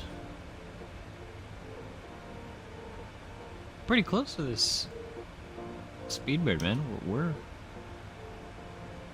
let's see, how we doing?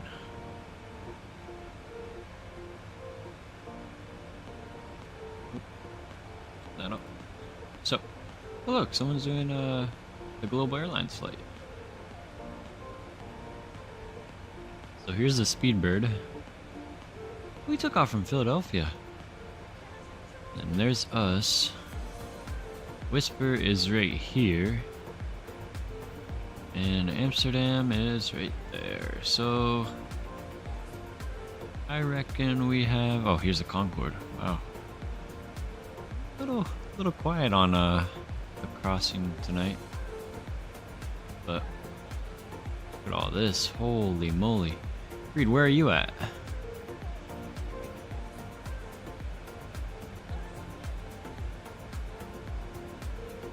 Oh, here's Reed.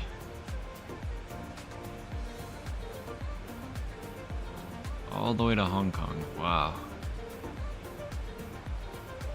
How many arrivals? Let's see, details. Nope. 67 arrivals, 87 departures. Wow. Dang, that's crazy. Oh. SoCal's lit up too? Huh. Oh yeah, that's right, XP is streaming. Everybody going Phoenix, San Fran and stuff. And then we're just, oh bro.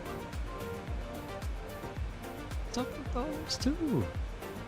New York Flight Services online too? And we're just right here. Just a nice little update. And when's our sub climb? Shouldn't we have a sub climb? 626 nautical miles. So yeah, we got a little bit to go for that.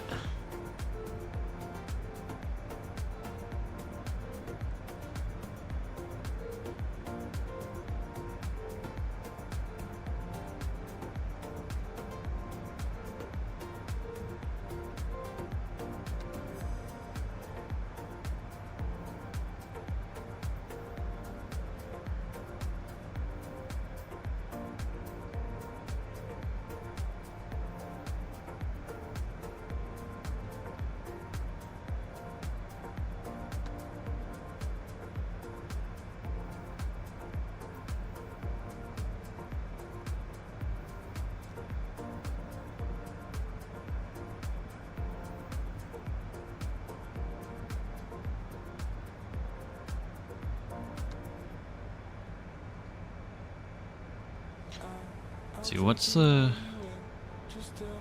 next score? Oh my, 95 to 62. Oh, 96 to 62 now. Oh, I think Boston's going home.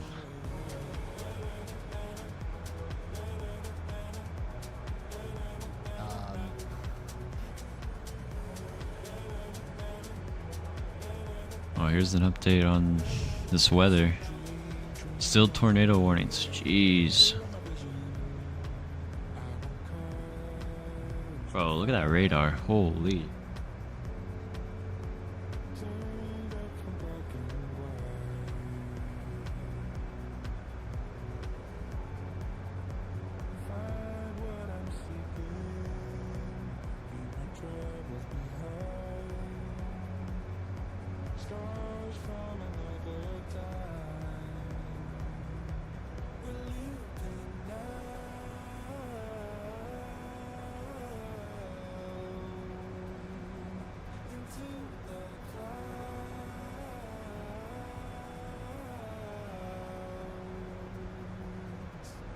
Let's see, can we see outside? Oh, barely.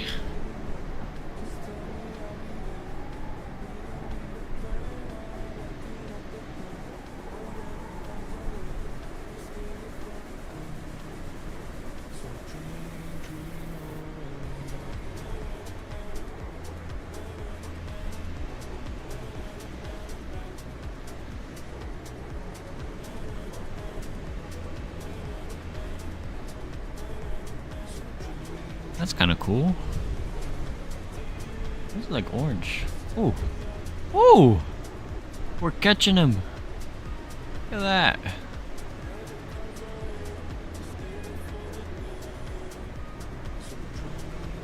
I got pros in sight. Whisper, we're catching him, bro. We're making progress.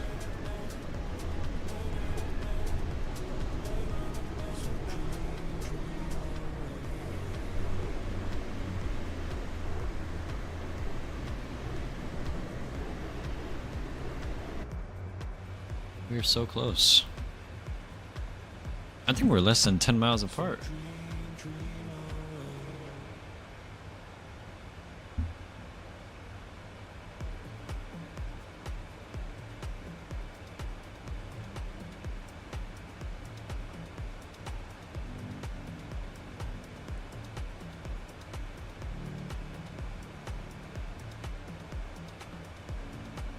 Let me see this.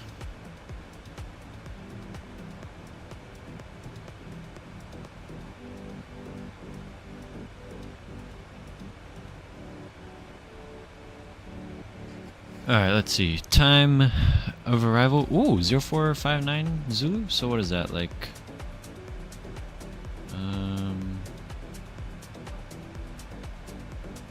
What is that? 12:59 our time?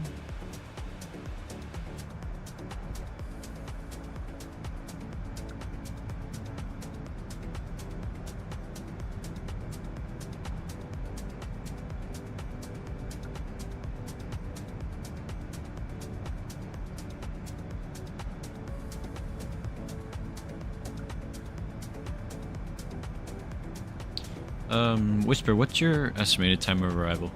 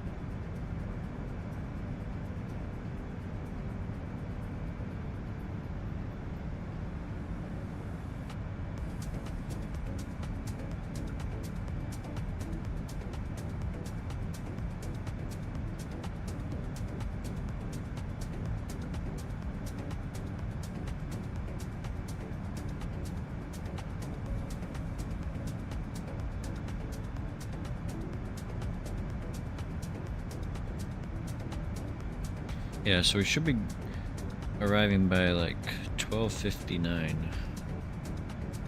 We're probably gonna give us a little bit of a shortcut on the approach. And I'm not gonna do that long of a replay because I'm gonna be pretty tired by the time we land.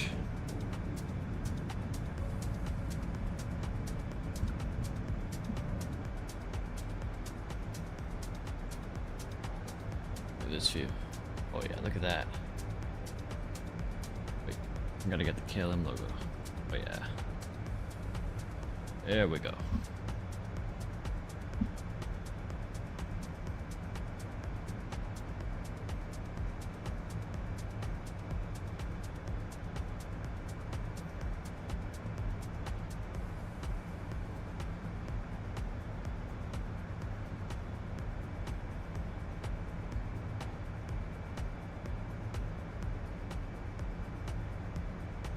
The default lights aren't that bad on 200 variant. The wing light could have been better. Same with the landing lights.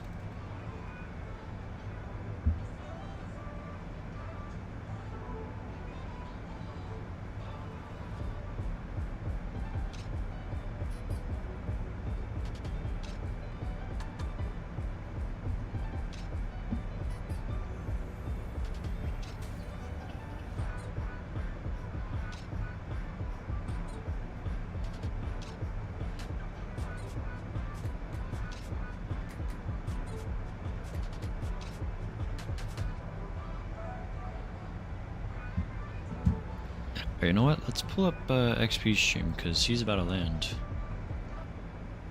Go do this.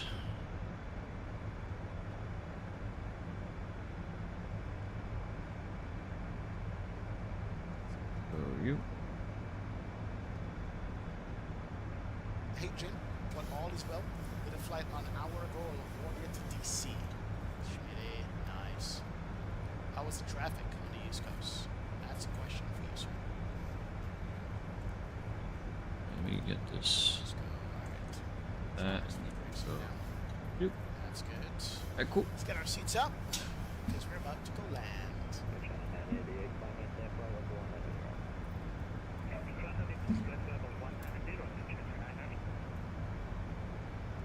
Alright, so our landing is going to be 150 on our landing there. Let's go.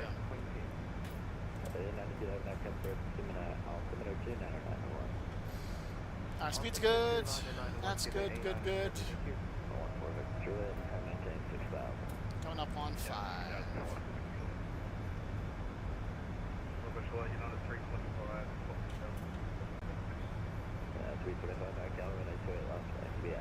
Captain announcements. Regiment from the flight deck, captain speaking. Make sure the seatbelts are buckled up because we don't know what's going to happen on this landing. Either San Francisco, planes have Just don't smash it, XP. So yeah, buckle up. Should be on the ground shortly. 210 are good until advised 2006. Alright, let's not upload too much there. Didn't like our slowness. Welcome back, Dreamliner. Welcome back.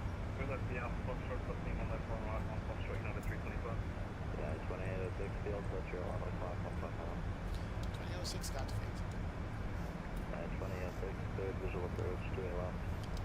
I thought that was Neymar. Bro. That is not Neymar, bro. Microsoft Flight Simulator have the Boeing 737-300 series. Oh, Adam, the 500 series is coming, same as the 300. It's a classic. And that one is going to be $5 a month, $50 a year, or $120 lifetime. So yeah, it's coming. $120 for a 737 500 classic. I'm good, bro. Delay for takeoff. Oh my god. Oh my word. Owls, you love this 320 I'm flying? It's great, man. This 320 is great, Owls. It is absolutely great, bro. Let's get this down here. There we go. Big up, Owls. What up, brother? I love this 320. American Plus 11 traffic, maintain 2509. Air Canada 236, maintain forward now. Bro, Knicks are winning 104 to 68.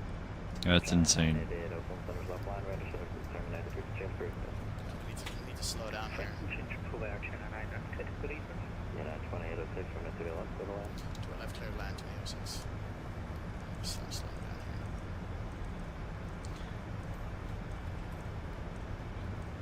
180 until the 5. Let's go. 14 Victor Juliet, maintain forward now. Alright, we are level out. That's good. And we have to drop brakes here shortly. We are high. Alright, let's go. My airplane, let's take it.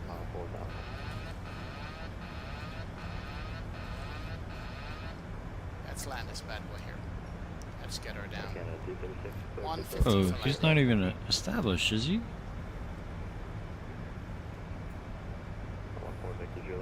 The airport's off to my left. That's good. When is the giveaway?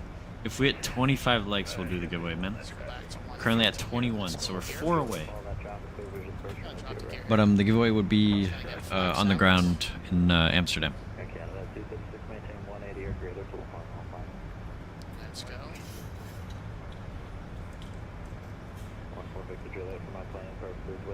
I'm liked. Appreciate you, Dreamliner. Come on. A little bit high there. Bring her around. 2500. Let's go flaps. That's good. Flaps. Flaps and flaps. Alright, let's go. Speed's coming back. Let's go my throttle.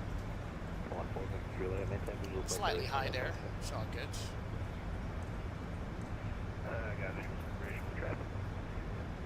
Canada 236, runway 2 right, clear to land.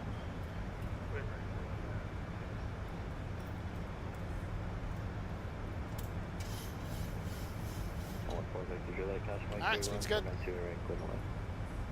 We're on it. We're on it. We're on it. And let's go ahead to recording here. Almost forgot.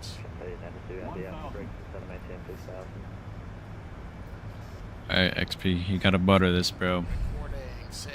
Alright, recording is running. Almost forgot about that. I know. Damn it. Pay attention to my recording and almost smashed it. It's all good. We can save it. We're good. We're not going to go into water. Go ahead, American 2326, okay. Remember, There we go. Good to go. Alright, let's get it back.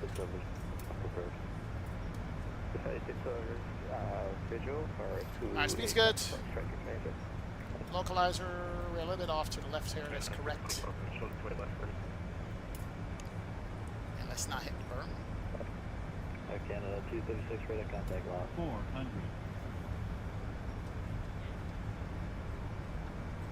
That's what you get when you try to set your recording right before landing. Alright, winds are gusting down here, so you gotta watch out for that. Slightly high. Speed on the wind. That's good. There's the winds getting me. He buttered the max last stream. 200. Speed's good. Let's 100. get 50 over the numbers. 50. 40. 30. 20. 10. We're down. Oh my god. That. Reverse. Okay, come on. Passengers felt that one for sure. To the wind. Still cruising? Yeah, we're still cruising, man. Auto brakes off. But we're not that far out, man. We got maybe an hour 50-ish minutes remaining, something like that. Else. Got distracted with recording on the landing. Almost forgot to do that. Alright, we got it. We got it. We got it. We got it. We got it. Prom tomorrow? Oh, nice. Why, dude? You got a girl you going with or someone? And we'll take the other turn off down here. Ladies and gentlemen, welcome to San Francisco. Little here, That's exciting, why, dude? Off the round 2006, thanks. Thank you, Sim Channel. Appreciate it.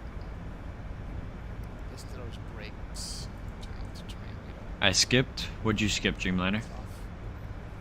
You know it. Hey, let's go, Waidu. Let's go. Let's go. APU can go on. Taxi. Landing goes off. How come? Wait, what was the question I asked? Whew, man, everything just got busy all of a sudden. Just got busy. That is good. Not bad. Oh, we're talking about Dreamliner? Have you flown to MBPV yet? I think I have.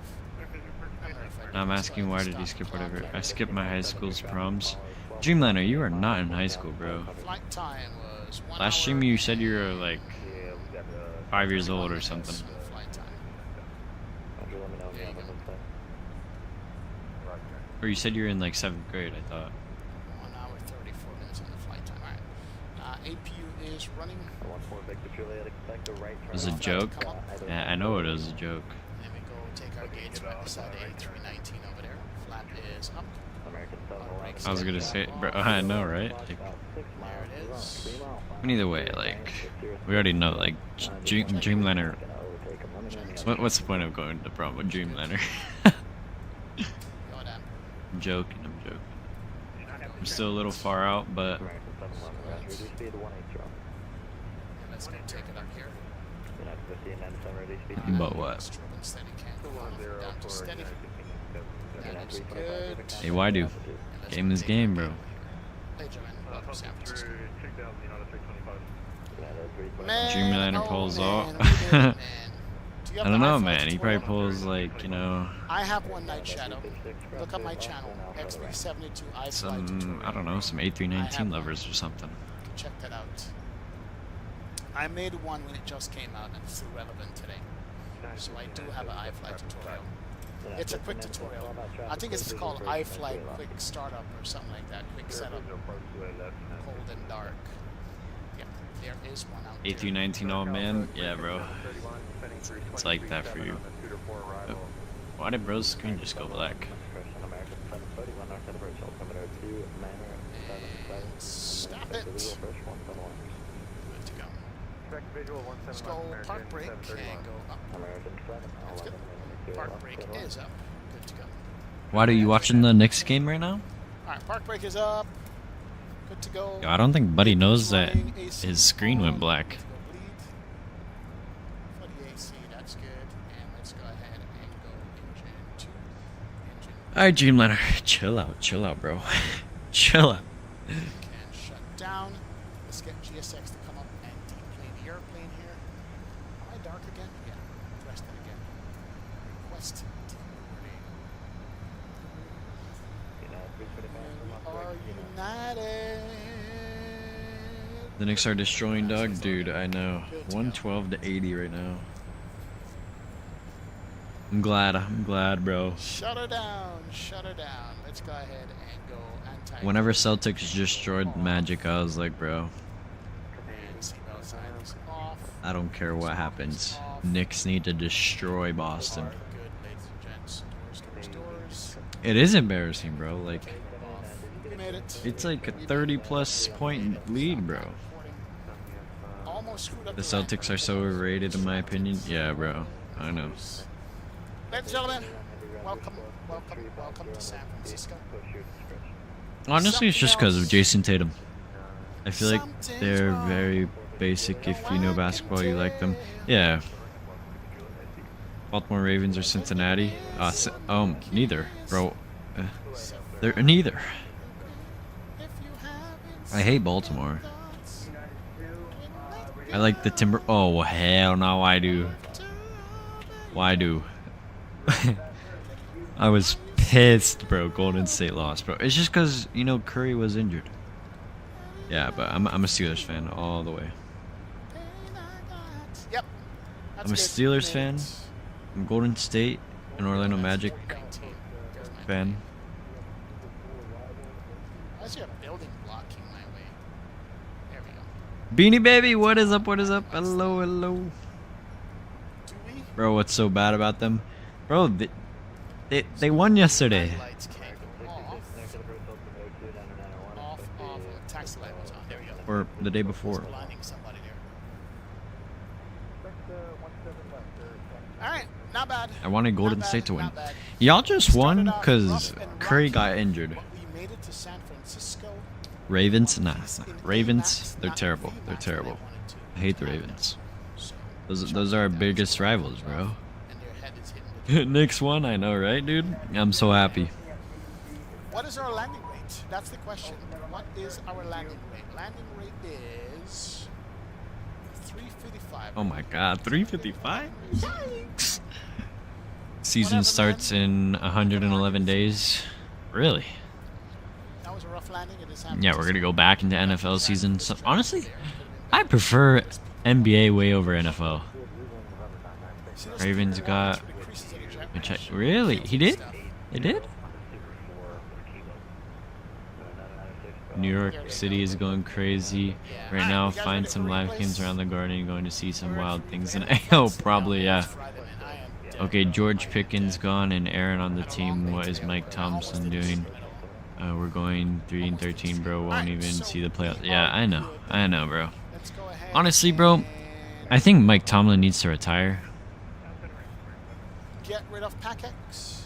And I'm done with Get rid of PACX and let's go to the replay and see how she like came I don't know. I just don't enjoy watching football anymore. and see how she looked. Like Let's go ahead and load. we lost everybody. When I found out we lost George Pickens to go to Dallas, Okay. I was like, you got to be kidding me.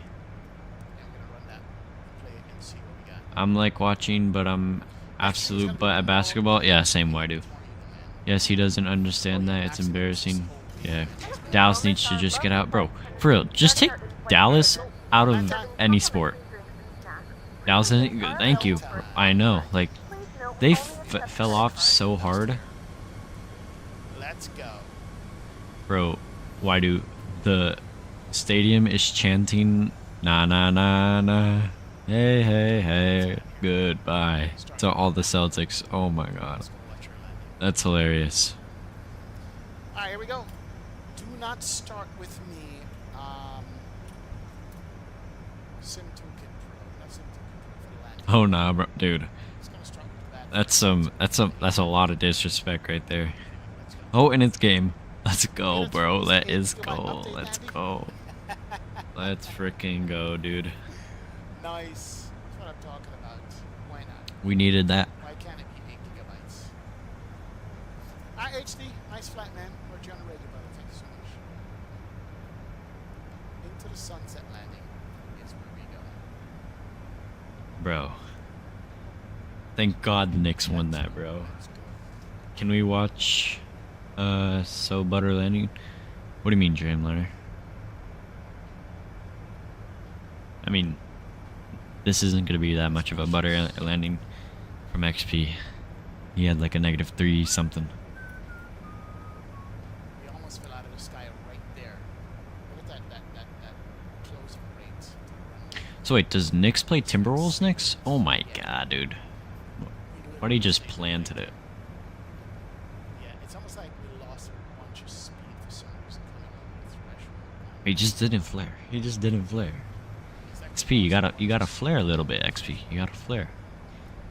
Knicks play Pacers? Oh, we're playing Pacers next. We lost the lift. Well, that's not fair. I like both teams.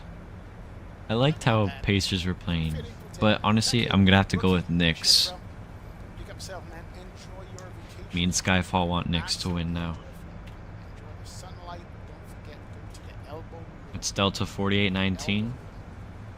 Have to, at least once. Just stop, have one drink there, and then leave. Who's a Delta 4819? Wind was gusty, 27. If this was correct, yeah, it was gusty. So we have to put her down. Is Whisper still here? We have to do a carrier landing. I'm trying to find a live cam. Bro. A carrier style landing on that. Yo, B101 UK, hello, hello. Anybody know why Welcome to the I stream. took It was in the photos touchdown zone, which is like worth more than butter outside or along the touchdown zone. Yeah, I agree, man. It was a good tomorrow landing. evening, It's I just gotta a little work firm. tomorrow night, Shadow. Get home from work like 6 I mean, he landed like just before the 1,000-footers too. something like that. We're looking at But no, this is a good landing, but just a little bit firm. That's all. I just always give XP a little bit of a nudge because he always butchers the landing. But nah, it was a good landing for the touchdown zones and stuff. Yeah, see that stutter? The more I play the replay, the worse the stutter gets on this. I don't know why that is. Okay, sounds good, Whisper. I was just making sure because you weren't typing in a minute. I was like, where's Whisper? But Whisper, what's your estimated time of arrival? You have not heard of Delta 1489? No, you said Delta 4819. Later, bro. Take care,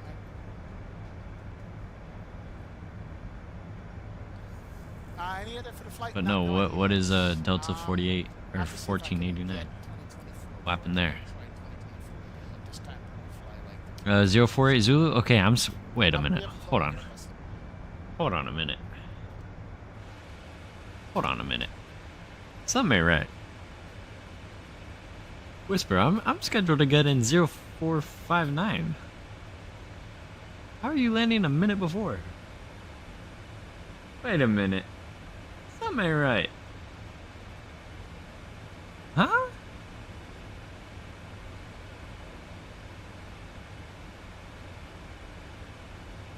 Huh.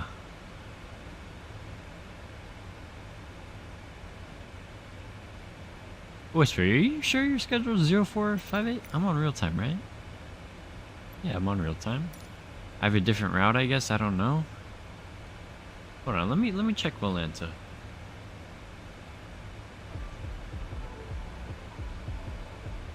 Wait a minute, I swear. Hold on. Get that out of the way.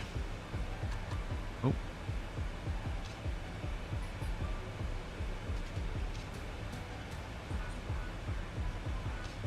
So I'm right here. 2:30 Zulu is correct time at the moment. Yeah, I know. We're on real time, but Whisper's way in front of us. Where's Whisper here? Whisper. Yeah, Whisper, you're right here, and we're here. How's that a minute? Oh, wait, is this your route where you go up to Revenue? Can we watch what happens on Delta 1948? Is it by Green Dot? We could. 2039 Zulu? Okay, I got you. 1 UK. Okay, yeah, so Whisper, that's why. It's because you go out like this. That's kind of good. Because then we'll be landing together. So that's good, that's good.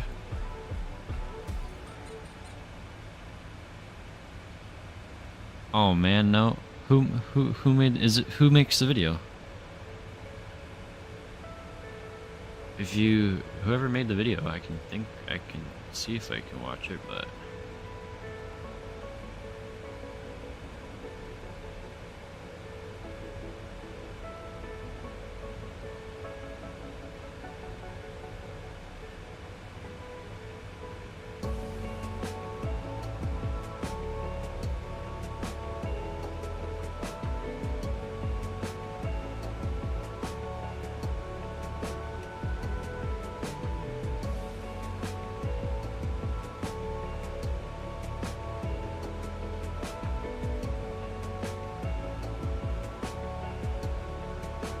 But yeah, Dreamliner, if you can find who makes it, then who made the video, then I could see what I can do. Alright, I'm gonna find a new Green Dot video. Oh, we're 2 subs away from 230. Let's see if we could hit 230 subs by the end of the stream, guys.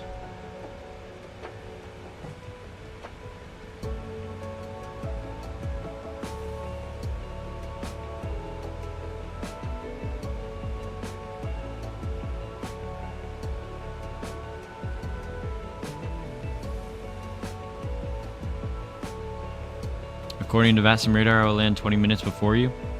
Alright, sounds good, bro. Oh, there's our step climb. It's by taking off? I've not heard of them. we're gonna watch the Descent into Disaster TWA flight 514. So I'm just pulling up for you guys right now. Just cut the music.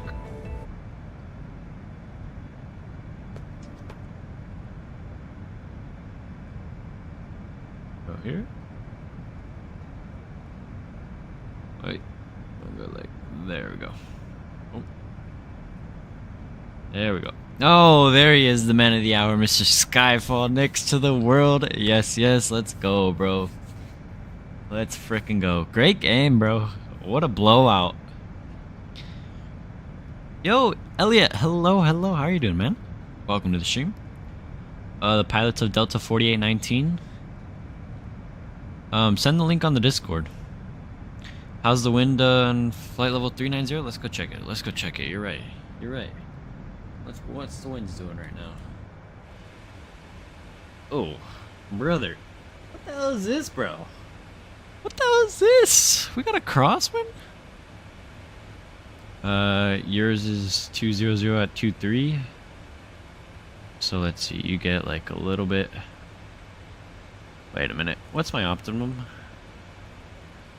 Recommended? I'm going to 4-1 right now. Let's step climb now.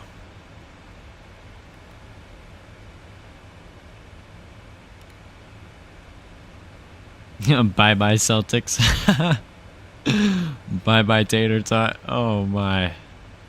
Yeah, let's wave bye bye to the Celtics, guys. spam the wave emoji, guys. Oh man. No, but Knicks deserved that win, bro. DMs? Okay, I'll check it out, Beanie Baby. Alright, so we're gonna watch the disaster of TWA Flight 514. The TWA Boeing 727 descends through the murky clouds on a snowy December morning. In a few short minutes, the flight crew will deliver their 85 passengers to Washington. As turbulence rocks the plane from side to side, the pilots grow increasingly confused about where they're supposed to be. Minutes previously, a misunderstanding had developed between them and the air traffic controller who'd been guiding them in. This simple misunderstanding will soon snowball into a full-blown catastrophe which will shake the aviation industry to its core. This is the story of TWA Flight 514.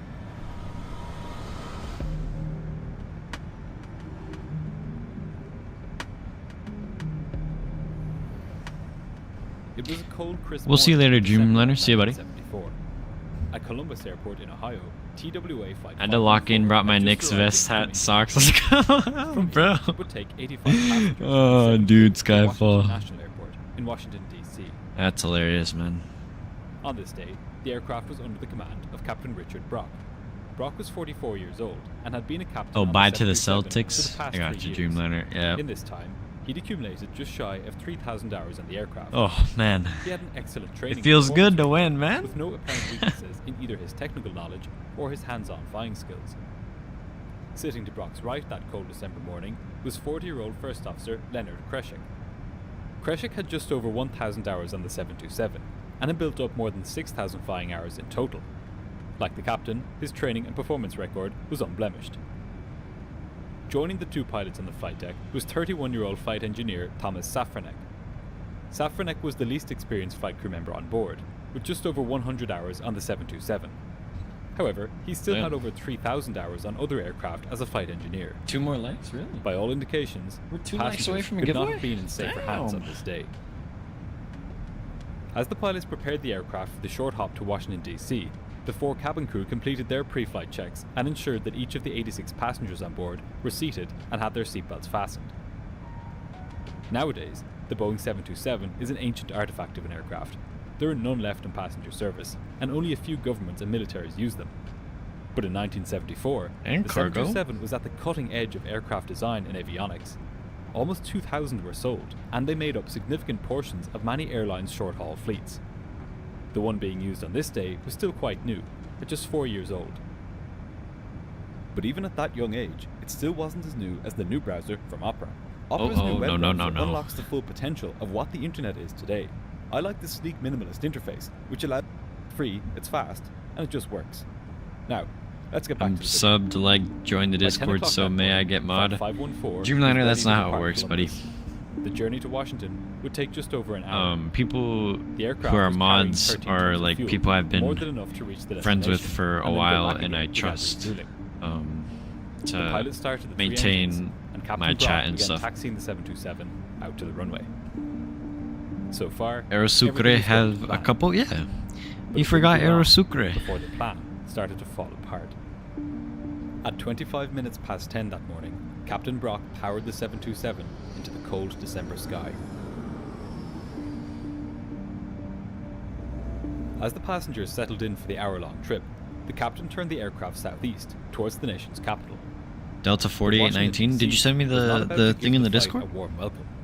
The winds were howling across the active runway, reaching speeds of up to 49 knots, or 90 kilometers per hour. This was significantly beyond the Boeing 727's crosswind capabilities. Inbound flights were diverting, or being made to enter holding patterns, and aircraft on the ground were being delayed. It was not the easy day of flying which the three flight crew had hoped for. And now, things are about to get worse.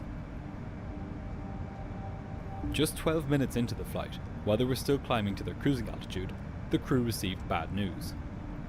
Due to the strong crosswinds, Washington National Airport was now closed to all DCA. arrivals. It's always DCA. Captain Brock had no choice. He had to divert. Mr. Phoenix, hello, 36 hello, kilometers man. to the How are you west of doing, bro? Washington National lay Washington's Welcome other to the major stream. airport, Dulles. As it happened, the conditions at Dulles weren't much better. There was low cloud, high winds, and snow. But at least for now, they were accepting arrivals. This would be where the captain would take the aircraft. For many of the passengers, What's up, Daesh guy? this unplanned disruption Welcome back, to their buddy. journey was just an inconvenience. But it would significantly I increase cannot the copy. workload for the flight crew. Just This send the link, last-minute bro. change Send the in link. destination on what was already a short sector would mean that time was now against them to prepare for the approach into Dulles. I appreciate you, On short Whisper. flights like this, pilots often have their approach charts ready for the expected landing runway at the destination. Sometimes, they even brief the arrival while on the ground at the departure airport. Now, the crew had to mentally extract themselves from Washington National, where they had been planning to go, and had to immediately begin preparing for an approach to the much less familiar Dulles Airport. This quick change in plan was the first trigger in a series of events which would be the unraveling of Flight 514.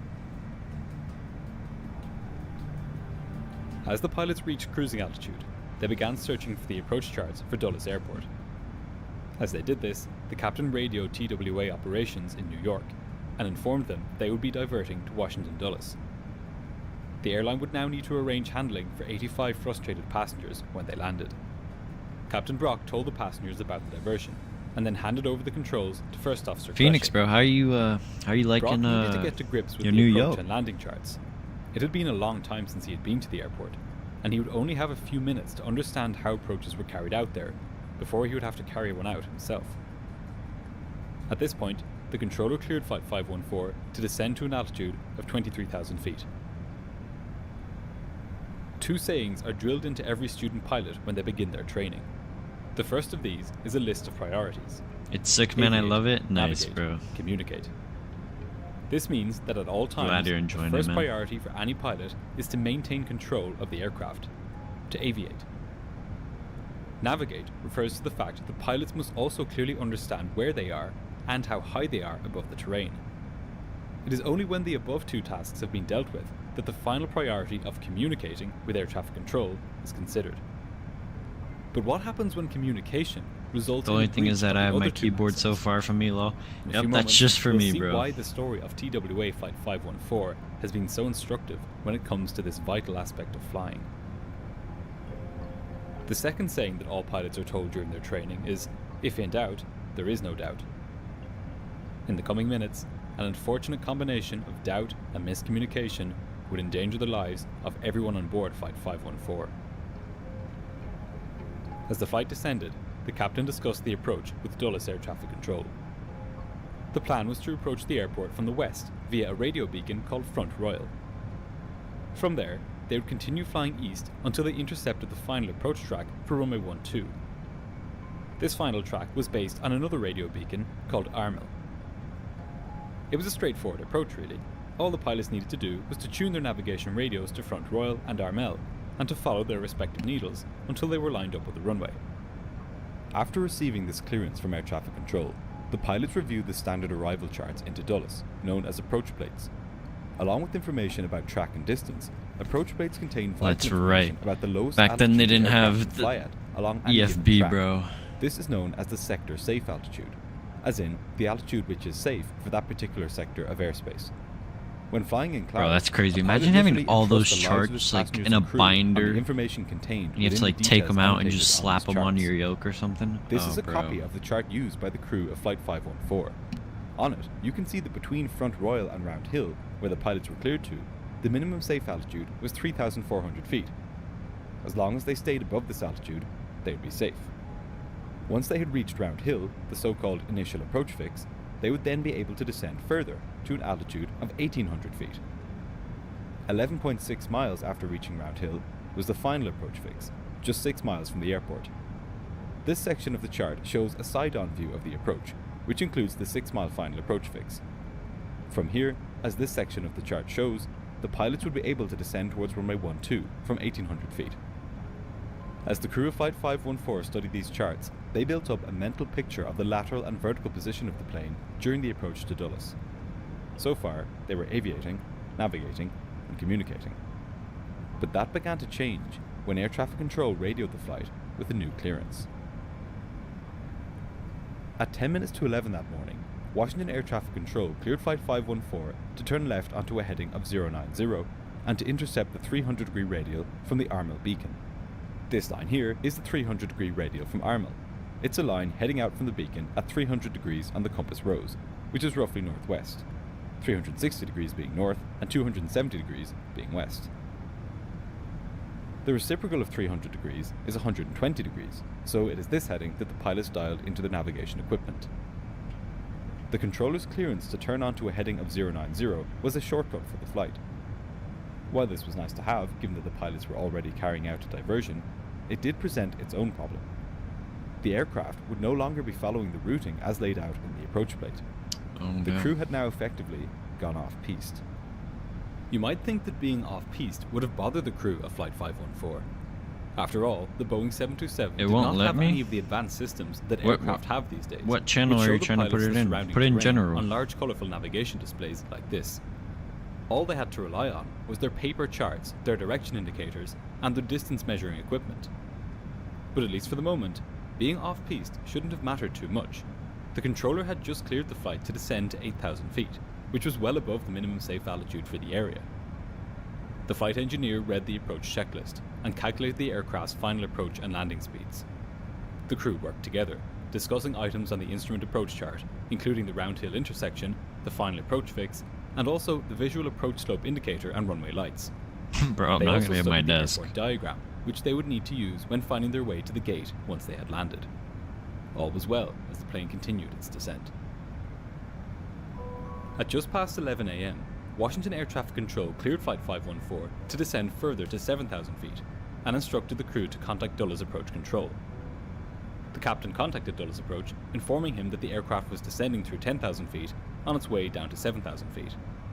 The controller told the crew to proceed to Armel and to expect to land on runway 12. So far, apart from the non-standard approach path, the aircraft was still flying safely. However, at 4 minutes past 11, the controller made what was to be a fateful transmission. He cleared the flight for an approach to runway 12. At this point, Captain Brock and First Officer Kreshik made what was to be the first of several unfortunate assumptions. These assumptions were based not only on past experience, but also on a document published years earlier by the FAA, and then, unbeknown to the crew, quietly removed a few years later. In this document, an airman's manual, the FAA had stated that a crew should descend to the approach altitude as soon as possible upon reaching an approach clearance. As stated on the approach plate, the approach altitude from Round Hill was 1,800 feet. So, according to this FAA document, the crew were now permitted to descend to this altitude. So 1,800. However, this guidance made no sense in light of the aircraft's current position. It was still miles out from the Round Hill beacon, in an area where the minimum safe altitude was at least 3,400 feet. Oh, bro. To make matters worse, another false assumption had now entered into the equation. As far as the pilots were aware, this ATC clearance meant that they were under radar guidance and that they could continue the approach under the watchful eye of the air traffic controller. The pilots believed that if they descended below the minimum sector safe altitude, the controller would immediately notify them of that fact. However, despite what the pilots believed, legally speaking, the controller was under no obligation to provide a radar service. It was fully his choice whether he did this or not. And on this day, when the Dulles controller cleared Flight 514 for the final approach to runway 12, he believed he was not providing radar guidance, and therefore that the crew were responsible not only for their own navigation to the runway, but also for their own terrain separation. So, what we had was a situation where the pilots thought they were being monitored on radar, but the controller was not doing this. We should But what start about the seeing the approach sun charts, come which up said that soon the in minimum the safe sim. altitude for this sector was 3,400 feet. It was common knowledge among pilots that when air traffic controllers provided radar guidance, they sometimes cleared pilots to fly below the minimum descent altitudes shown on the crew's charts.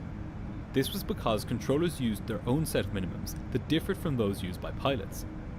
As a result, pilots became accustomed to controllers sending them below official minimums, and they began to rely less and less on their own approach plates to ensure terrain avoidance. All of this meant that on this cold December day above Washington, when the controller had cleared Flight 514 for the approach without giving any further instructions, Captain Brock interpreted this as meaning that there were no obstructions between his current position and the airport.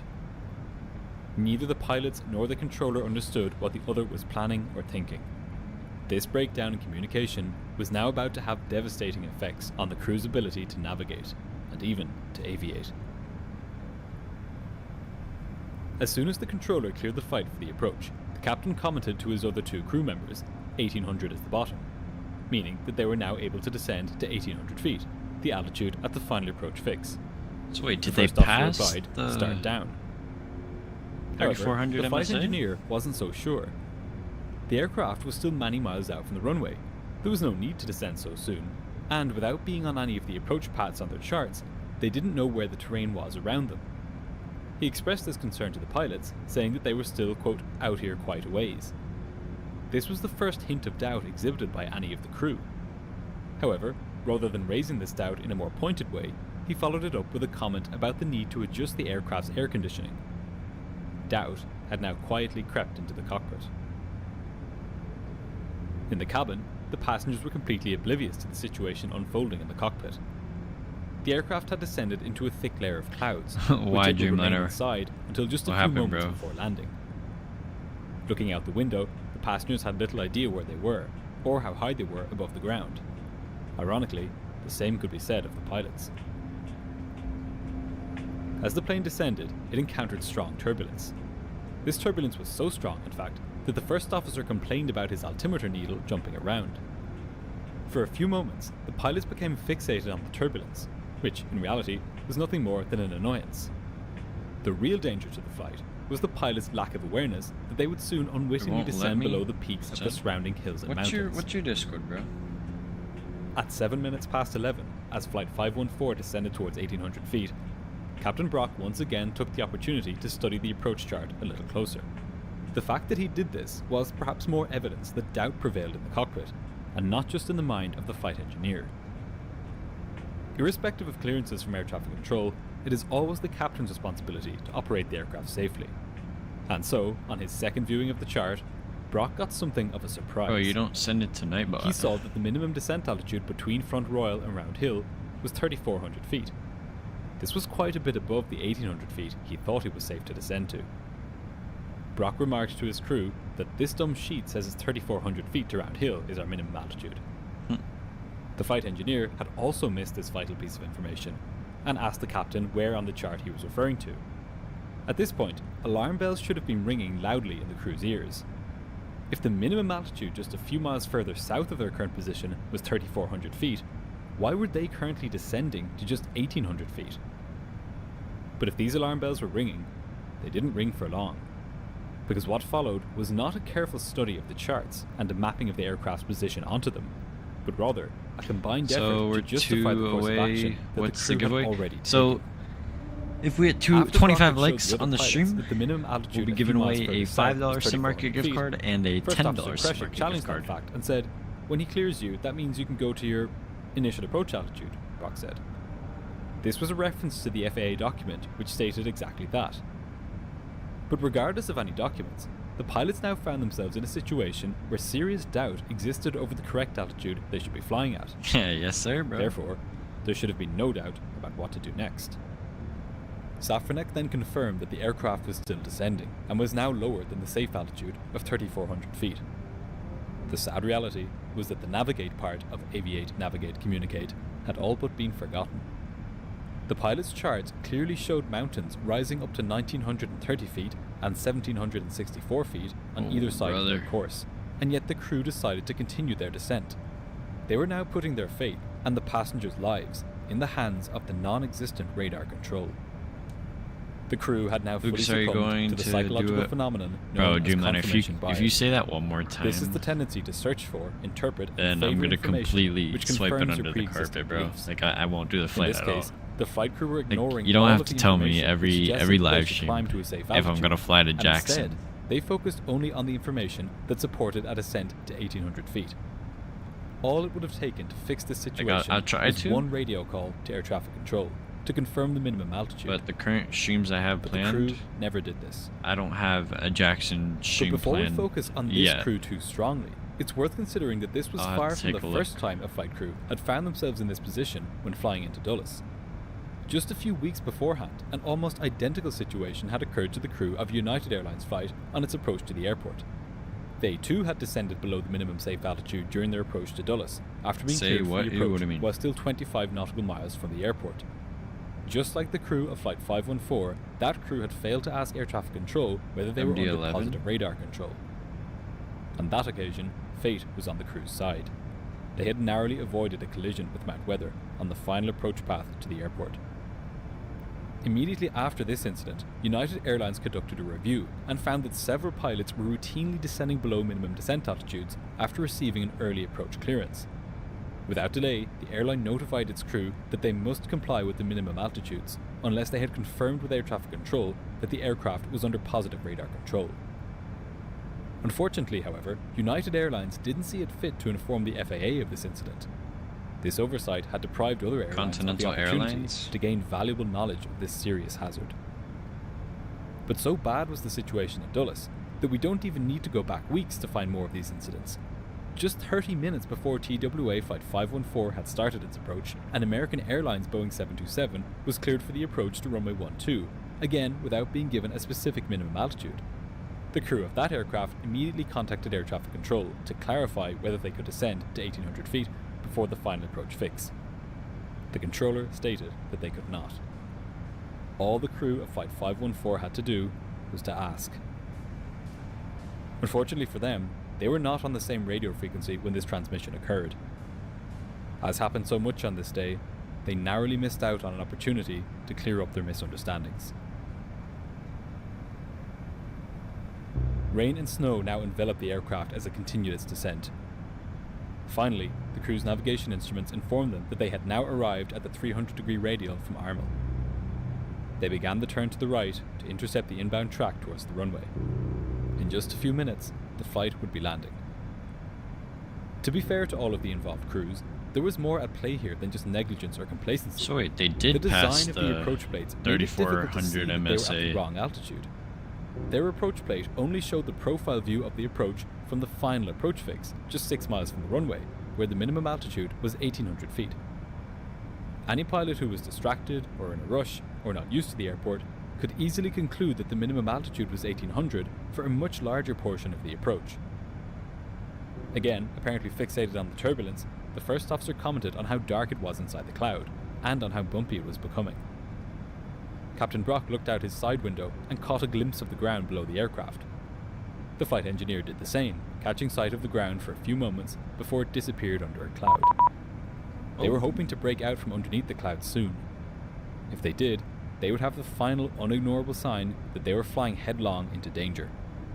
Ahead of the pilots, obscured by cloud, was the solid wall of rock that was Mount Weather. The crew were careening towards it at over 400 kilometers per hour. Why, dude? Where are you flying right now? What are you doing JFK The Heathrow right turbulence now? worsened, Oh, causing dude, the you're aircraft right to next drop to down us, bro. 700 feet. Realizing this, Kreshik said, "Power on this," and pushed the throttles forwards. Damn. Battered around by turbulence, the crew were beginning to lose all situational awareness. The first officer was fighting to stay on course, and he reassured the other pilots that he was staying on course. Of course, the flight was on course laterally speaking. The runway was straight ahead. But vertically, it was a full 1,600 feet below where it should have been.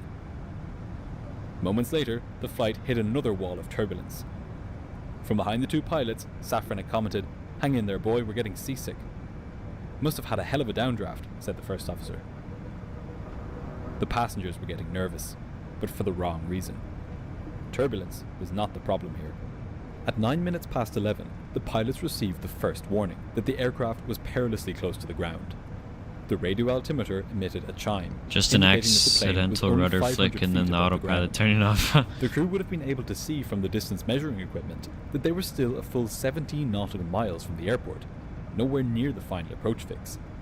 Normally, the pilots would not have been expecting to be at 500 feet until just a mile or two before the runway. There was no way to ignore it now. Something was seriously wrong. Captain Brock ordered the first officer to apply full power. Kreshik pushed the throttles fully forward. Bro, I'm not summoning disconnecting the maximum thrust from autopilot crew right now, engines. bro. The passengers What's were up, pushed into their Matty? seats as the engines spooled up. Yes, I'm here, bro. Wait, A few what seconds you after doing, the bro? first warning, What the you radio doing? altimeter issued another chime. Beautiful This time, disconnect. its message was dire. The aircraft was now just 100 feet above the ground. The crew were flummoxed, but there was no time to react. Matthew, Less you than 2 flying? seconds You later, flying right now? the aircraft skimmed the trees near the summit of Mount Weather at an altitude of Handle the rest and I'll 1,670 give feet. you Moments Dreamliner's later, the plane lifesavers. slammed into the mountain. Hand fly the Burst into rest. Oh flames my. immediately, Oh, its momentum flinging pieces of fuselage up. I missed it. I missed it. The aircraft was now just 100 feet above the ground. The crew were flummoxed, but there was no time to react. Less than 2 seconds later, the aircraft skimmed the trees near the summit of Mount Weather at an altitude of 1,670 feet. Moments later, the plane slammed into the mountain. It burst into flames immediately, its Damn. momentum flinging pieces of fuselage up over the top of the mountain. There was little left of the aircraft after the impact. None of the 92 passengers and crew had survived. Oh man. Immediately after the crash, the National Transportation I'll Safety join you, Board hold began from what would Dublin. turn out Oh, to nice, be one of the Matthew, most nice. consequential investigations in its history. The first major improvement which resulted from this accident was that the aviation industry focused on assembling a common lexicon to remove confusion over terminology during exchanges between pilots and air traffic controllers. Never again could such a simple misunderstanding lead to such devastating consequences. But the two most important changes to emerge from this accident had little to do with communication at all. They were technological, and I've already mentioned one of them in passing earlier in this episode. Alright, we're on 4x These sim two speed. Oh innovations my, would go why on to do? improve the safety of passengers and crew around the globe forever. I'll screen share? making Okay, cool, accidents like Matthew. this almost entirely a thing of the What past. plane you taking, bro? Shortly after the crash of Flight 514, the NTSB asked the FAA to mandate that all airliners be fitted with the GPWS, or Ground Proximity Warning System. This would unambiguously alert the crew that they were fast closing Yeah, in they on the didn't terrain, hear anything. and that they would Terrain, need to take terrain. immediate Oh, action oh. to save the aircraft. GPWS You know which one? Well, gives let me pilots guess, significantly 742? more warning time than the more basic systems of the KLM past, livery? and it has saved countless passenger lives in the years since its introduction. Another improvement which resulted in large part from this accident was an alerting system for controllers, which warns them when any aircraft deviates below the minimum safe altitude for any particular sector.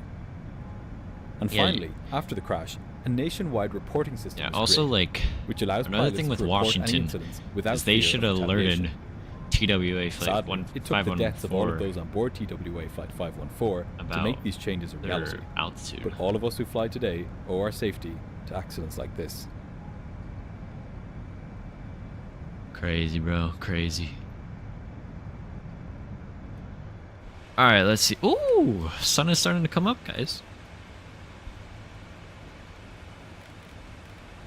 Oh, I think Whisper knows what airplane he's taking to. I'm in VC? Okay, cool.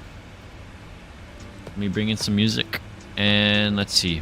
Our progress, so we're scheduled to get on at 1 in the morning. Why we? Let me see this. We go.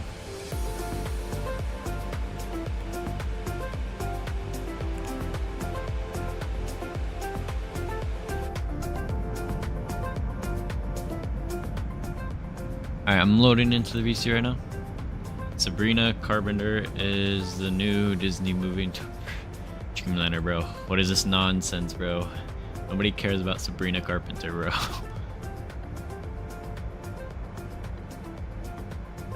Alright, let me... Whoa!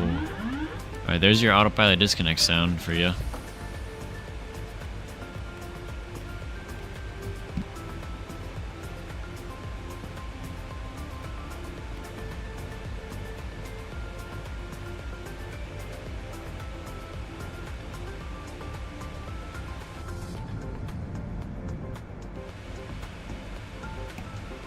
I want to turn these off completely.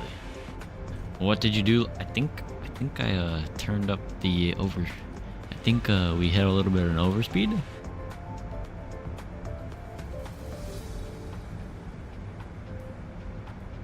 Dreamliner, bro. No one's gonna do that, bro. Chill out, broski. All right, let me pull up the VC right now.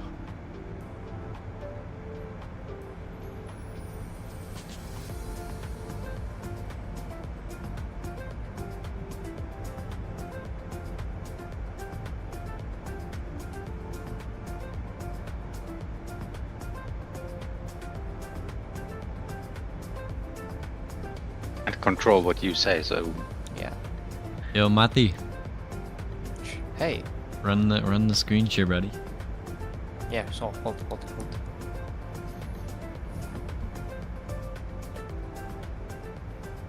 Whispers in here too? Yeah, he's there. Yep, I am. What's up, buddy? It's gonna be night, dude, on this thing. Where do I spawn in? Because I need a heavy gate. That's what the... Bro, Dreamliner. I already said this earlier. I'm not gonna squawk 7700, bro. It's a heavy one. And there's a hanger.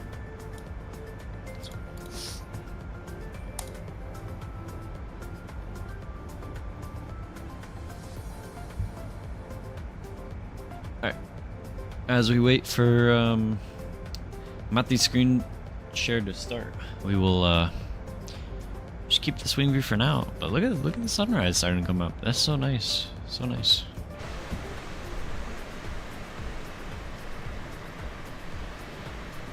Oh yeah.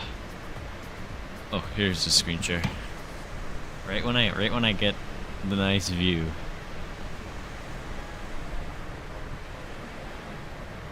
For 1 second? No, bro, I'm not.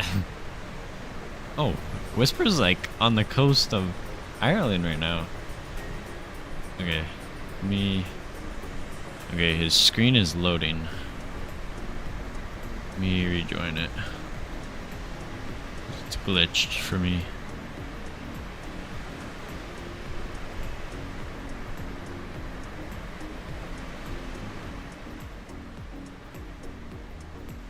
Screen still loading. I mean, sim hold.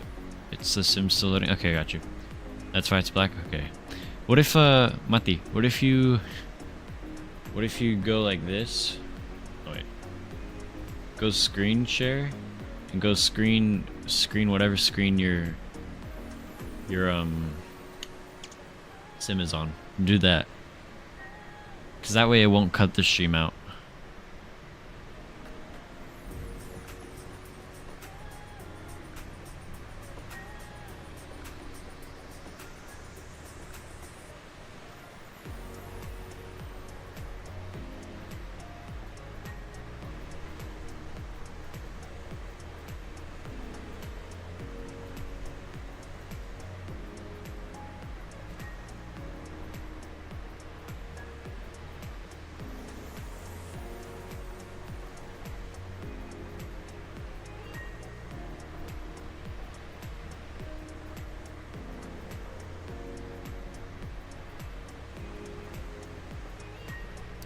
I got you, Mati. I got you.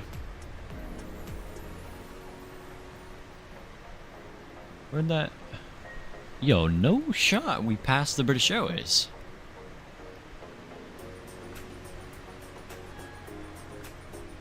Oh my, we did pass him.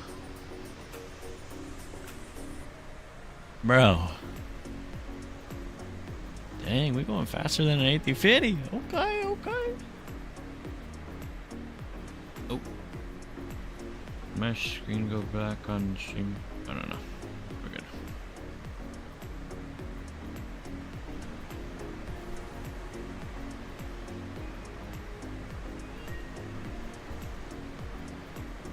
See, this looks good. Who's D1 linebacker? Dreamliner, I think that's you, Brody.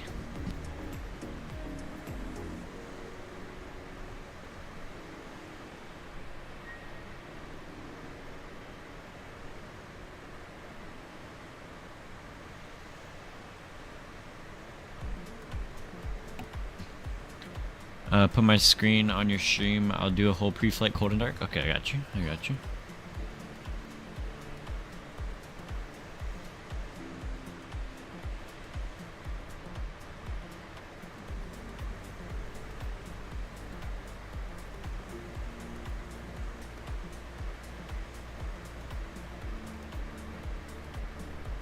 I'm pulling up the stream right now.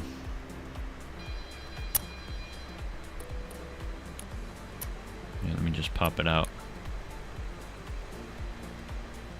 Yo, Mr. Windy. Hey, congrats on 200. Appreciate you, Windy. Welcome to the stream, man. Hope you're doing well, bro.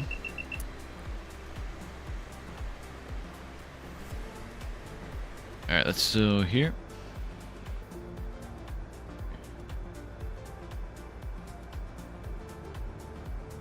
Yeah, this is a good seat. Go pull it up. Why is this?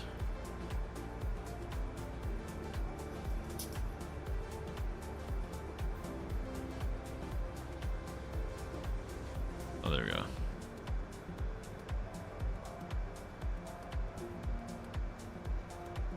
Are you excited for the 737 300 to 737 500? I don't know, man. I don't know how I feel about it. Like, I don't know if I should get it or not. Let me get this pulled up for you, bro. Wait. There we go. Cool. Window heat. On. Seatbelts and nose. Alright, Matthew, I got your stream up. On. Emergency lights. But he just somehow knows how to fly some 47-200 like a boss, bro. Flight instruments. Check. Altimeters and clocks. But Wendy, the only thing I don't know, it's just kind of weird how it's a subscription based. And it's just like, I mean, I'll probably get the subscription for a month or something, but I don't know. I'll have to see how it flies. I'm gonna watch some other streamers fly first, and I'll see if I'll pick it up or not. But I'm definitely not gonna pay 120 bucks for it, bro. Most likely, I'll only do like a couple months of the subscription, if anything. Stall warning. Check. Mach airspeed warning. Check. Auto brakes. Check and off. Body gear steering. Arm. Anti-skid. On. Autopilot. Flight director. Hashtag free the dog. Dreamliner, the dog is fine. He's just playing with me. Or at the very least, give dog some attention. Yeah, well, he's just whining at my bed, like. And I try to pick him up. Like, I'm literally holding him right now. And he's just mumbling, I don't know. You know, earlier he fell off the couch and hurt himself. Like,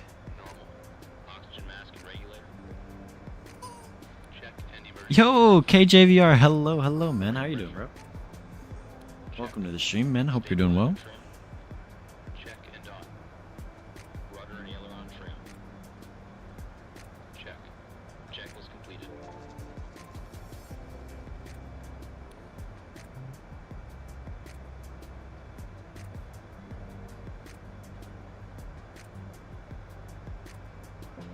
Let him hijack. Oh, okay.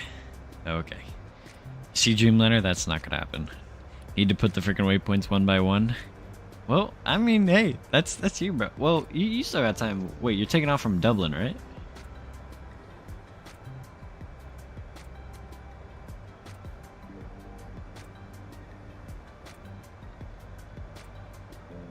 Because we're not even at Shannon yet. Nope.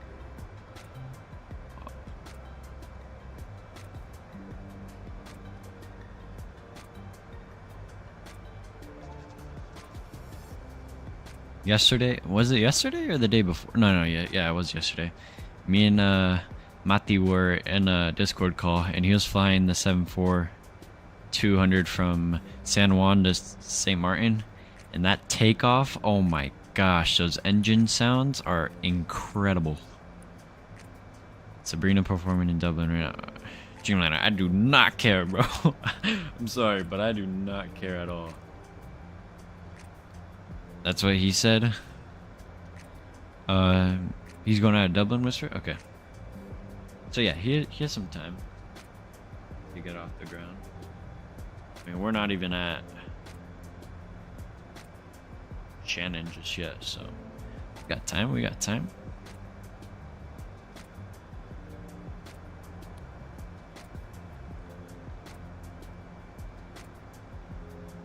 So Speedbird takes the A350 1000 from Gatwick to JFK?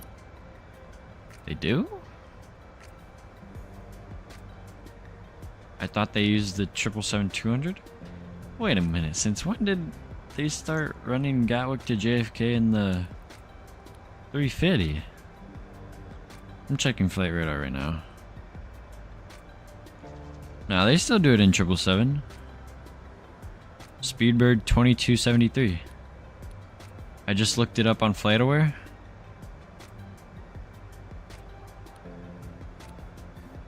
Same thing I said, law. I was like, huh?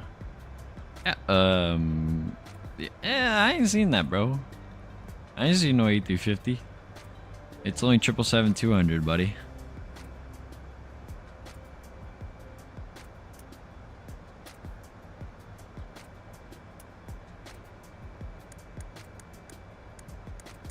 Yeah, no, it's back-to-back 777s. I don't know what Flight Radar is saying. FlightAware.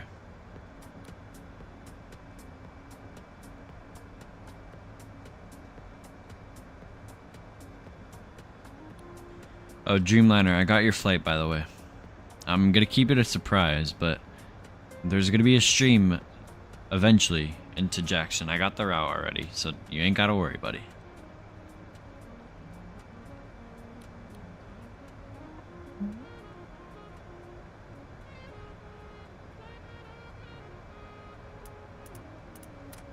I mean, they might operate Heathrow to JFK in the 350. Oh yeah, I'm getting the same thing. Yeah, why is it pulling up 350? What the hell? When? I'm not too sure, buddy. But it's on the plans. Shit is always whack. Dude, I know. Wait, let me check Heathrow JFK, because maybe they do that in the... Oh my god. British Airways flies so much from Heathrow to JFK in one frickin' day. Bro, Skyfall, to be honest, bro, I regret going to Japan Airlines, bro. I wish Speedbird accepted me.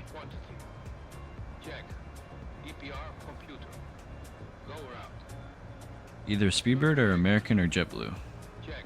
Because I want to do some more transcons, to be honest. Or Alaska. Yeah, London Heathrow JFK is also only on 777s.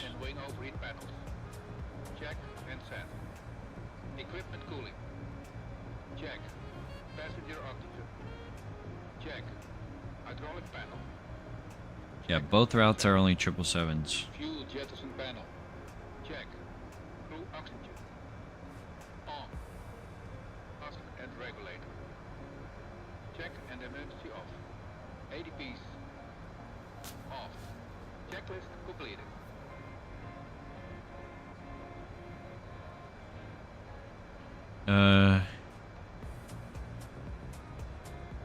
No, that's not what I'm planning on, buddy.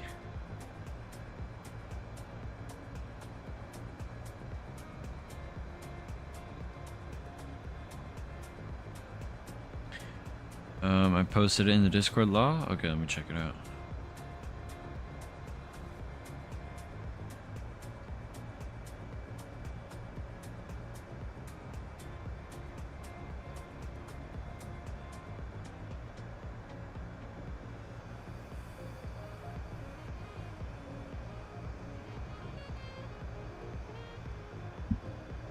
No, buddy's already pushing back. Yeah, Skyfall, I see that. Bro, yeah, like, that's what it says on my side, too.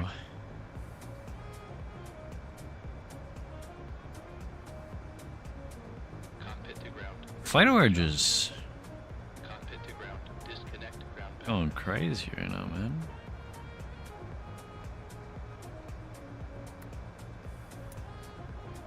Shocks removed. Ground power disconnected.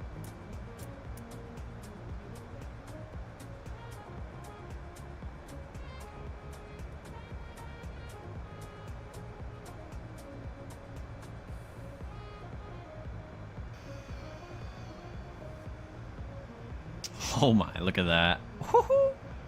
Engine startup time. He is a quick little guy on the checklist, bro. Okay, all doors and hatches are closed. He's going so Ready to fast. connect. Like, bro was already ready to push back, too. The heck.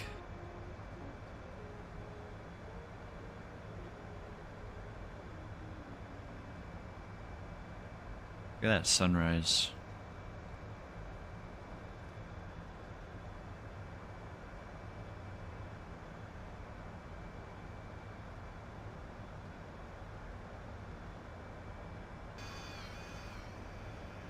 Bro. Look at that beacon light too. That beacon is sweet.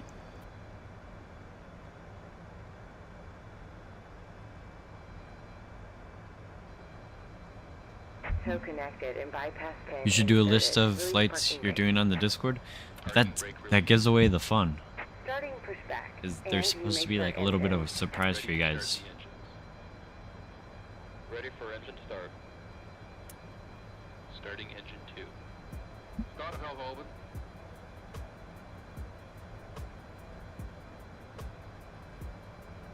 Like, obviously I post in the alert section and stuff for stuff like what route would you guys want to see or something, Fuel on. Light up. or Starting engine 3. Start valve open. like what livery or something.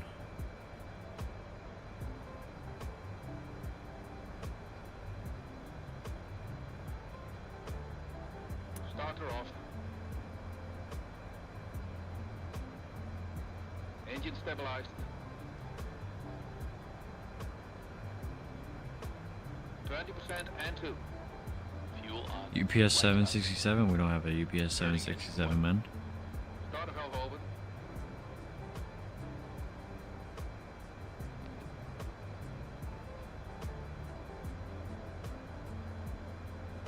Starter off. 20% and 2. Fuel on. Engine stabilized. Light up. Starting engine 4. Starter valve open.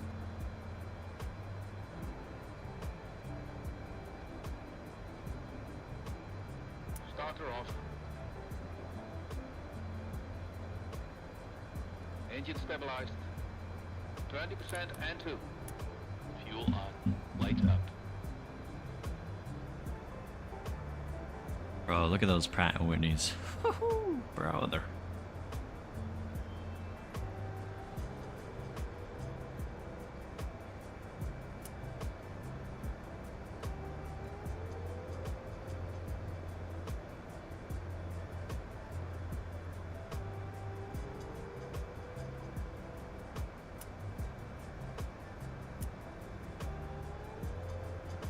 Operation complete. Go ahead and set the parking brake.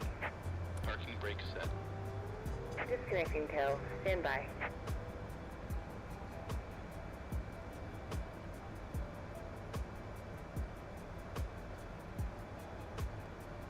We're starting to get that sunrise over there too.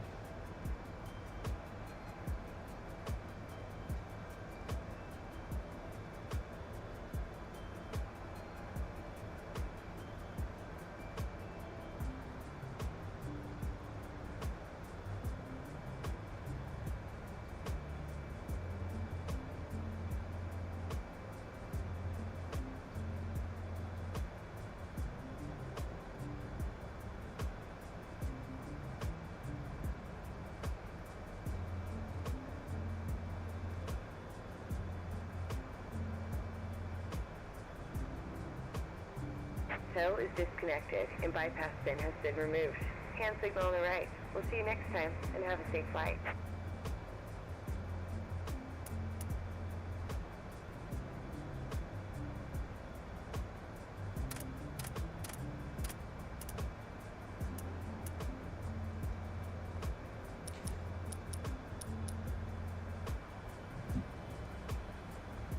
Mouthy bro, I still don't know how you do it. Bro is a captain, a first officer, and a flight engineer all at once, which is frickin' insane. Just about ready to taxi, yeah, man. Bro works quick. On. Brake pressure. Check. Start levers. Idle detent. Engine and the eyes. Off. Electrical panel. Check. Pack valves. Open. Dual warning lights. Out. Hydraulic panel. Check. Flight recorder. On. After start checklist completed.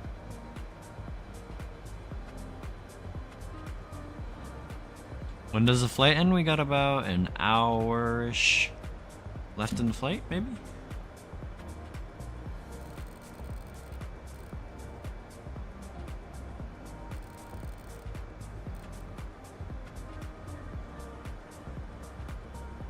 Taxi checklist, please. Flaps. Flaps 10. Flaps 10. Takeoff data. EPR and the airspeed bugs. Hold on.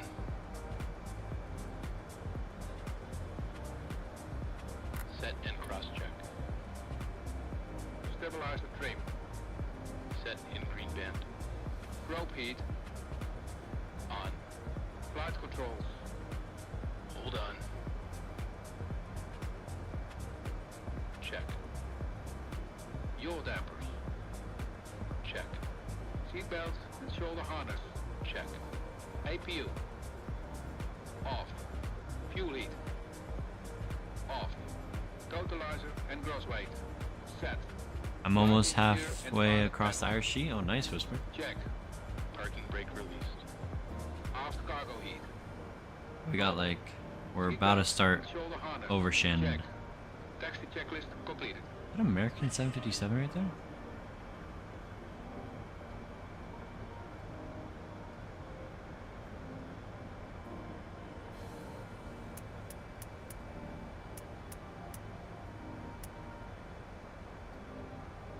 Just send a photo of my sunrise in the Discord? Alright, we'll go check that out, buddy.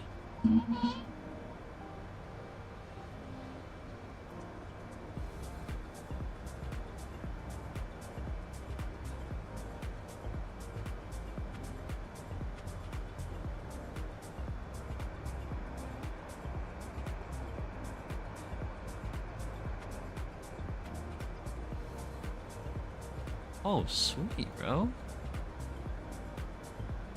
Are you on real time? Is this real time, Reed? Nice, Reed. Looks good.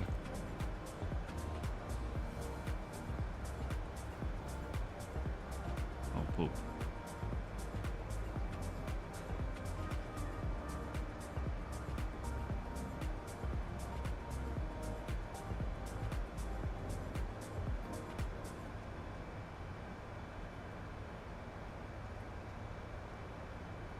No, I timed it up with IRL flight that departs at 2 a.m. Oh, gotcha.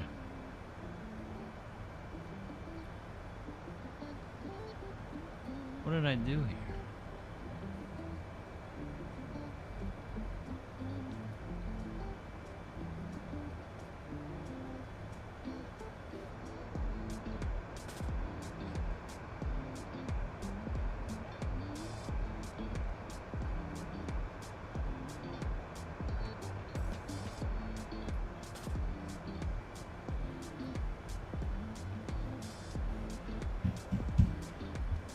I'm gonna try and fix this. I swear, I literally just had it normal.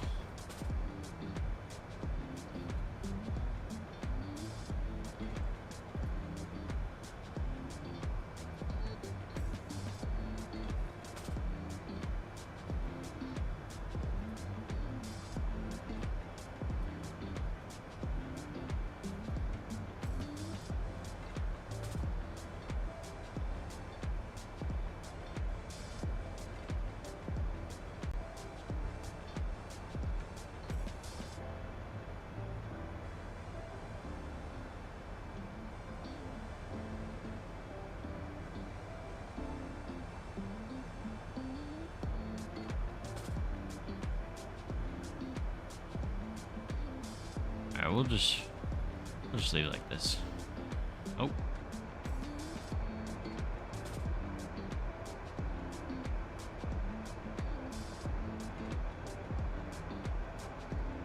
Okay, what's going on? The whole thing's broken now.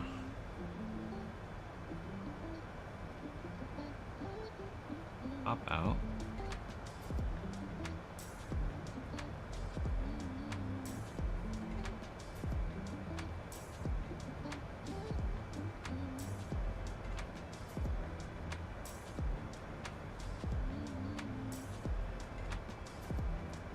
Oh my god. Hold on, guys, one moment.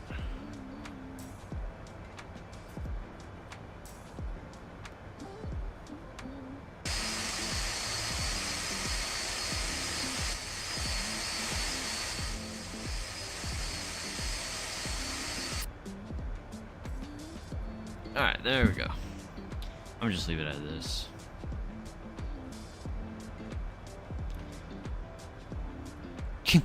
Yeah, I ain't complaining with the sounds, man. I'm ready for this takeoff roll, bro. I got you.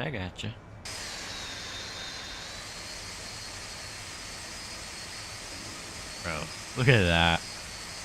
That's sweet, bro.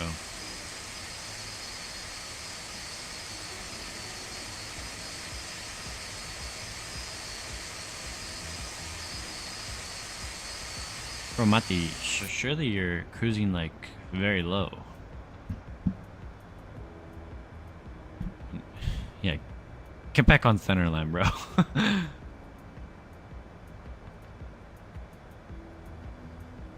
370 from Dublin to Amsterdam? Before takeoff checklist. I think he'd be at like 25,000 or something. Considerations. Check. Cabin alert. Check. Transponder. I reckon we do a full toga out of here, man. Check. Damn. Ignition. Flight start. Body gear steering. But he said, damn. Back valve. Closed. Pressurization mode selector. Auto. Fuel boost pumps. On. Cross feed Yo, valve. boost bumps. Check. Before takeoff checklist completed.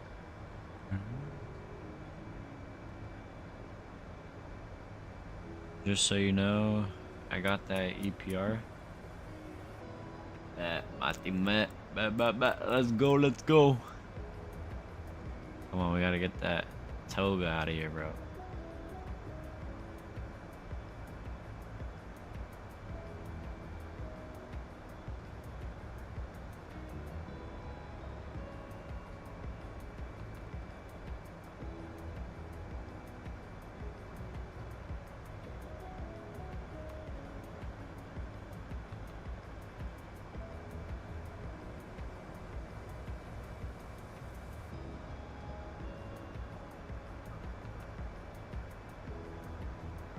Question? Wing view on spool up? Yeah. Wing view. Oh wow, look at the runway. Oh, what are those lights doing? That's not normal. You got a glitched runway. These aren't supposed to be here.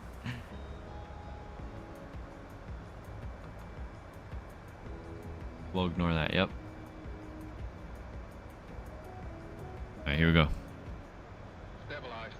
And our boy's rolling, yep.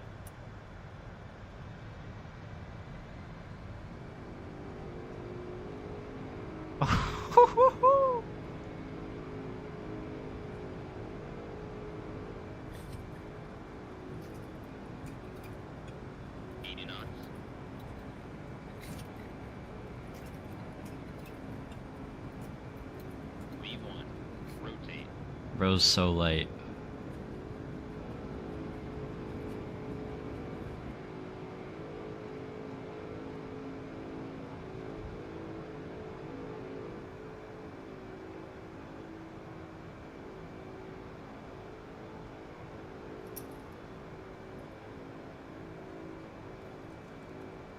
Flaps up. Gears up. Wow.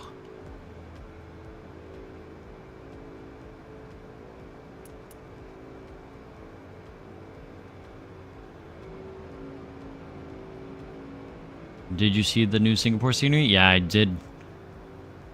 I'm gonna have to pick that up, bro. Because it's in 2024 now, so that means I can do some Singapore Airlines ops. And that'd be fun to do. Alright, I'm gonna come back to your stream, but I just want to go in an outside view. Because we're over land now. Look at that, guys. Woohoo!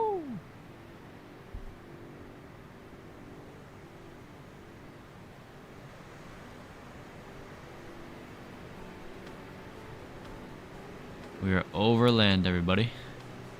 Although San Francisco, Singapore stream? Absolutely not. Absolutely not, Reed. You're crazy if you think I'd do that.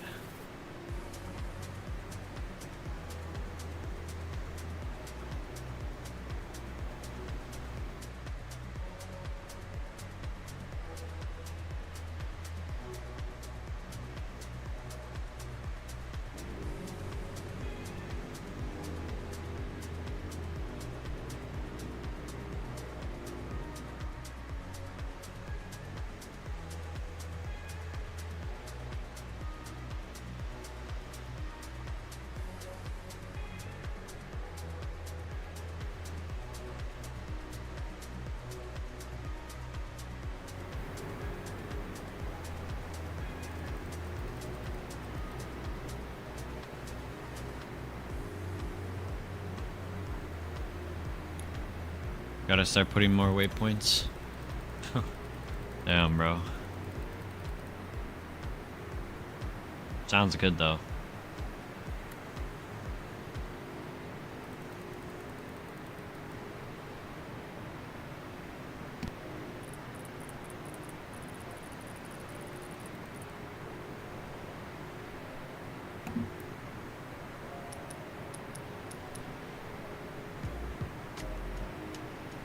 After takeoff checklist. Gear lever. Damn. Off. Landing and local lights. Off. Ignition. Check. Seatbelts and no smoke inside. Check. Back valve. Open. Fuel heat. Auto. After takeoff checklist completed.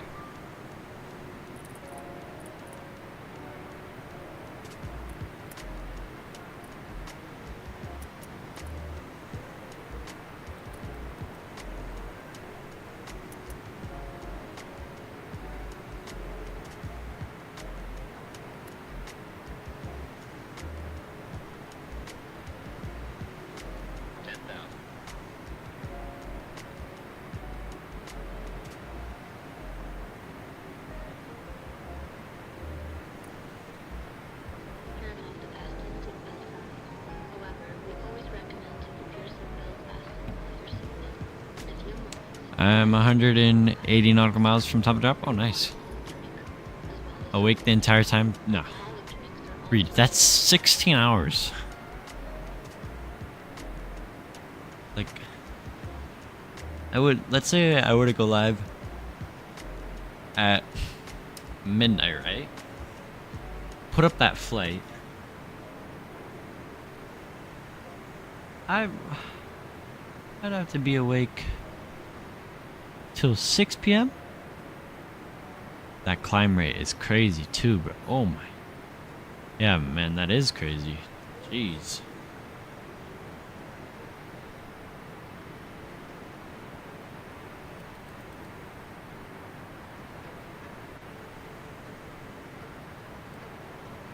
The 742 is a rocket ship. Yeah, and he's super light too. Look at that. Sweet, bro.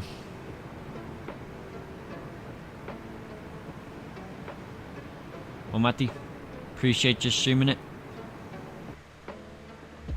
That was sweet, bro.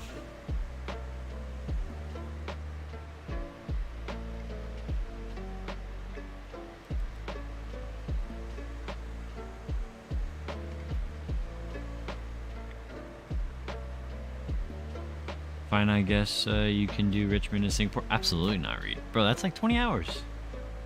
Insane?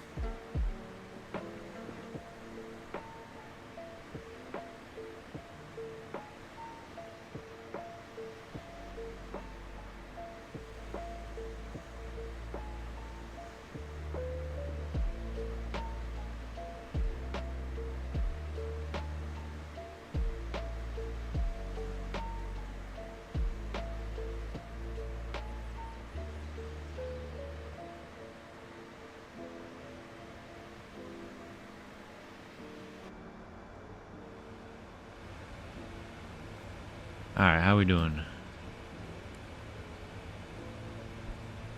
That top of dropping... What? Top of dropping 3:55, so still scheduled to get in at 1 in the morning. Yay.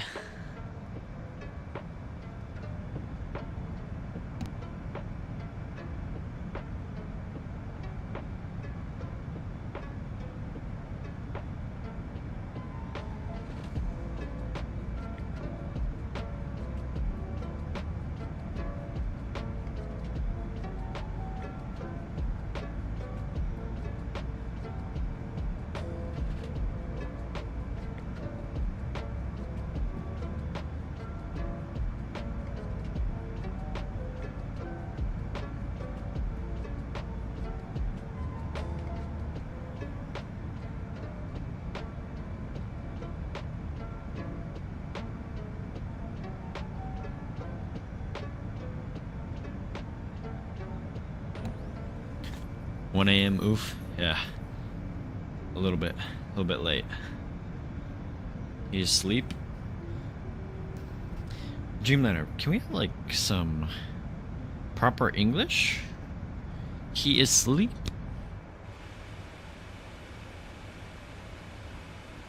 Look at this sunrise though.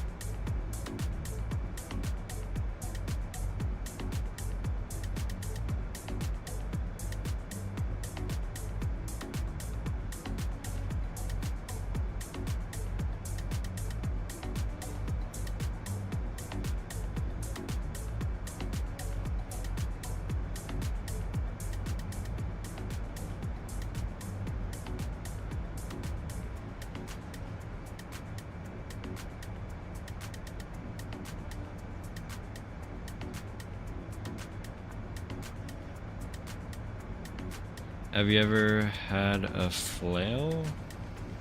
What is that?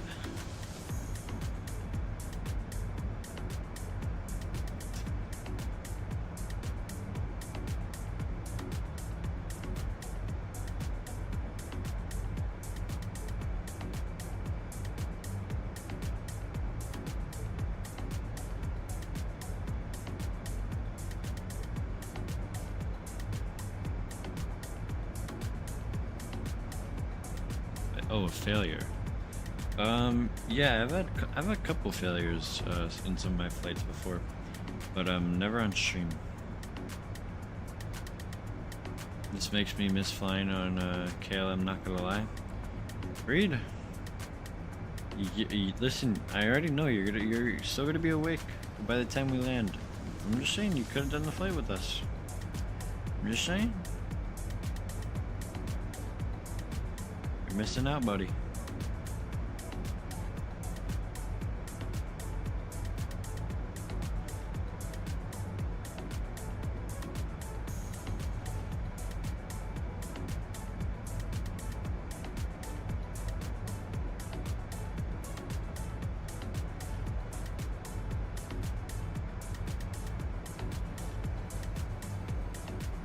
I'm drinking a Dr. Pepper right now and I'm trying to fall asleep in 10 minutes. We'll see what happens though.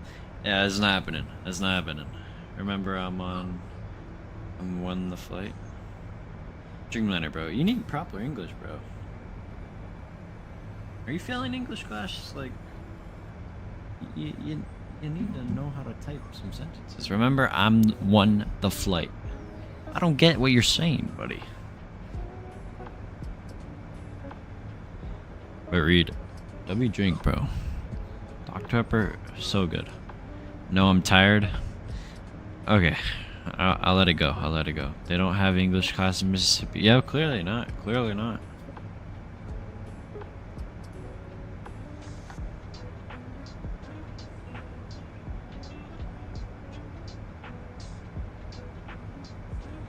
Diet Dr. Pepper's. Oh my god. Read it. Ew, bro, that's disgusting. Diet Dr. Pepper? What are you, 300 pounds? Baja Blast. Oh my god. Yo, Baja Blast is like battery asses, bro.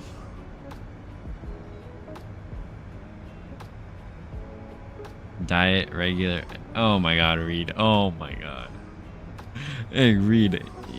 You were out of the stream, but earlier when we were leaving Moncton Center, the tower or the center was like KLM 618 heavy. You could head over to the dark side now.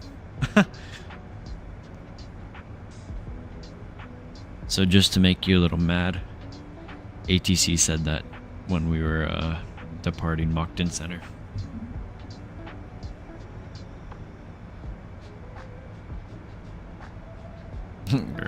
Oh my god. Oh man.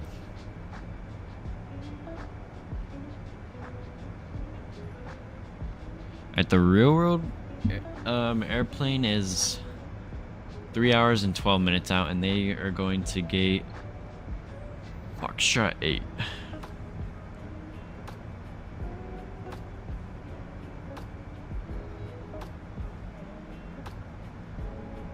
Alright, Foxtrot 8 is our gate. So guys, whoever's flying along, Matti and Whisper, we're going to Foxtrot 8.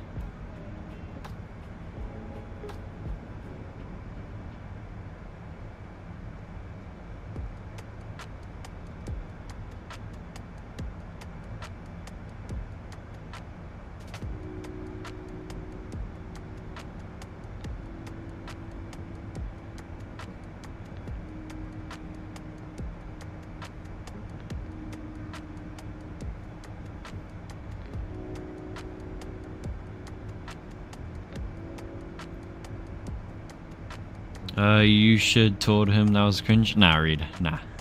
Pepsi X milk is a. Are you serious? Hell nah. Hell nah. Hell nah. Get out of here. Get out of there with that. Passing 320. Oh, nice, Matty. Moncton did not say that. Yes, they did, Whisper. Yes, they did.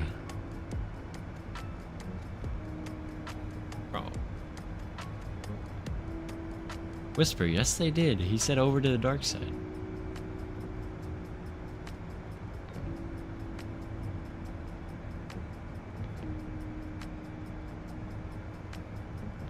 And I'm gonna find it too now, because you just said that.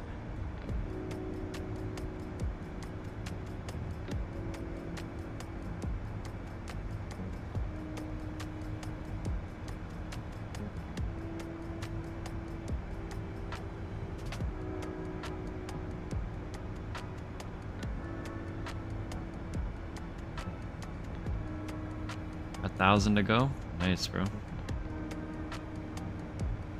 I don't know. We are on the dark side.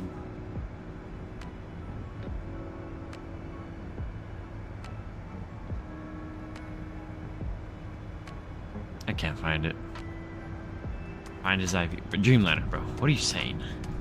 What are you yapping about, bro?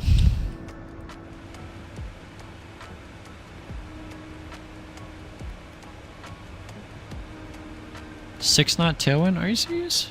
That's terrible.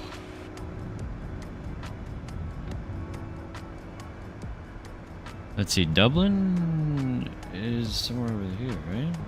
Dreamliner just talking to talk. I know. It's past Dreamliner's bedtime.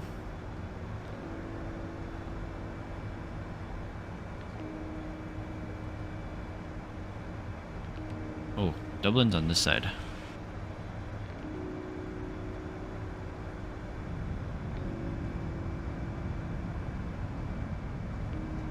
It should be somewhere here. Let's see. Ah, there's Dublin Airport. There's Dublin.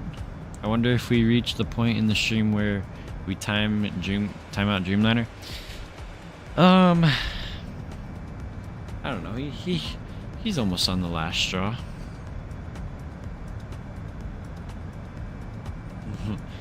Okay, stop spamming Dreamliner. Stop spamming, bro.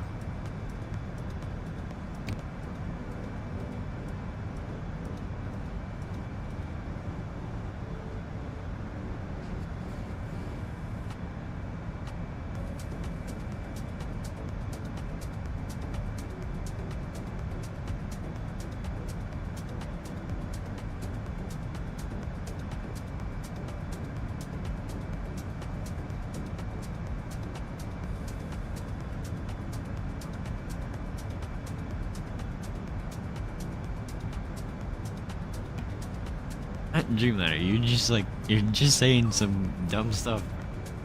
TAF is showing winds 220 at 6 for the morning. Tomorrow it's already pushing it. Oh, damn.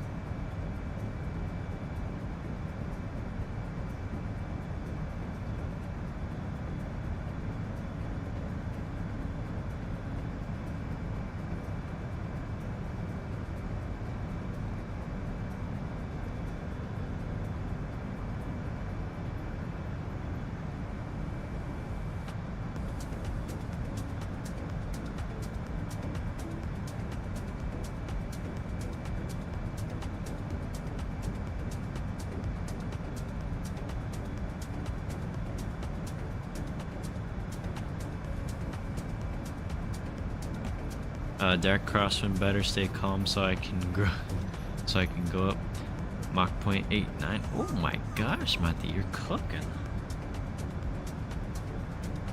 Love this M42, yeah, bro. All right, give me 5 minutes, guys. I'm gonna go play with this dog.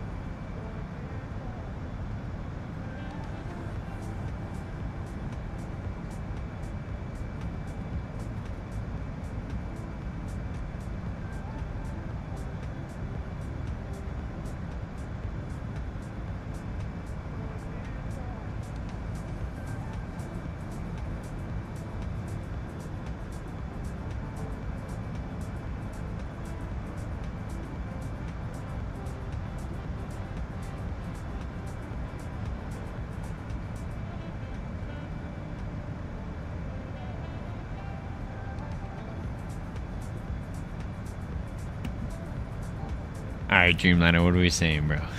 Alright, bro, Chacho, I'm out for the night. Butter it for me in Amsterdam. I got you, Reed. I got you. Have a good night, buddy. And you flying tomorrow, right, Reed? The dog needs to be free? Nah, the dog is fine. He's just attacking my blanket.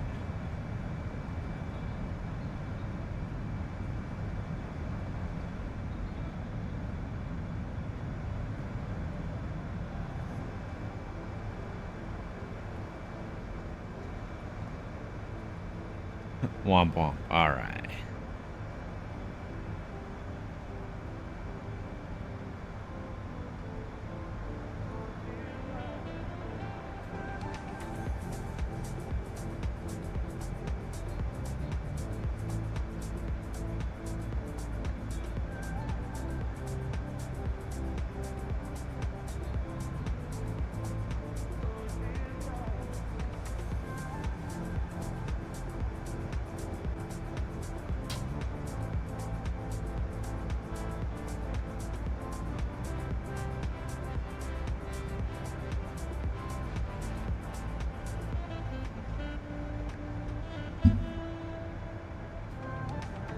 Guess we could get the wing light off now.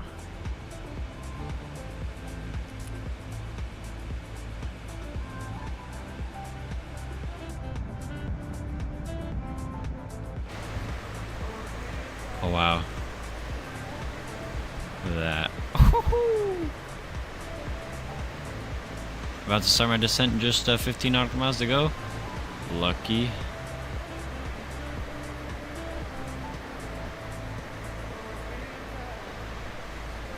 Start descent, bro. Dreamliner, we're still far out, buddy.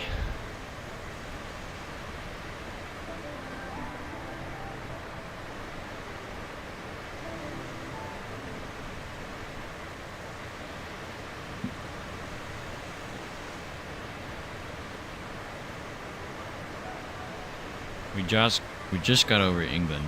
We still got a bit to go till we start our descent, buddy.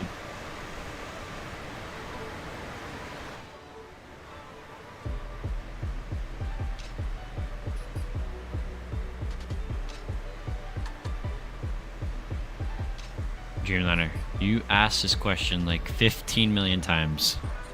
I have no preference. I like both equally, bro.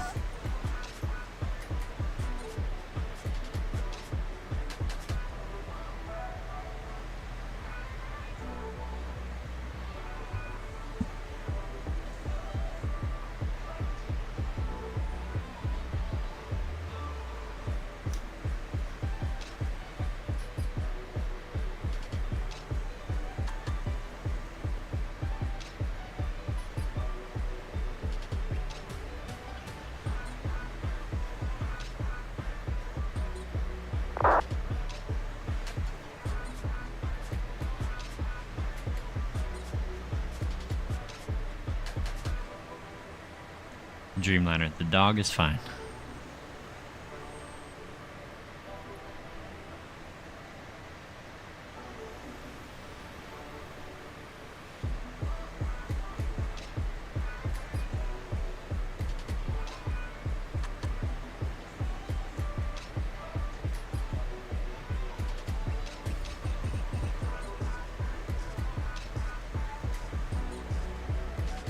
Does not sound alright. Dreamliner, you say whatever you want, but he's just chilling on my lap right now. He's just mad because he doesn't get to play with his blanket because he just ripped it apart.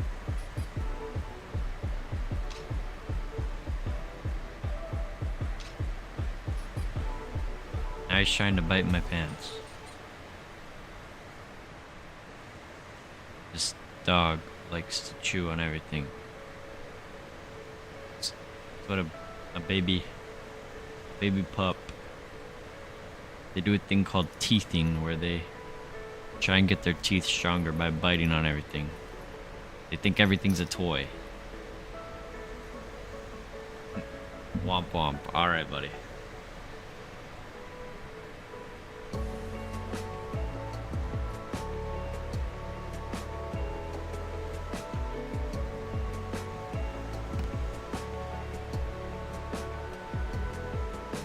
No, Matthew, don't you start this either, bro.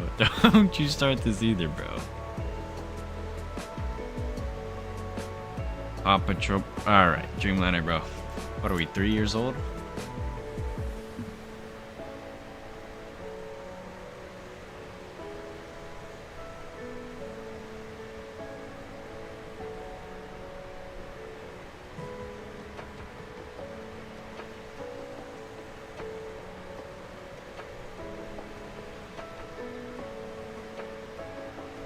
You said I never said that, Pop Dreamliner.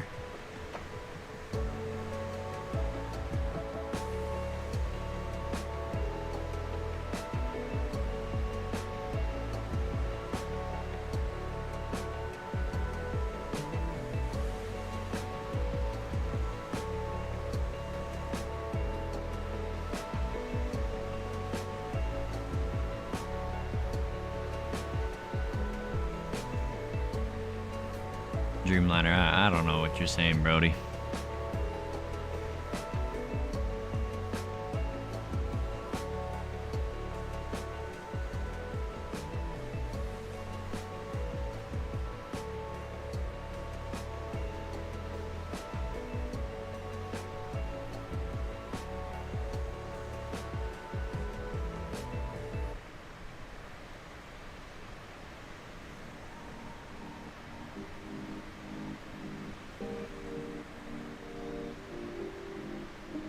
How old is he? He's like 7 months old.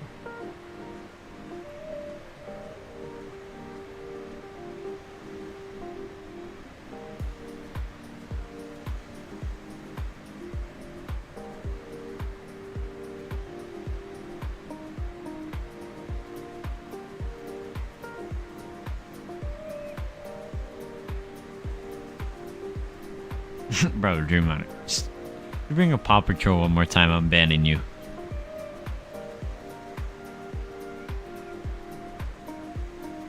Buddy said yippee.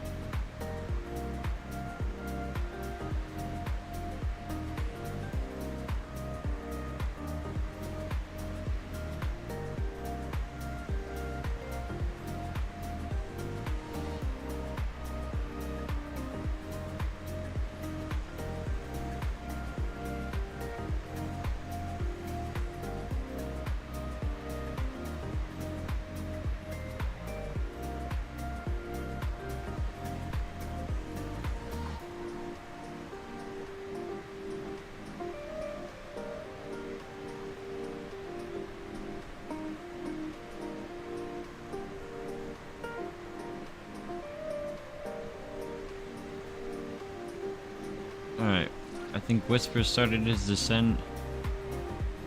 Matty is like 200...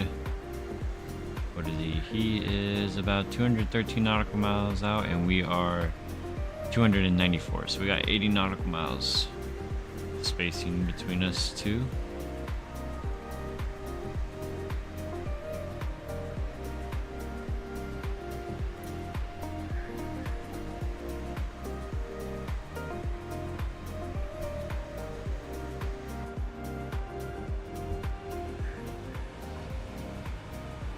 Chopper dropping 160, finally, bro.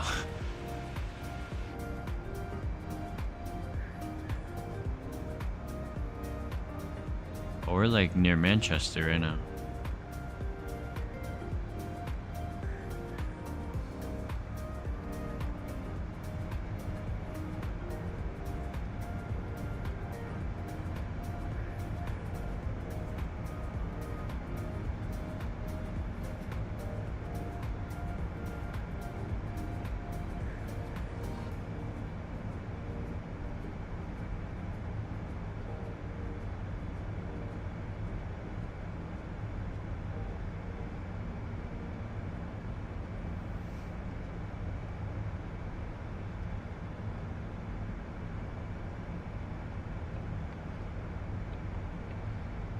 Passing flight level 235 now. Nice, Whisper.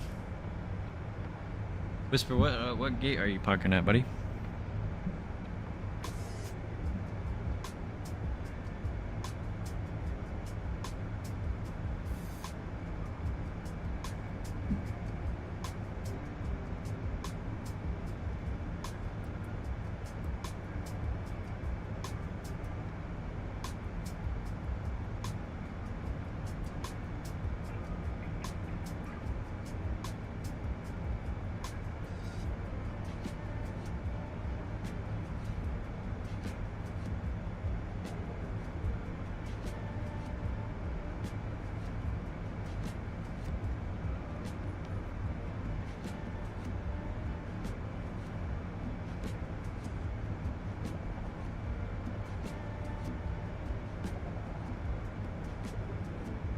have no idea. Just wing that part low, as long as it is big enough.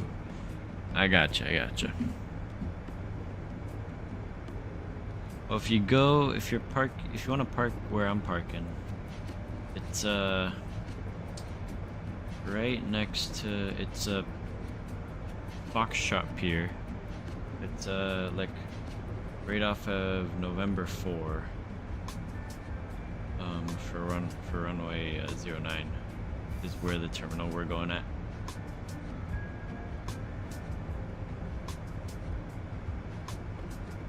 Did you start any giveaways yet? Zemp, unfortunate, bro. We're two likes away, bro.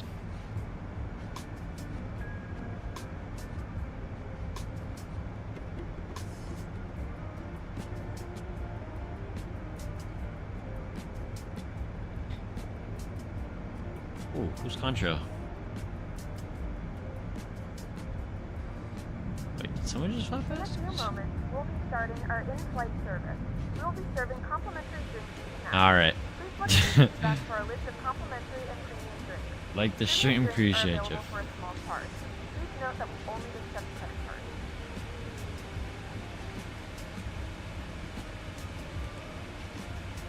Alright, so we're 141 away. We got, let's see. Appreciate you, buddy. Appreciate you.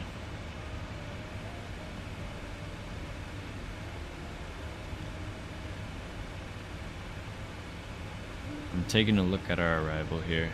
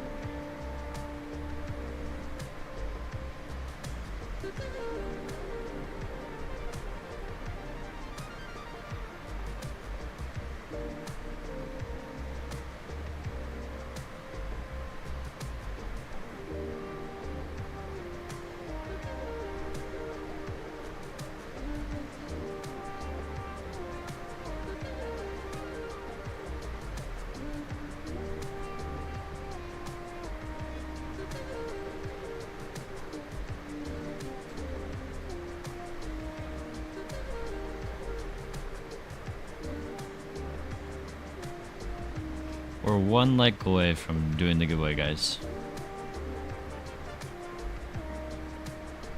So if we get 25 likes, we'll do the giveaway, guys.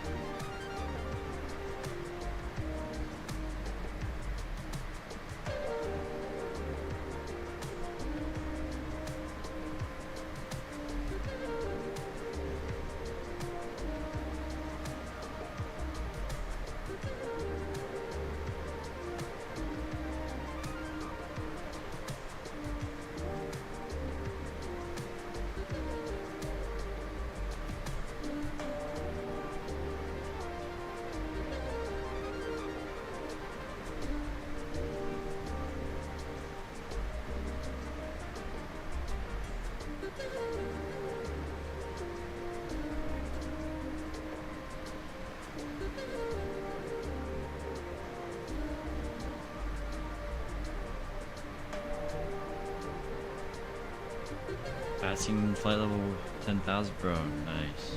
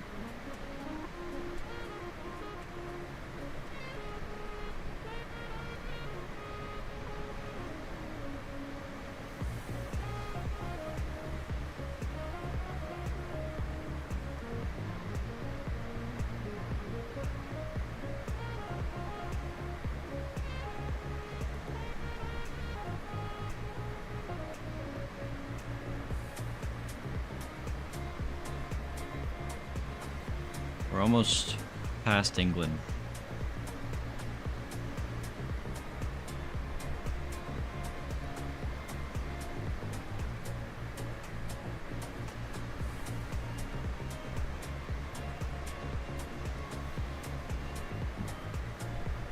Let's see how we're doing. Are we at 80? Alright, close enough. We'll go plan for top of drop now. Why not? Dreamliner, you're back. Alright, so altimeter is 1020. We're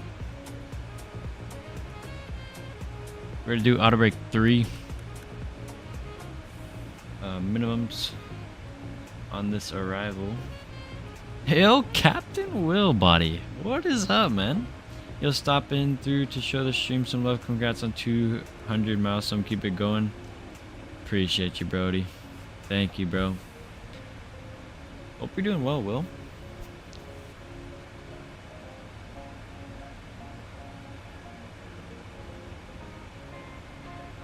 Alright, so minimums are 217, so we'll go get 217 in here.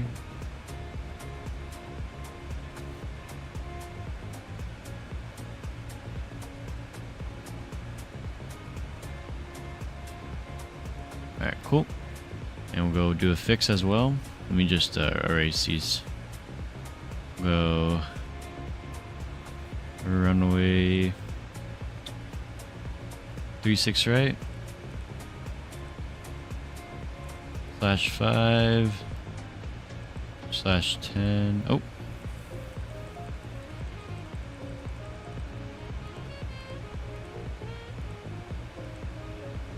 $25 likes, really? Oh shoot, we did. Alright.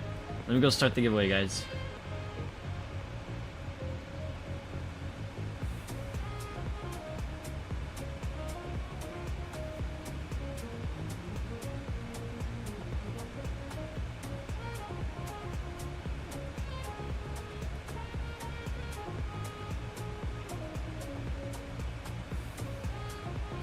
Alright.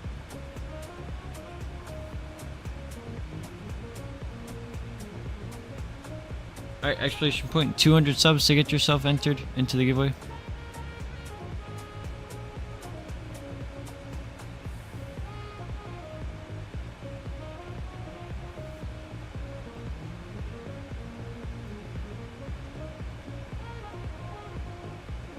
So yeah, exclamation point 200 subs to get yourself entered to the giveaway.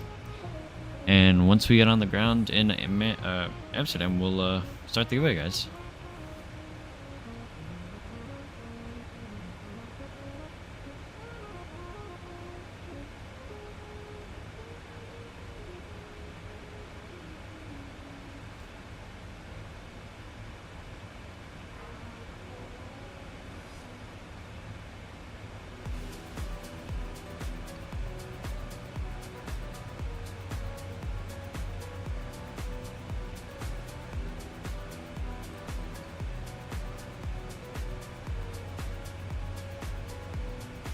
Dreamliner, you only gotta do it one time or it'll kick you out, buddy.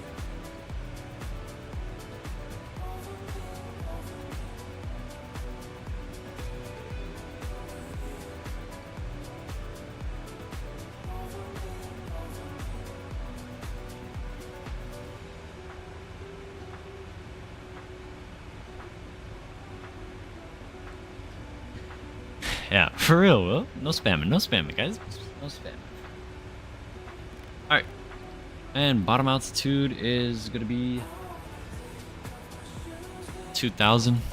And I'm gonna basically, instead of fly overhead the airport, I'm gonna enter a left downwind and a left base for 36 right.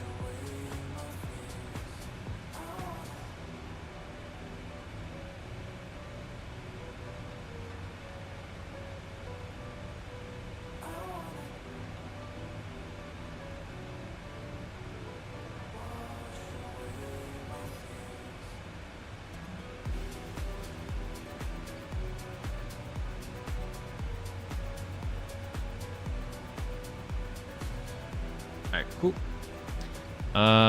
When we start descent? No, we're doing it once we get on the ground at Amsterdam. So about what, like we got like 34 minutes? Just so people who are still coming into the stream can enter.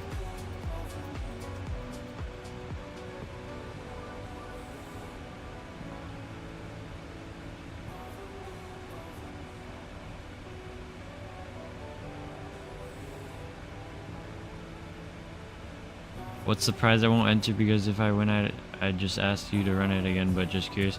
We're gonna be doing a $10 sim market gift card giveaway.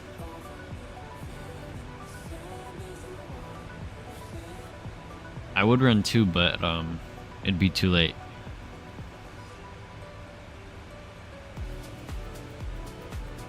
Going down, nice, Matthew. We'll save the other giveaway till another stream when it's not so late.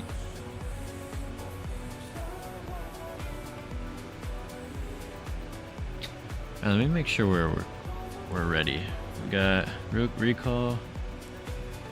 Notes checked. Auto brake 3 is set. Oh, landing data.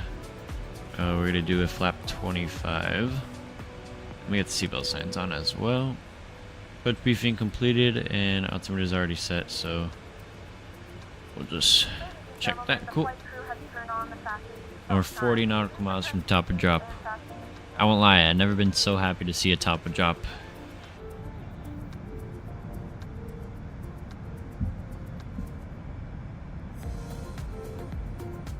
Whisper's probably on final or something right now.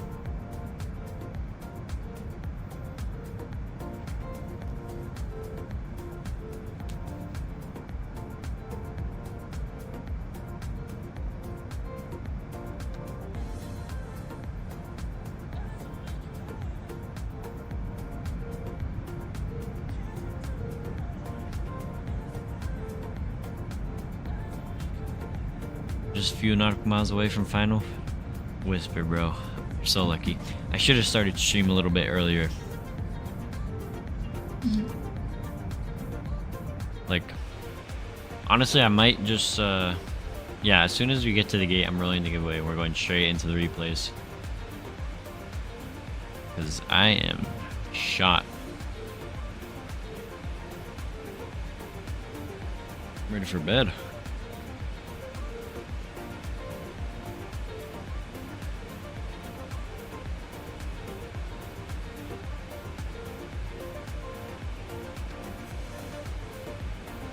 Whisper, I don't even know how you're awake, bro. It's like freaking, what is it, like 5 a.m. for you or something like that?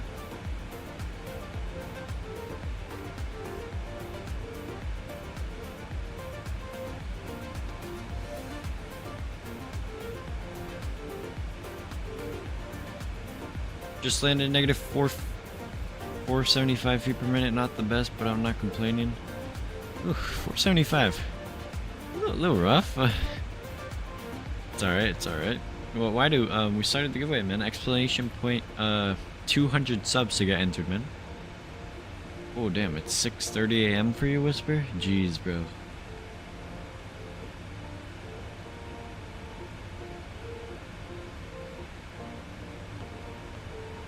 Yeah, why do? Once we get on the ground in Amsterdam, we'll roll the giveaway. Had one earlier that was 173, so I was happy with that. Oh, nice, Waidu. Waidu, no No space in between the 200 and subs. Yeah, there you go. Bro, Skyfall, I won't lie, bro. I'm tired, bro.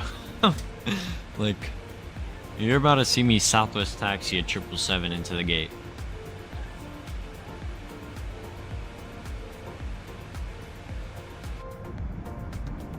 Alright, best of luck, everyone. Gotta go to bed. It's 12:30 a.m. for me. Yeah, it's 12:30 for me, bro. It's same here, buddy.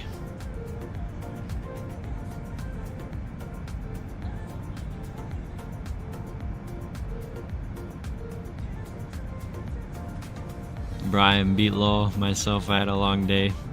Me too. I had football practice, then I had school. I came home, did this. Still doing this, watched the Knicks play.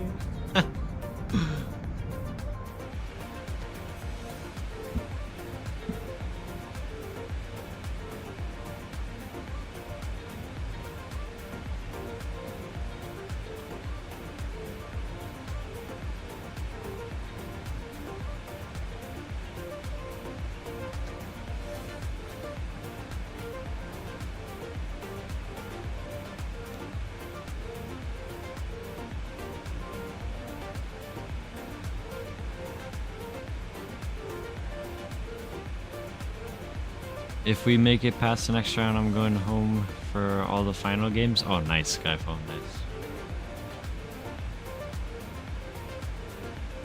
How much would the tickets be? What is your latest stream? This is, either this one or...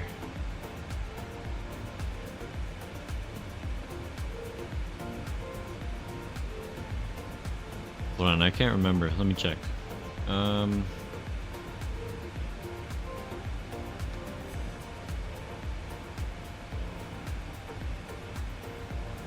Either this one or the Southwest one we did a couple weeks ago. Those have been pretty late for me. I think on the Southwest one we didn't get finished till like 1:30 a.m. or something like that. It was almost 2 a.m. by the time I ended stream. I'm pretty sure.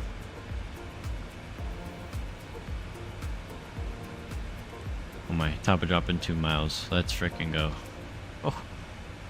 Man, oh man.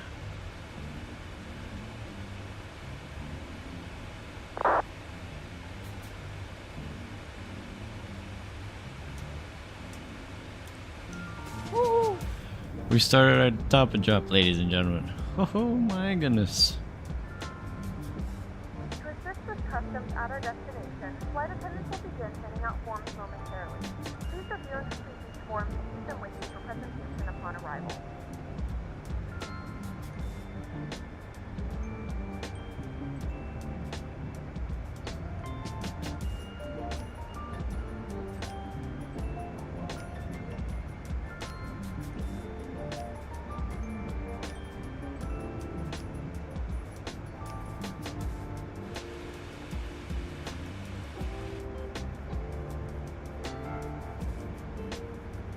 Alright, we just gotta go over this thing of water and we're on the ground.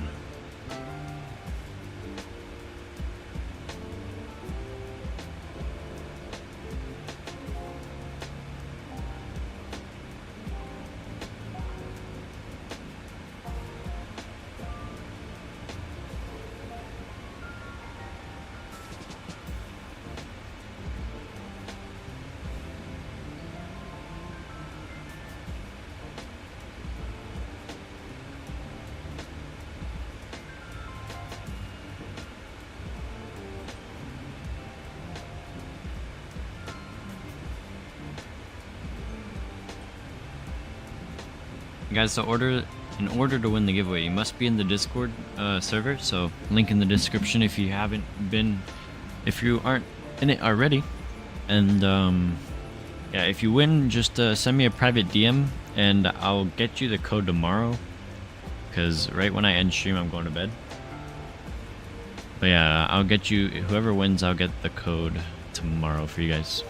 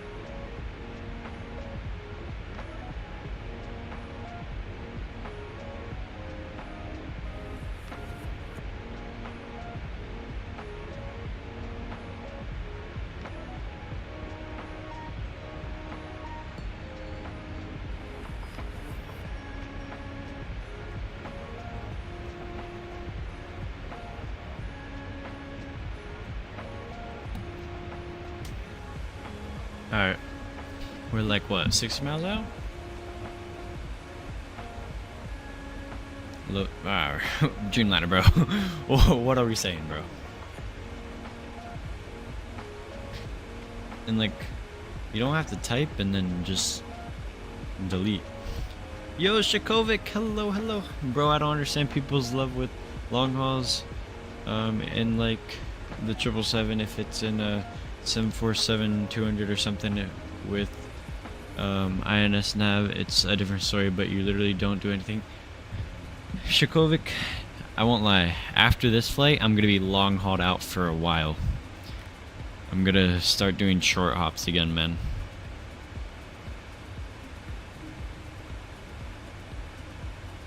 I just thought, you know, 200 sub special.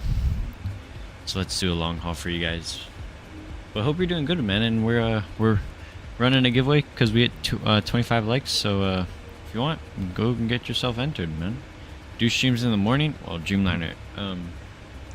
The thing is like with my current schedule, I can't. Like, I literally have football practice tomorrow morning at 7:30 a.m. Yeah, I know, just doing it for content, but for pure enjoyment, you know? Yeah, I gotcha. I mean, like, sometimes, like, whenever I feel like doing long hauls, I'll do them, you know, if I feel like it, but right now, I'm ready to go to bed. Football practice, what team? I play for high school, buddy. It's called the Hornets.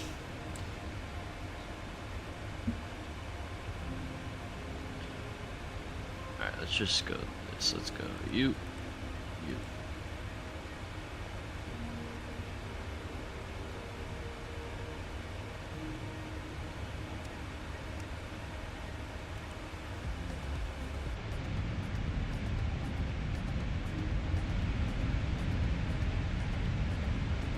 We got Sky Dolly up in the background.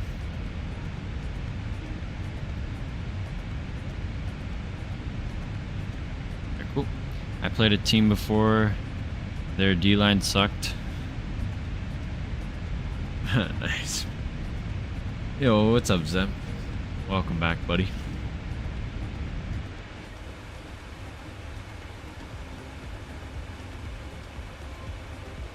Yeah, so we'll roll the giveaway once we get on the ground at Amsterdam. So we're not that far out. Sim looking fine like shit. Fine. I know, bro. Look at this. Damn. You look good. Now that the sun's up.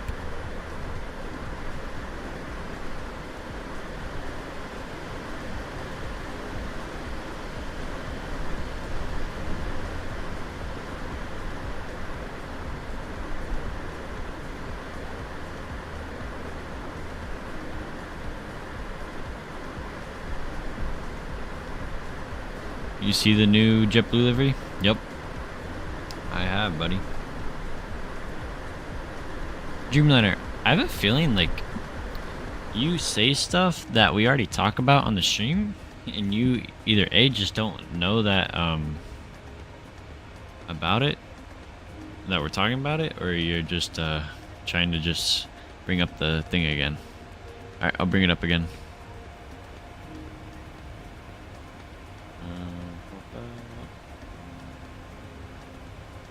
Alright, let's see. Looks like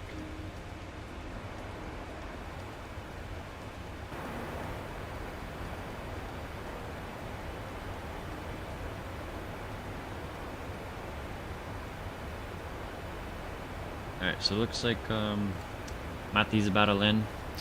Dude, I looked at your description. How do you meet that guy? Are you related or just went to the flight school he works for? No, I kind of just hit him with the DM. Asking like if I could go on a discovery flight with him, and he was down for it, and I kind of like, you know, made a good impression, and I basically made his workload a lot whole easier, and he's kind of been able to get me in his schedule, but I always love flying with him. When we roll in the giveaway, Captain? Once we get on the ground at Amsterdam, man. So just in a little bit. My airport might look broken, by the way, just in case. Alright, gotcha. I got you. Hold on, I'm gonna put you on standby real quick, because we're passing 10,000.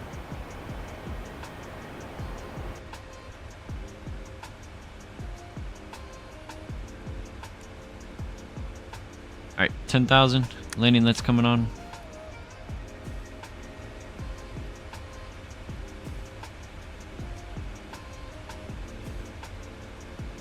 Alright, let me just do this. Do like a 130 on the heading. The dude flying the Fearless knows what's up. Oh, dude, I know. That's Matthew. I'm at gate Golf 3. Alright, sounds good, Whisper. Alright, let's make this like a 120 actually. Or 125. I don't want to be going so far out.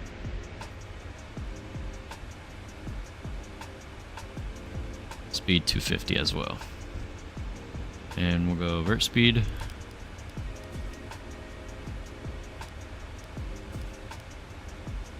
Bring her down a bit.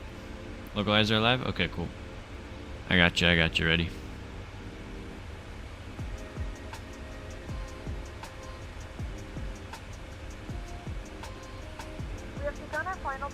Both Golf 5 and Golf 7 are available. I'm gonna go to, what's it called? I'm gonna go to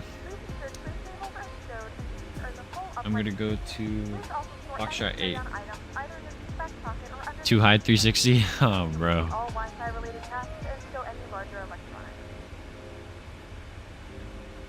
Oh, look at the AI ships, bro. Look at that. That's sweet. My cousins have the plug. We have season tickets. Oh, nice, Skyfall.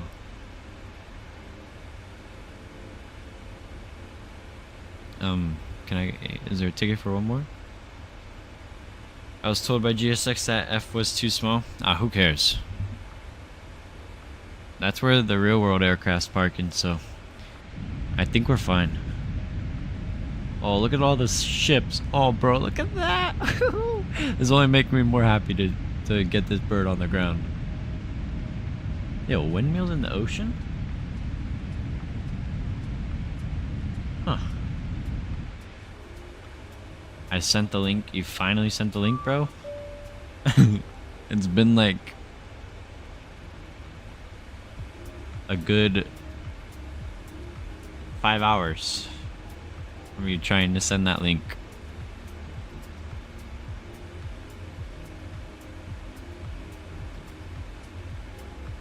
Where did you send the link, bro? I don't see it anywhere. Windmills in the water, nice. Oh, Spawning, welcome back, bro. Spawning, we're doing the giveaway, bro. And exclamation point 200 subs to get entered, bud. Just me or the PMDG 777 feels like it's on the railroad tracks, like it doesn't feel alive when flying in the environment when comparing it to the Phoenix and Just Flight. I totally agree with you, Shikovic. I totally agree. I completely understand what you're saying, bro. And I agree. I have the same feeling every time I'm flying it. Alright, I got you. Let me pull you up here. Down and check. Down and check. 1,000 flaps. It's in general? Flaps 30. Okay. Flaps 30. Ignition. Flight start. Anti-skid. Alright guys, I'm gonna cut the music here. Altimeters. 1, 0, 2, 0, set and cross check. Landing checklist completed.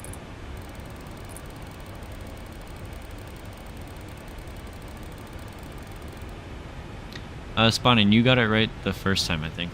Let me check, make sure you're in. Yeah, you're in, Spawning. You're good. No terminals, oh, bro.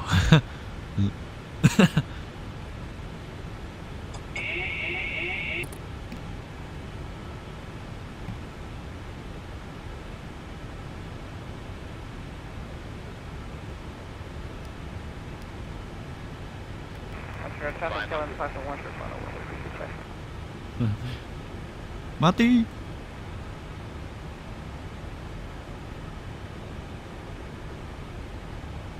Alright, will Mati butter it in the 747-200? Approaching minimums. Minimums. Oh, here comes Amsterdam, guys.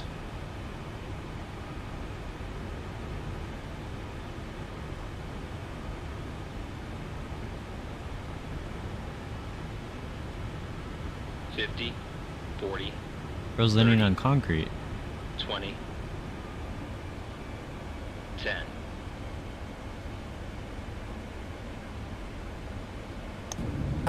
Check reverse. Oh, buddy buttered it. Oh my.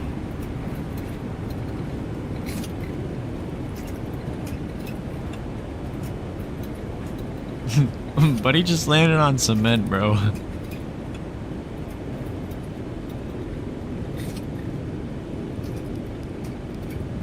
Airport broken, told you. Yeah, just a little bit, bud. Out, off, reverse. Alright. Oh, Mati, appreciate you streaming that, buddy. Great landing, bro. Passing standard, so 1020 it is. Whew. Guys, we just passed the 6-hour mark. Oh my. Is that a taxiway? Where are the runway lines? Bro, scenery glitch or something. Unfortunate, unfortunate. Alright, let's see. So we're gonna bring her out, let's see where it starts. So we can do like let's go speed 230. I swear this airport is too quiet, or this airplane's a little too quiet. Where's Amsterdam? Oh, there it is. Let's go get this bird on the ground, bro.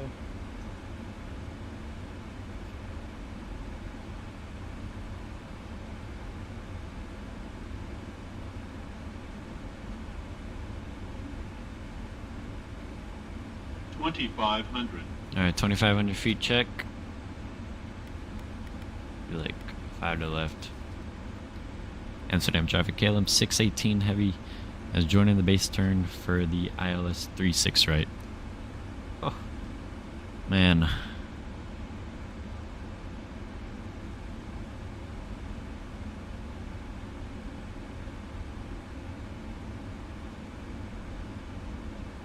Alright, 2,000. We can go flap 1. Flap 1 coming out.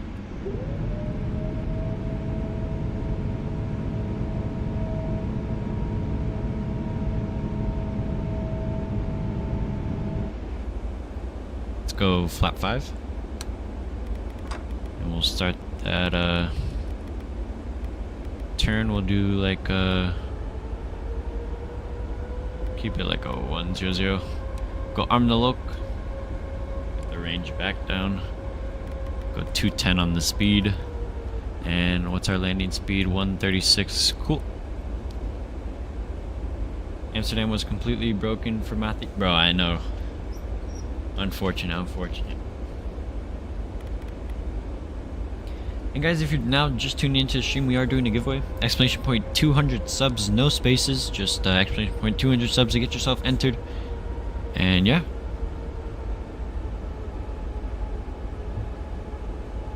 Alright, I got the airport in sight. Oh my goodness. There we go. Finally. Finally, finally, finally.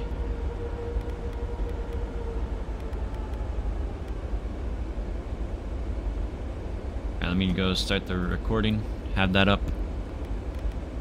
and we will start our turn to final giveaway. For what we're going to be doing, giving away a $10 Sun Market gift card, man.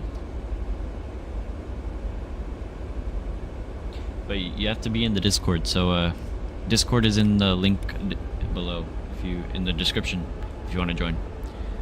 Amsterdam traffic, KLM 618 heavy joining the localizer runway 36 right will be on a 7.5 mile final. Amsterdam.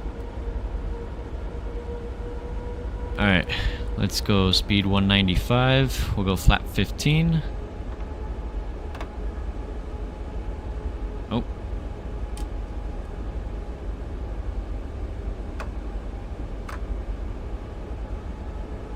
15.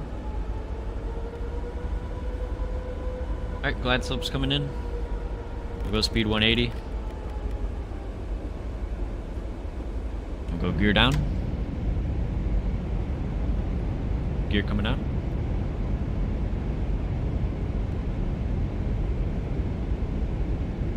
Yo, Sean Matthew. Exclamation 200 subs to join, man. Appreciate you tuning into the stream. Just in time for their arrival. Alright, gear is down. We'll go get the lights on. And we'll slow to 136. We'll go flaps 30. We'll go arm the speed brakes as well. And landing checklist. Wait till, oh, flaps 25. In Amsterdam traffic, KLM 618 heavy, 5 mile final, runway 36 right.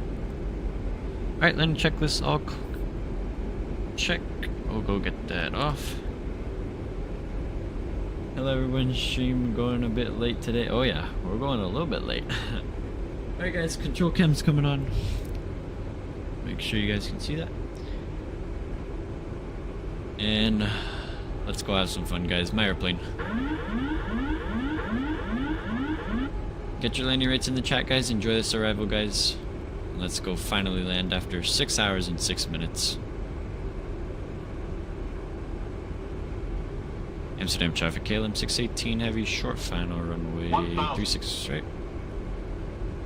Alright, 1,000 feet check.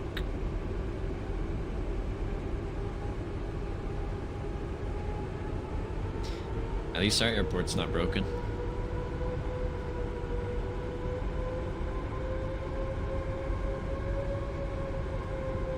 Alright, 10 knot headwind.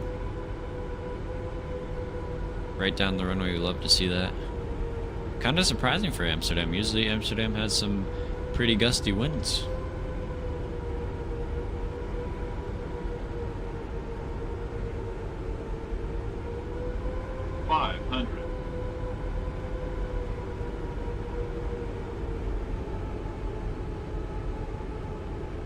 Wow, look at all these houses. 400.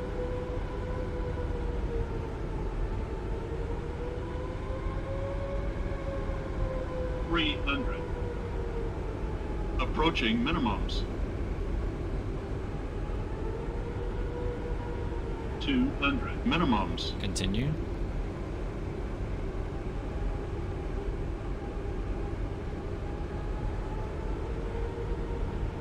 $100. 50, 40, 30, 20, 10. Alright, we're done.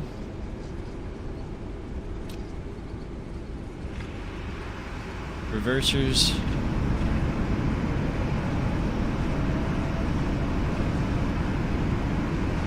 Go manual braking. Go reverser stowed. Oh guys, welcome, welcome to Amsterdam, guys. Woo-wee. And we'll get her off here at Echo 2. Control cam coming up, guys. And we'll stop the clock. 6 hours and 9 minutes. We are early. Wow. Oh my goodness, guys. Ladies and gentlemen, welcome. We frickin' made it. The local time is 6:57 a.m. and it's currently about Alright, let's go clean her up. 10 degrees Celsius. You do not need to Flaps coming up. Please remain seated until the aircraft Landing lights coming off. Strobe lights coming off. Wing light off. I'm not even stopping. We're going right to the gate. APU can start on up. Amsterdam traffic, KLM 618 heavy's clear, runway 34 right on Echo 2 or 36 right, Echo 2 taxiing Alpha into the ramp. Alright, flight directors can come off as well. Alright, flaps are cleaning up. And we'll go take her into the ramp. We're going Foxtrot 8, so Foxtrot 8. Here we go. KLM, yep.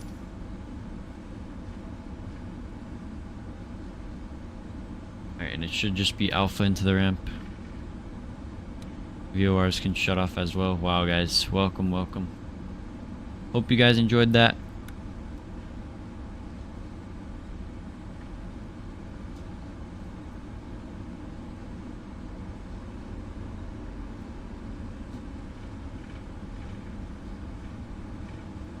Earlier Europe was basically fully staffed. Oh yeah, they were earlier in the day, yeah. Whisper saying negative 175, Sean Matthew saying negative 210, Aviation Gaming saying negative 13, Shkovic with the great landing, thank you. Spawning Salmon with the nice landing as well, thank you, thank you. Southwest is in effect, yeah, oh yeah, oh yeah. Straight to the gate, oh yeah, we're going straight to the gate, guys. I'm ready. I'm ready to roll this giveaway, do a couple replays, and call it a night, guys.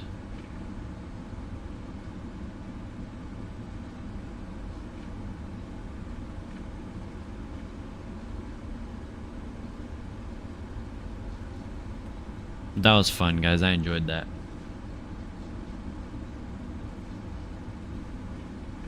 And I think our gate is right here.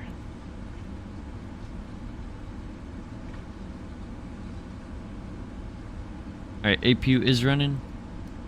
That is good. Runway turn off, lights off. And this is our gate right here, Foxtrot 8? Yep, here it is.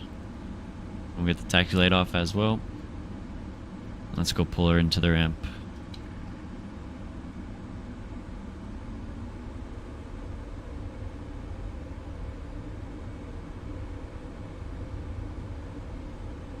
Is it 2 giveaways or 1? It's just 1, man. It's just 1. We're gonna save the other giveaway till another stream because it's really late, and I thought we were gonna hit 25 likes earlier in the stream, so I thought we would have time for 2, but just 1, man. All right, let's pull her into the ramp.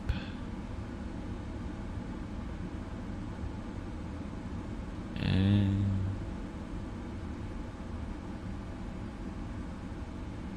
is this right? We'll just stop it here. Stop it, parking brake set. Shut her down. Gate to gate, 6 hours, 20 minutes. Beacon light off, seatbelt signs off. We'll go request deboarding. And guys, welcome to Amsterdam, everybody. Deboarding requested. Let me go get the tunes back. We'll go take a look at the replay. Or we'll roll the giveaway first, then we'll go take a look at the replays. And we will call it. Oh, and lander it's of course, but oh my goodness. Wow, wow, wow. Alright, let's go. Go disconnect from vatsim. Time online vatsim was 7 hours and 2 minutes. Wow. We were on there for a while. Alright, let me pull up some landing rates.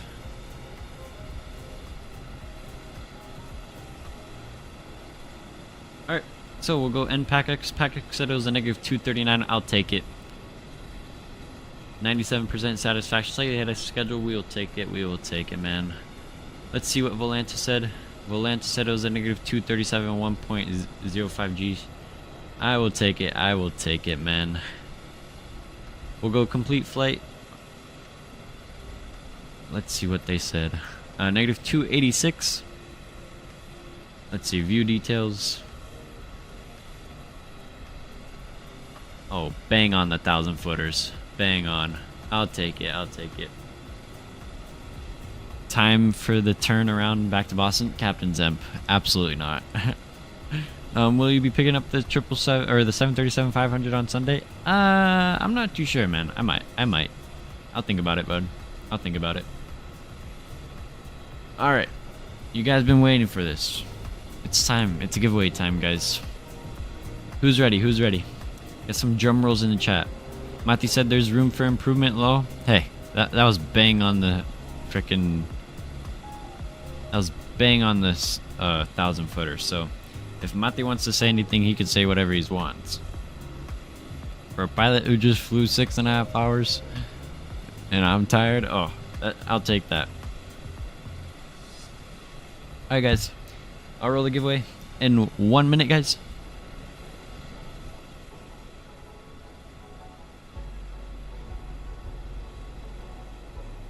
Get those drum rolls in the chat, guys. And whoever wins, make sure you're in the Discord. And if you win, hit me with a private DM and I'll send you the code tomorrow. And yeah. Alright.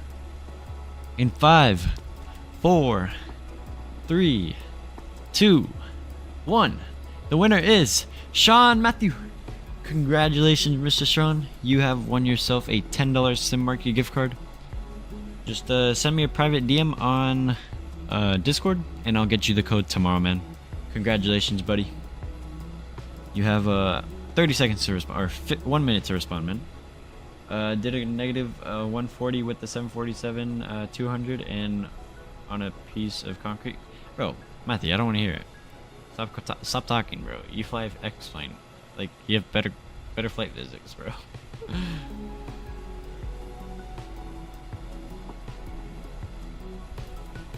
John Matthew, you got 30 seconds, bro.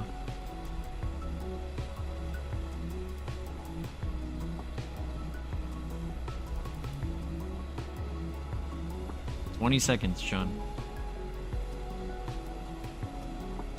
He's not here. I can add him. Huh. Let me try and...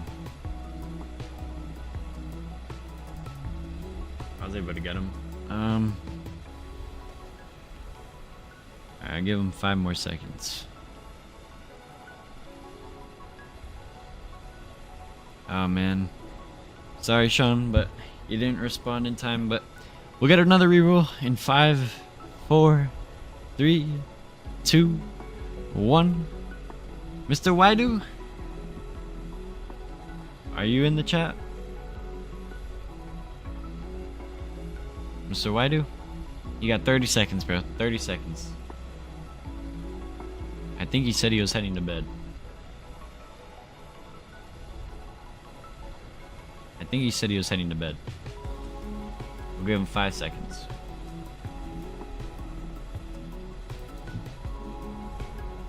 Alright, in 5, 4, 3, 2, 1. Mr. Dreamliner, are you here? I don't even think Dreamliner's here, bro.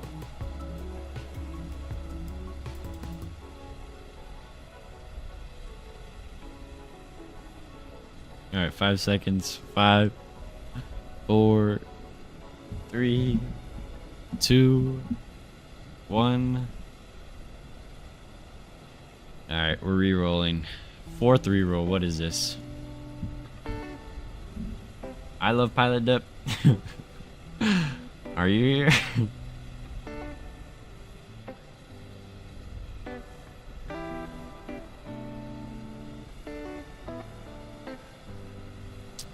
I don't know. I'm about to give up on this giveaway. Yeah.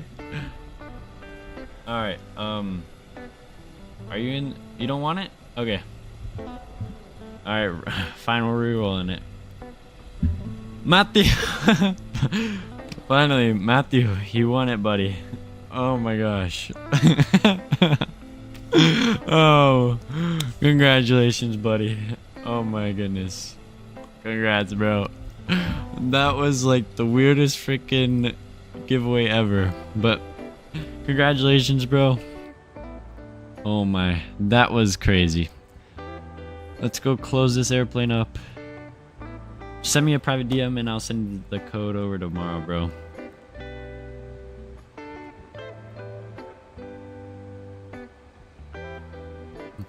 I don't know what you're saying. I love Pad Dub, bro. You wanted a reroll, so I gave you a reroll. Anyway, it's replay time, guys. Let's go get these lights on.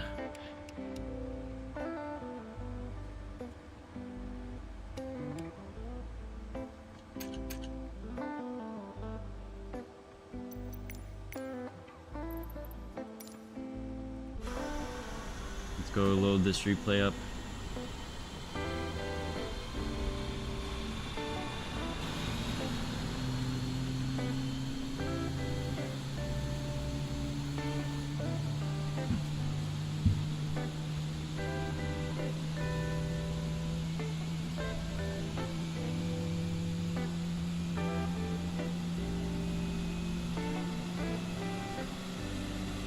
what are these stutters, bro?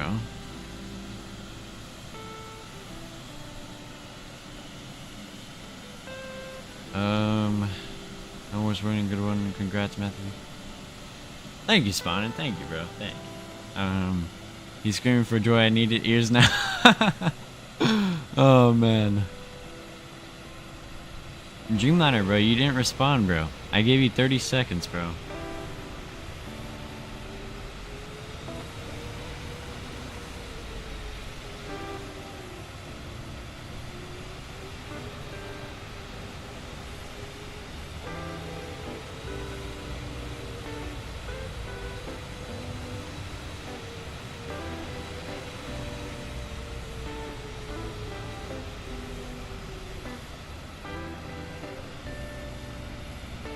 I'm gonna turn into George. Alright.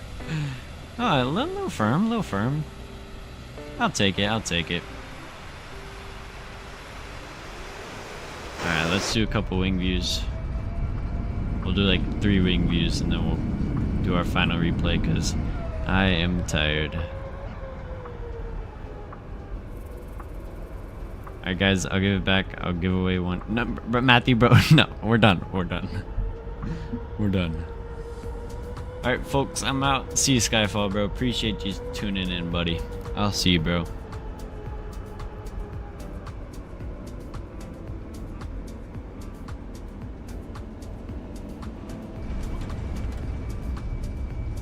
That was a good landing, Av. Thank you, Spawnin. Thank you.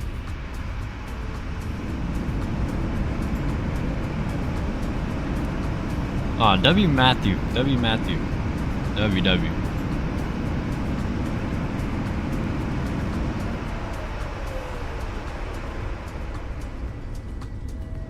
Alright, let's see from this view.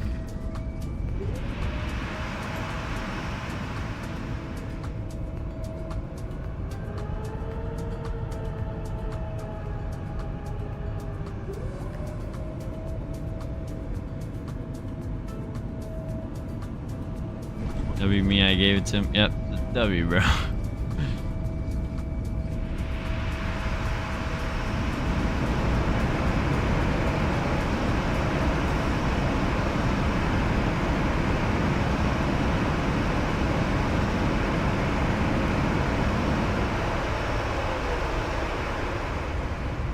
Yeah, it wasn't even that bad of a landing.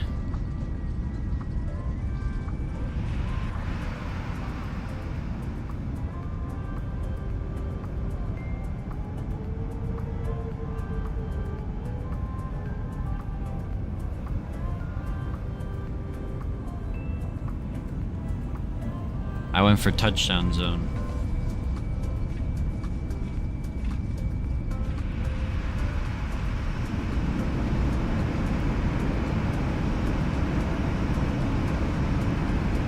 All right, let's go.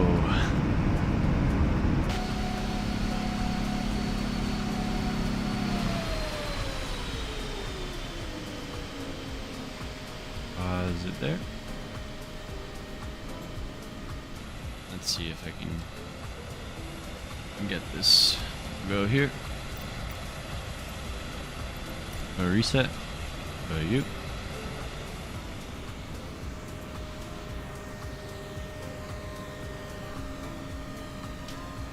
Go lock. Make sure it locks on. Alright, cool.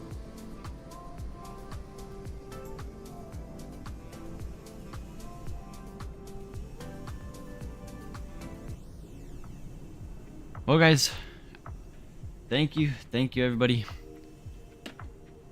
You guys are freaking awesome. Appreciate all you guys tuning into the stream tonight.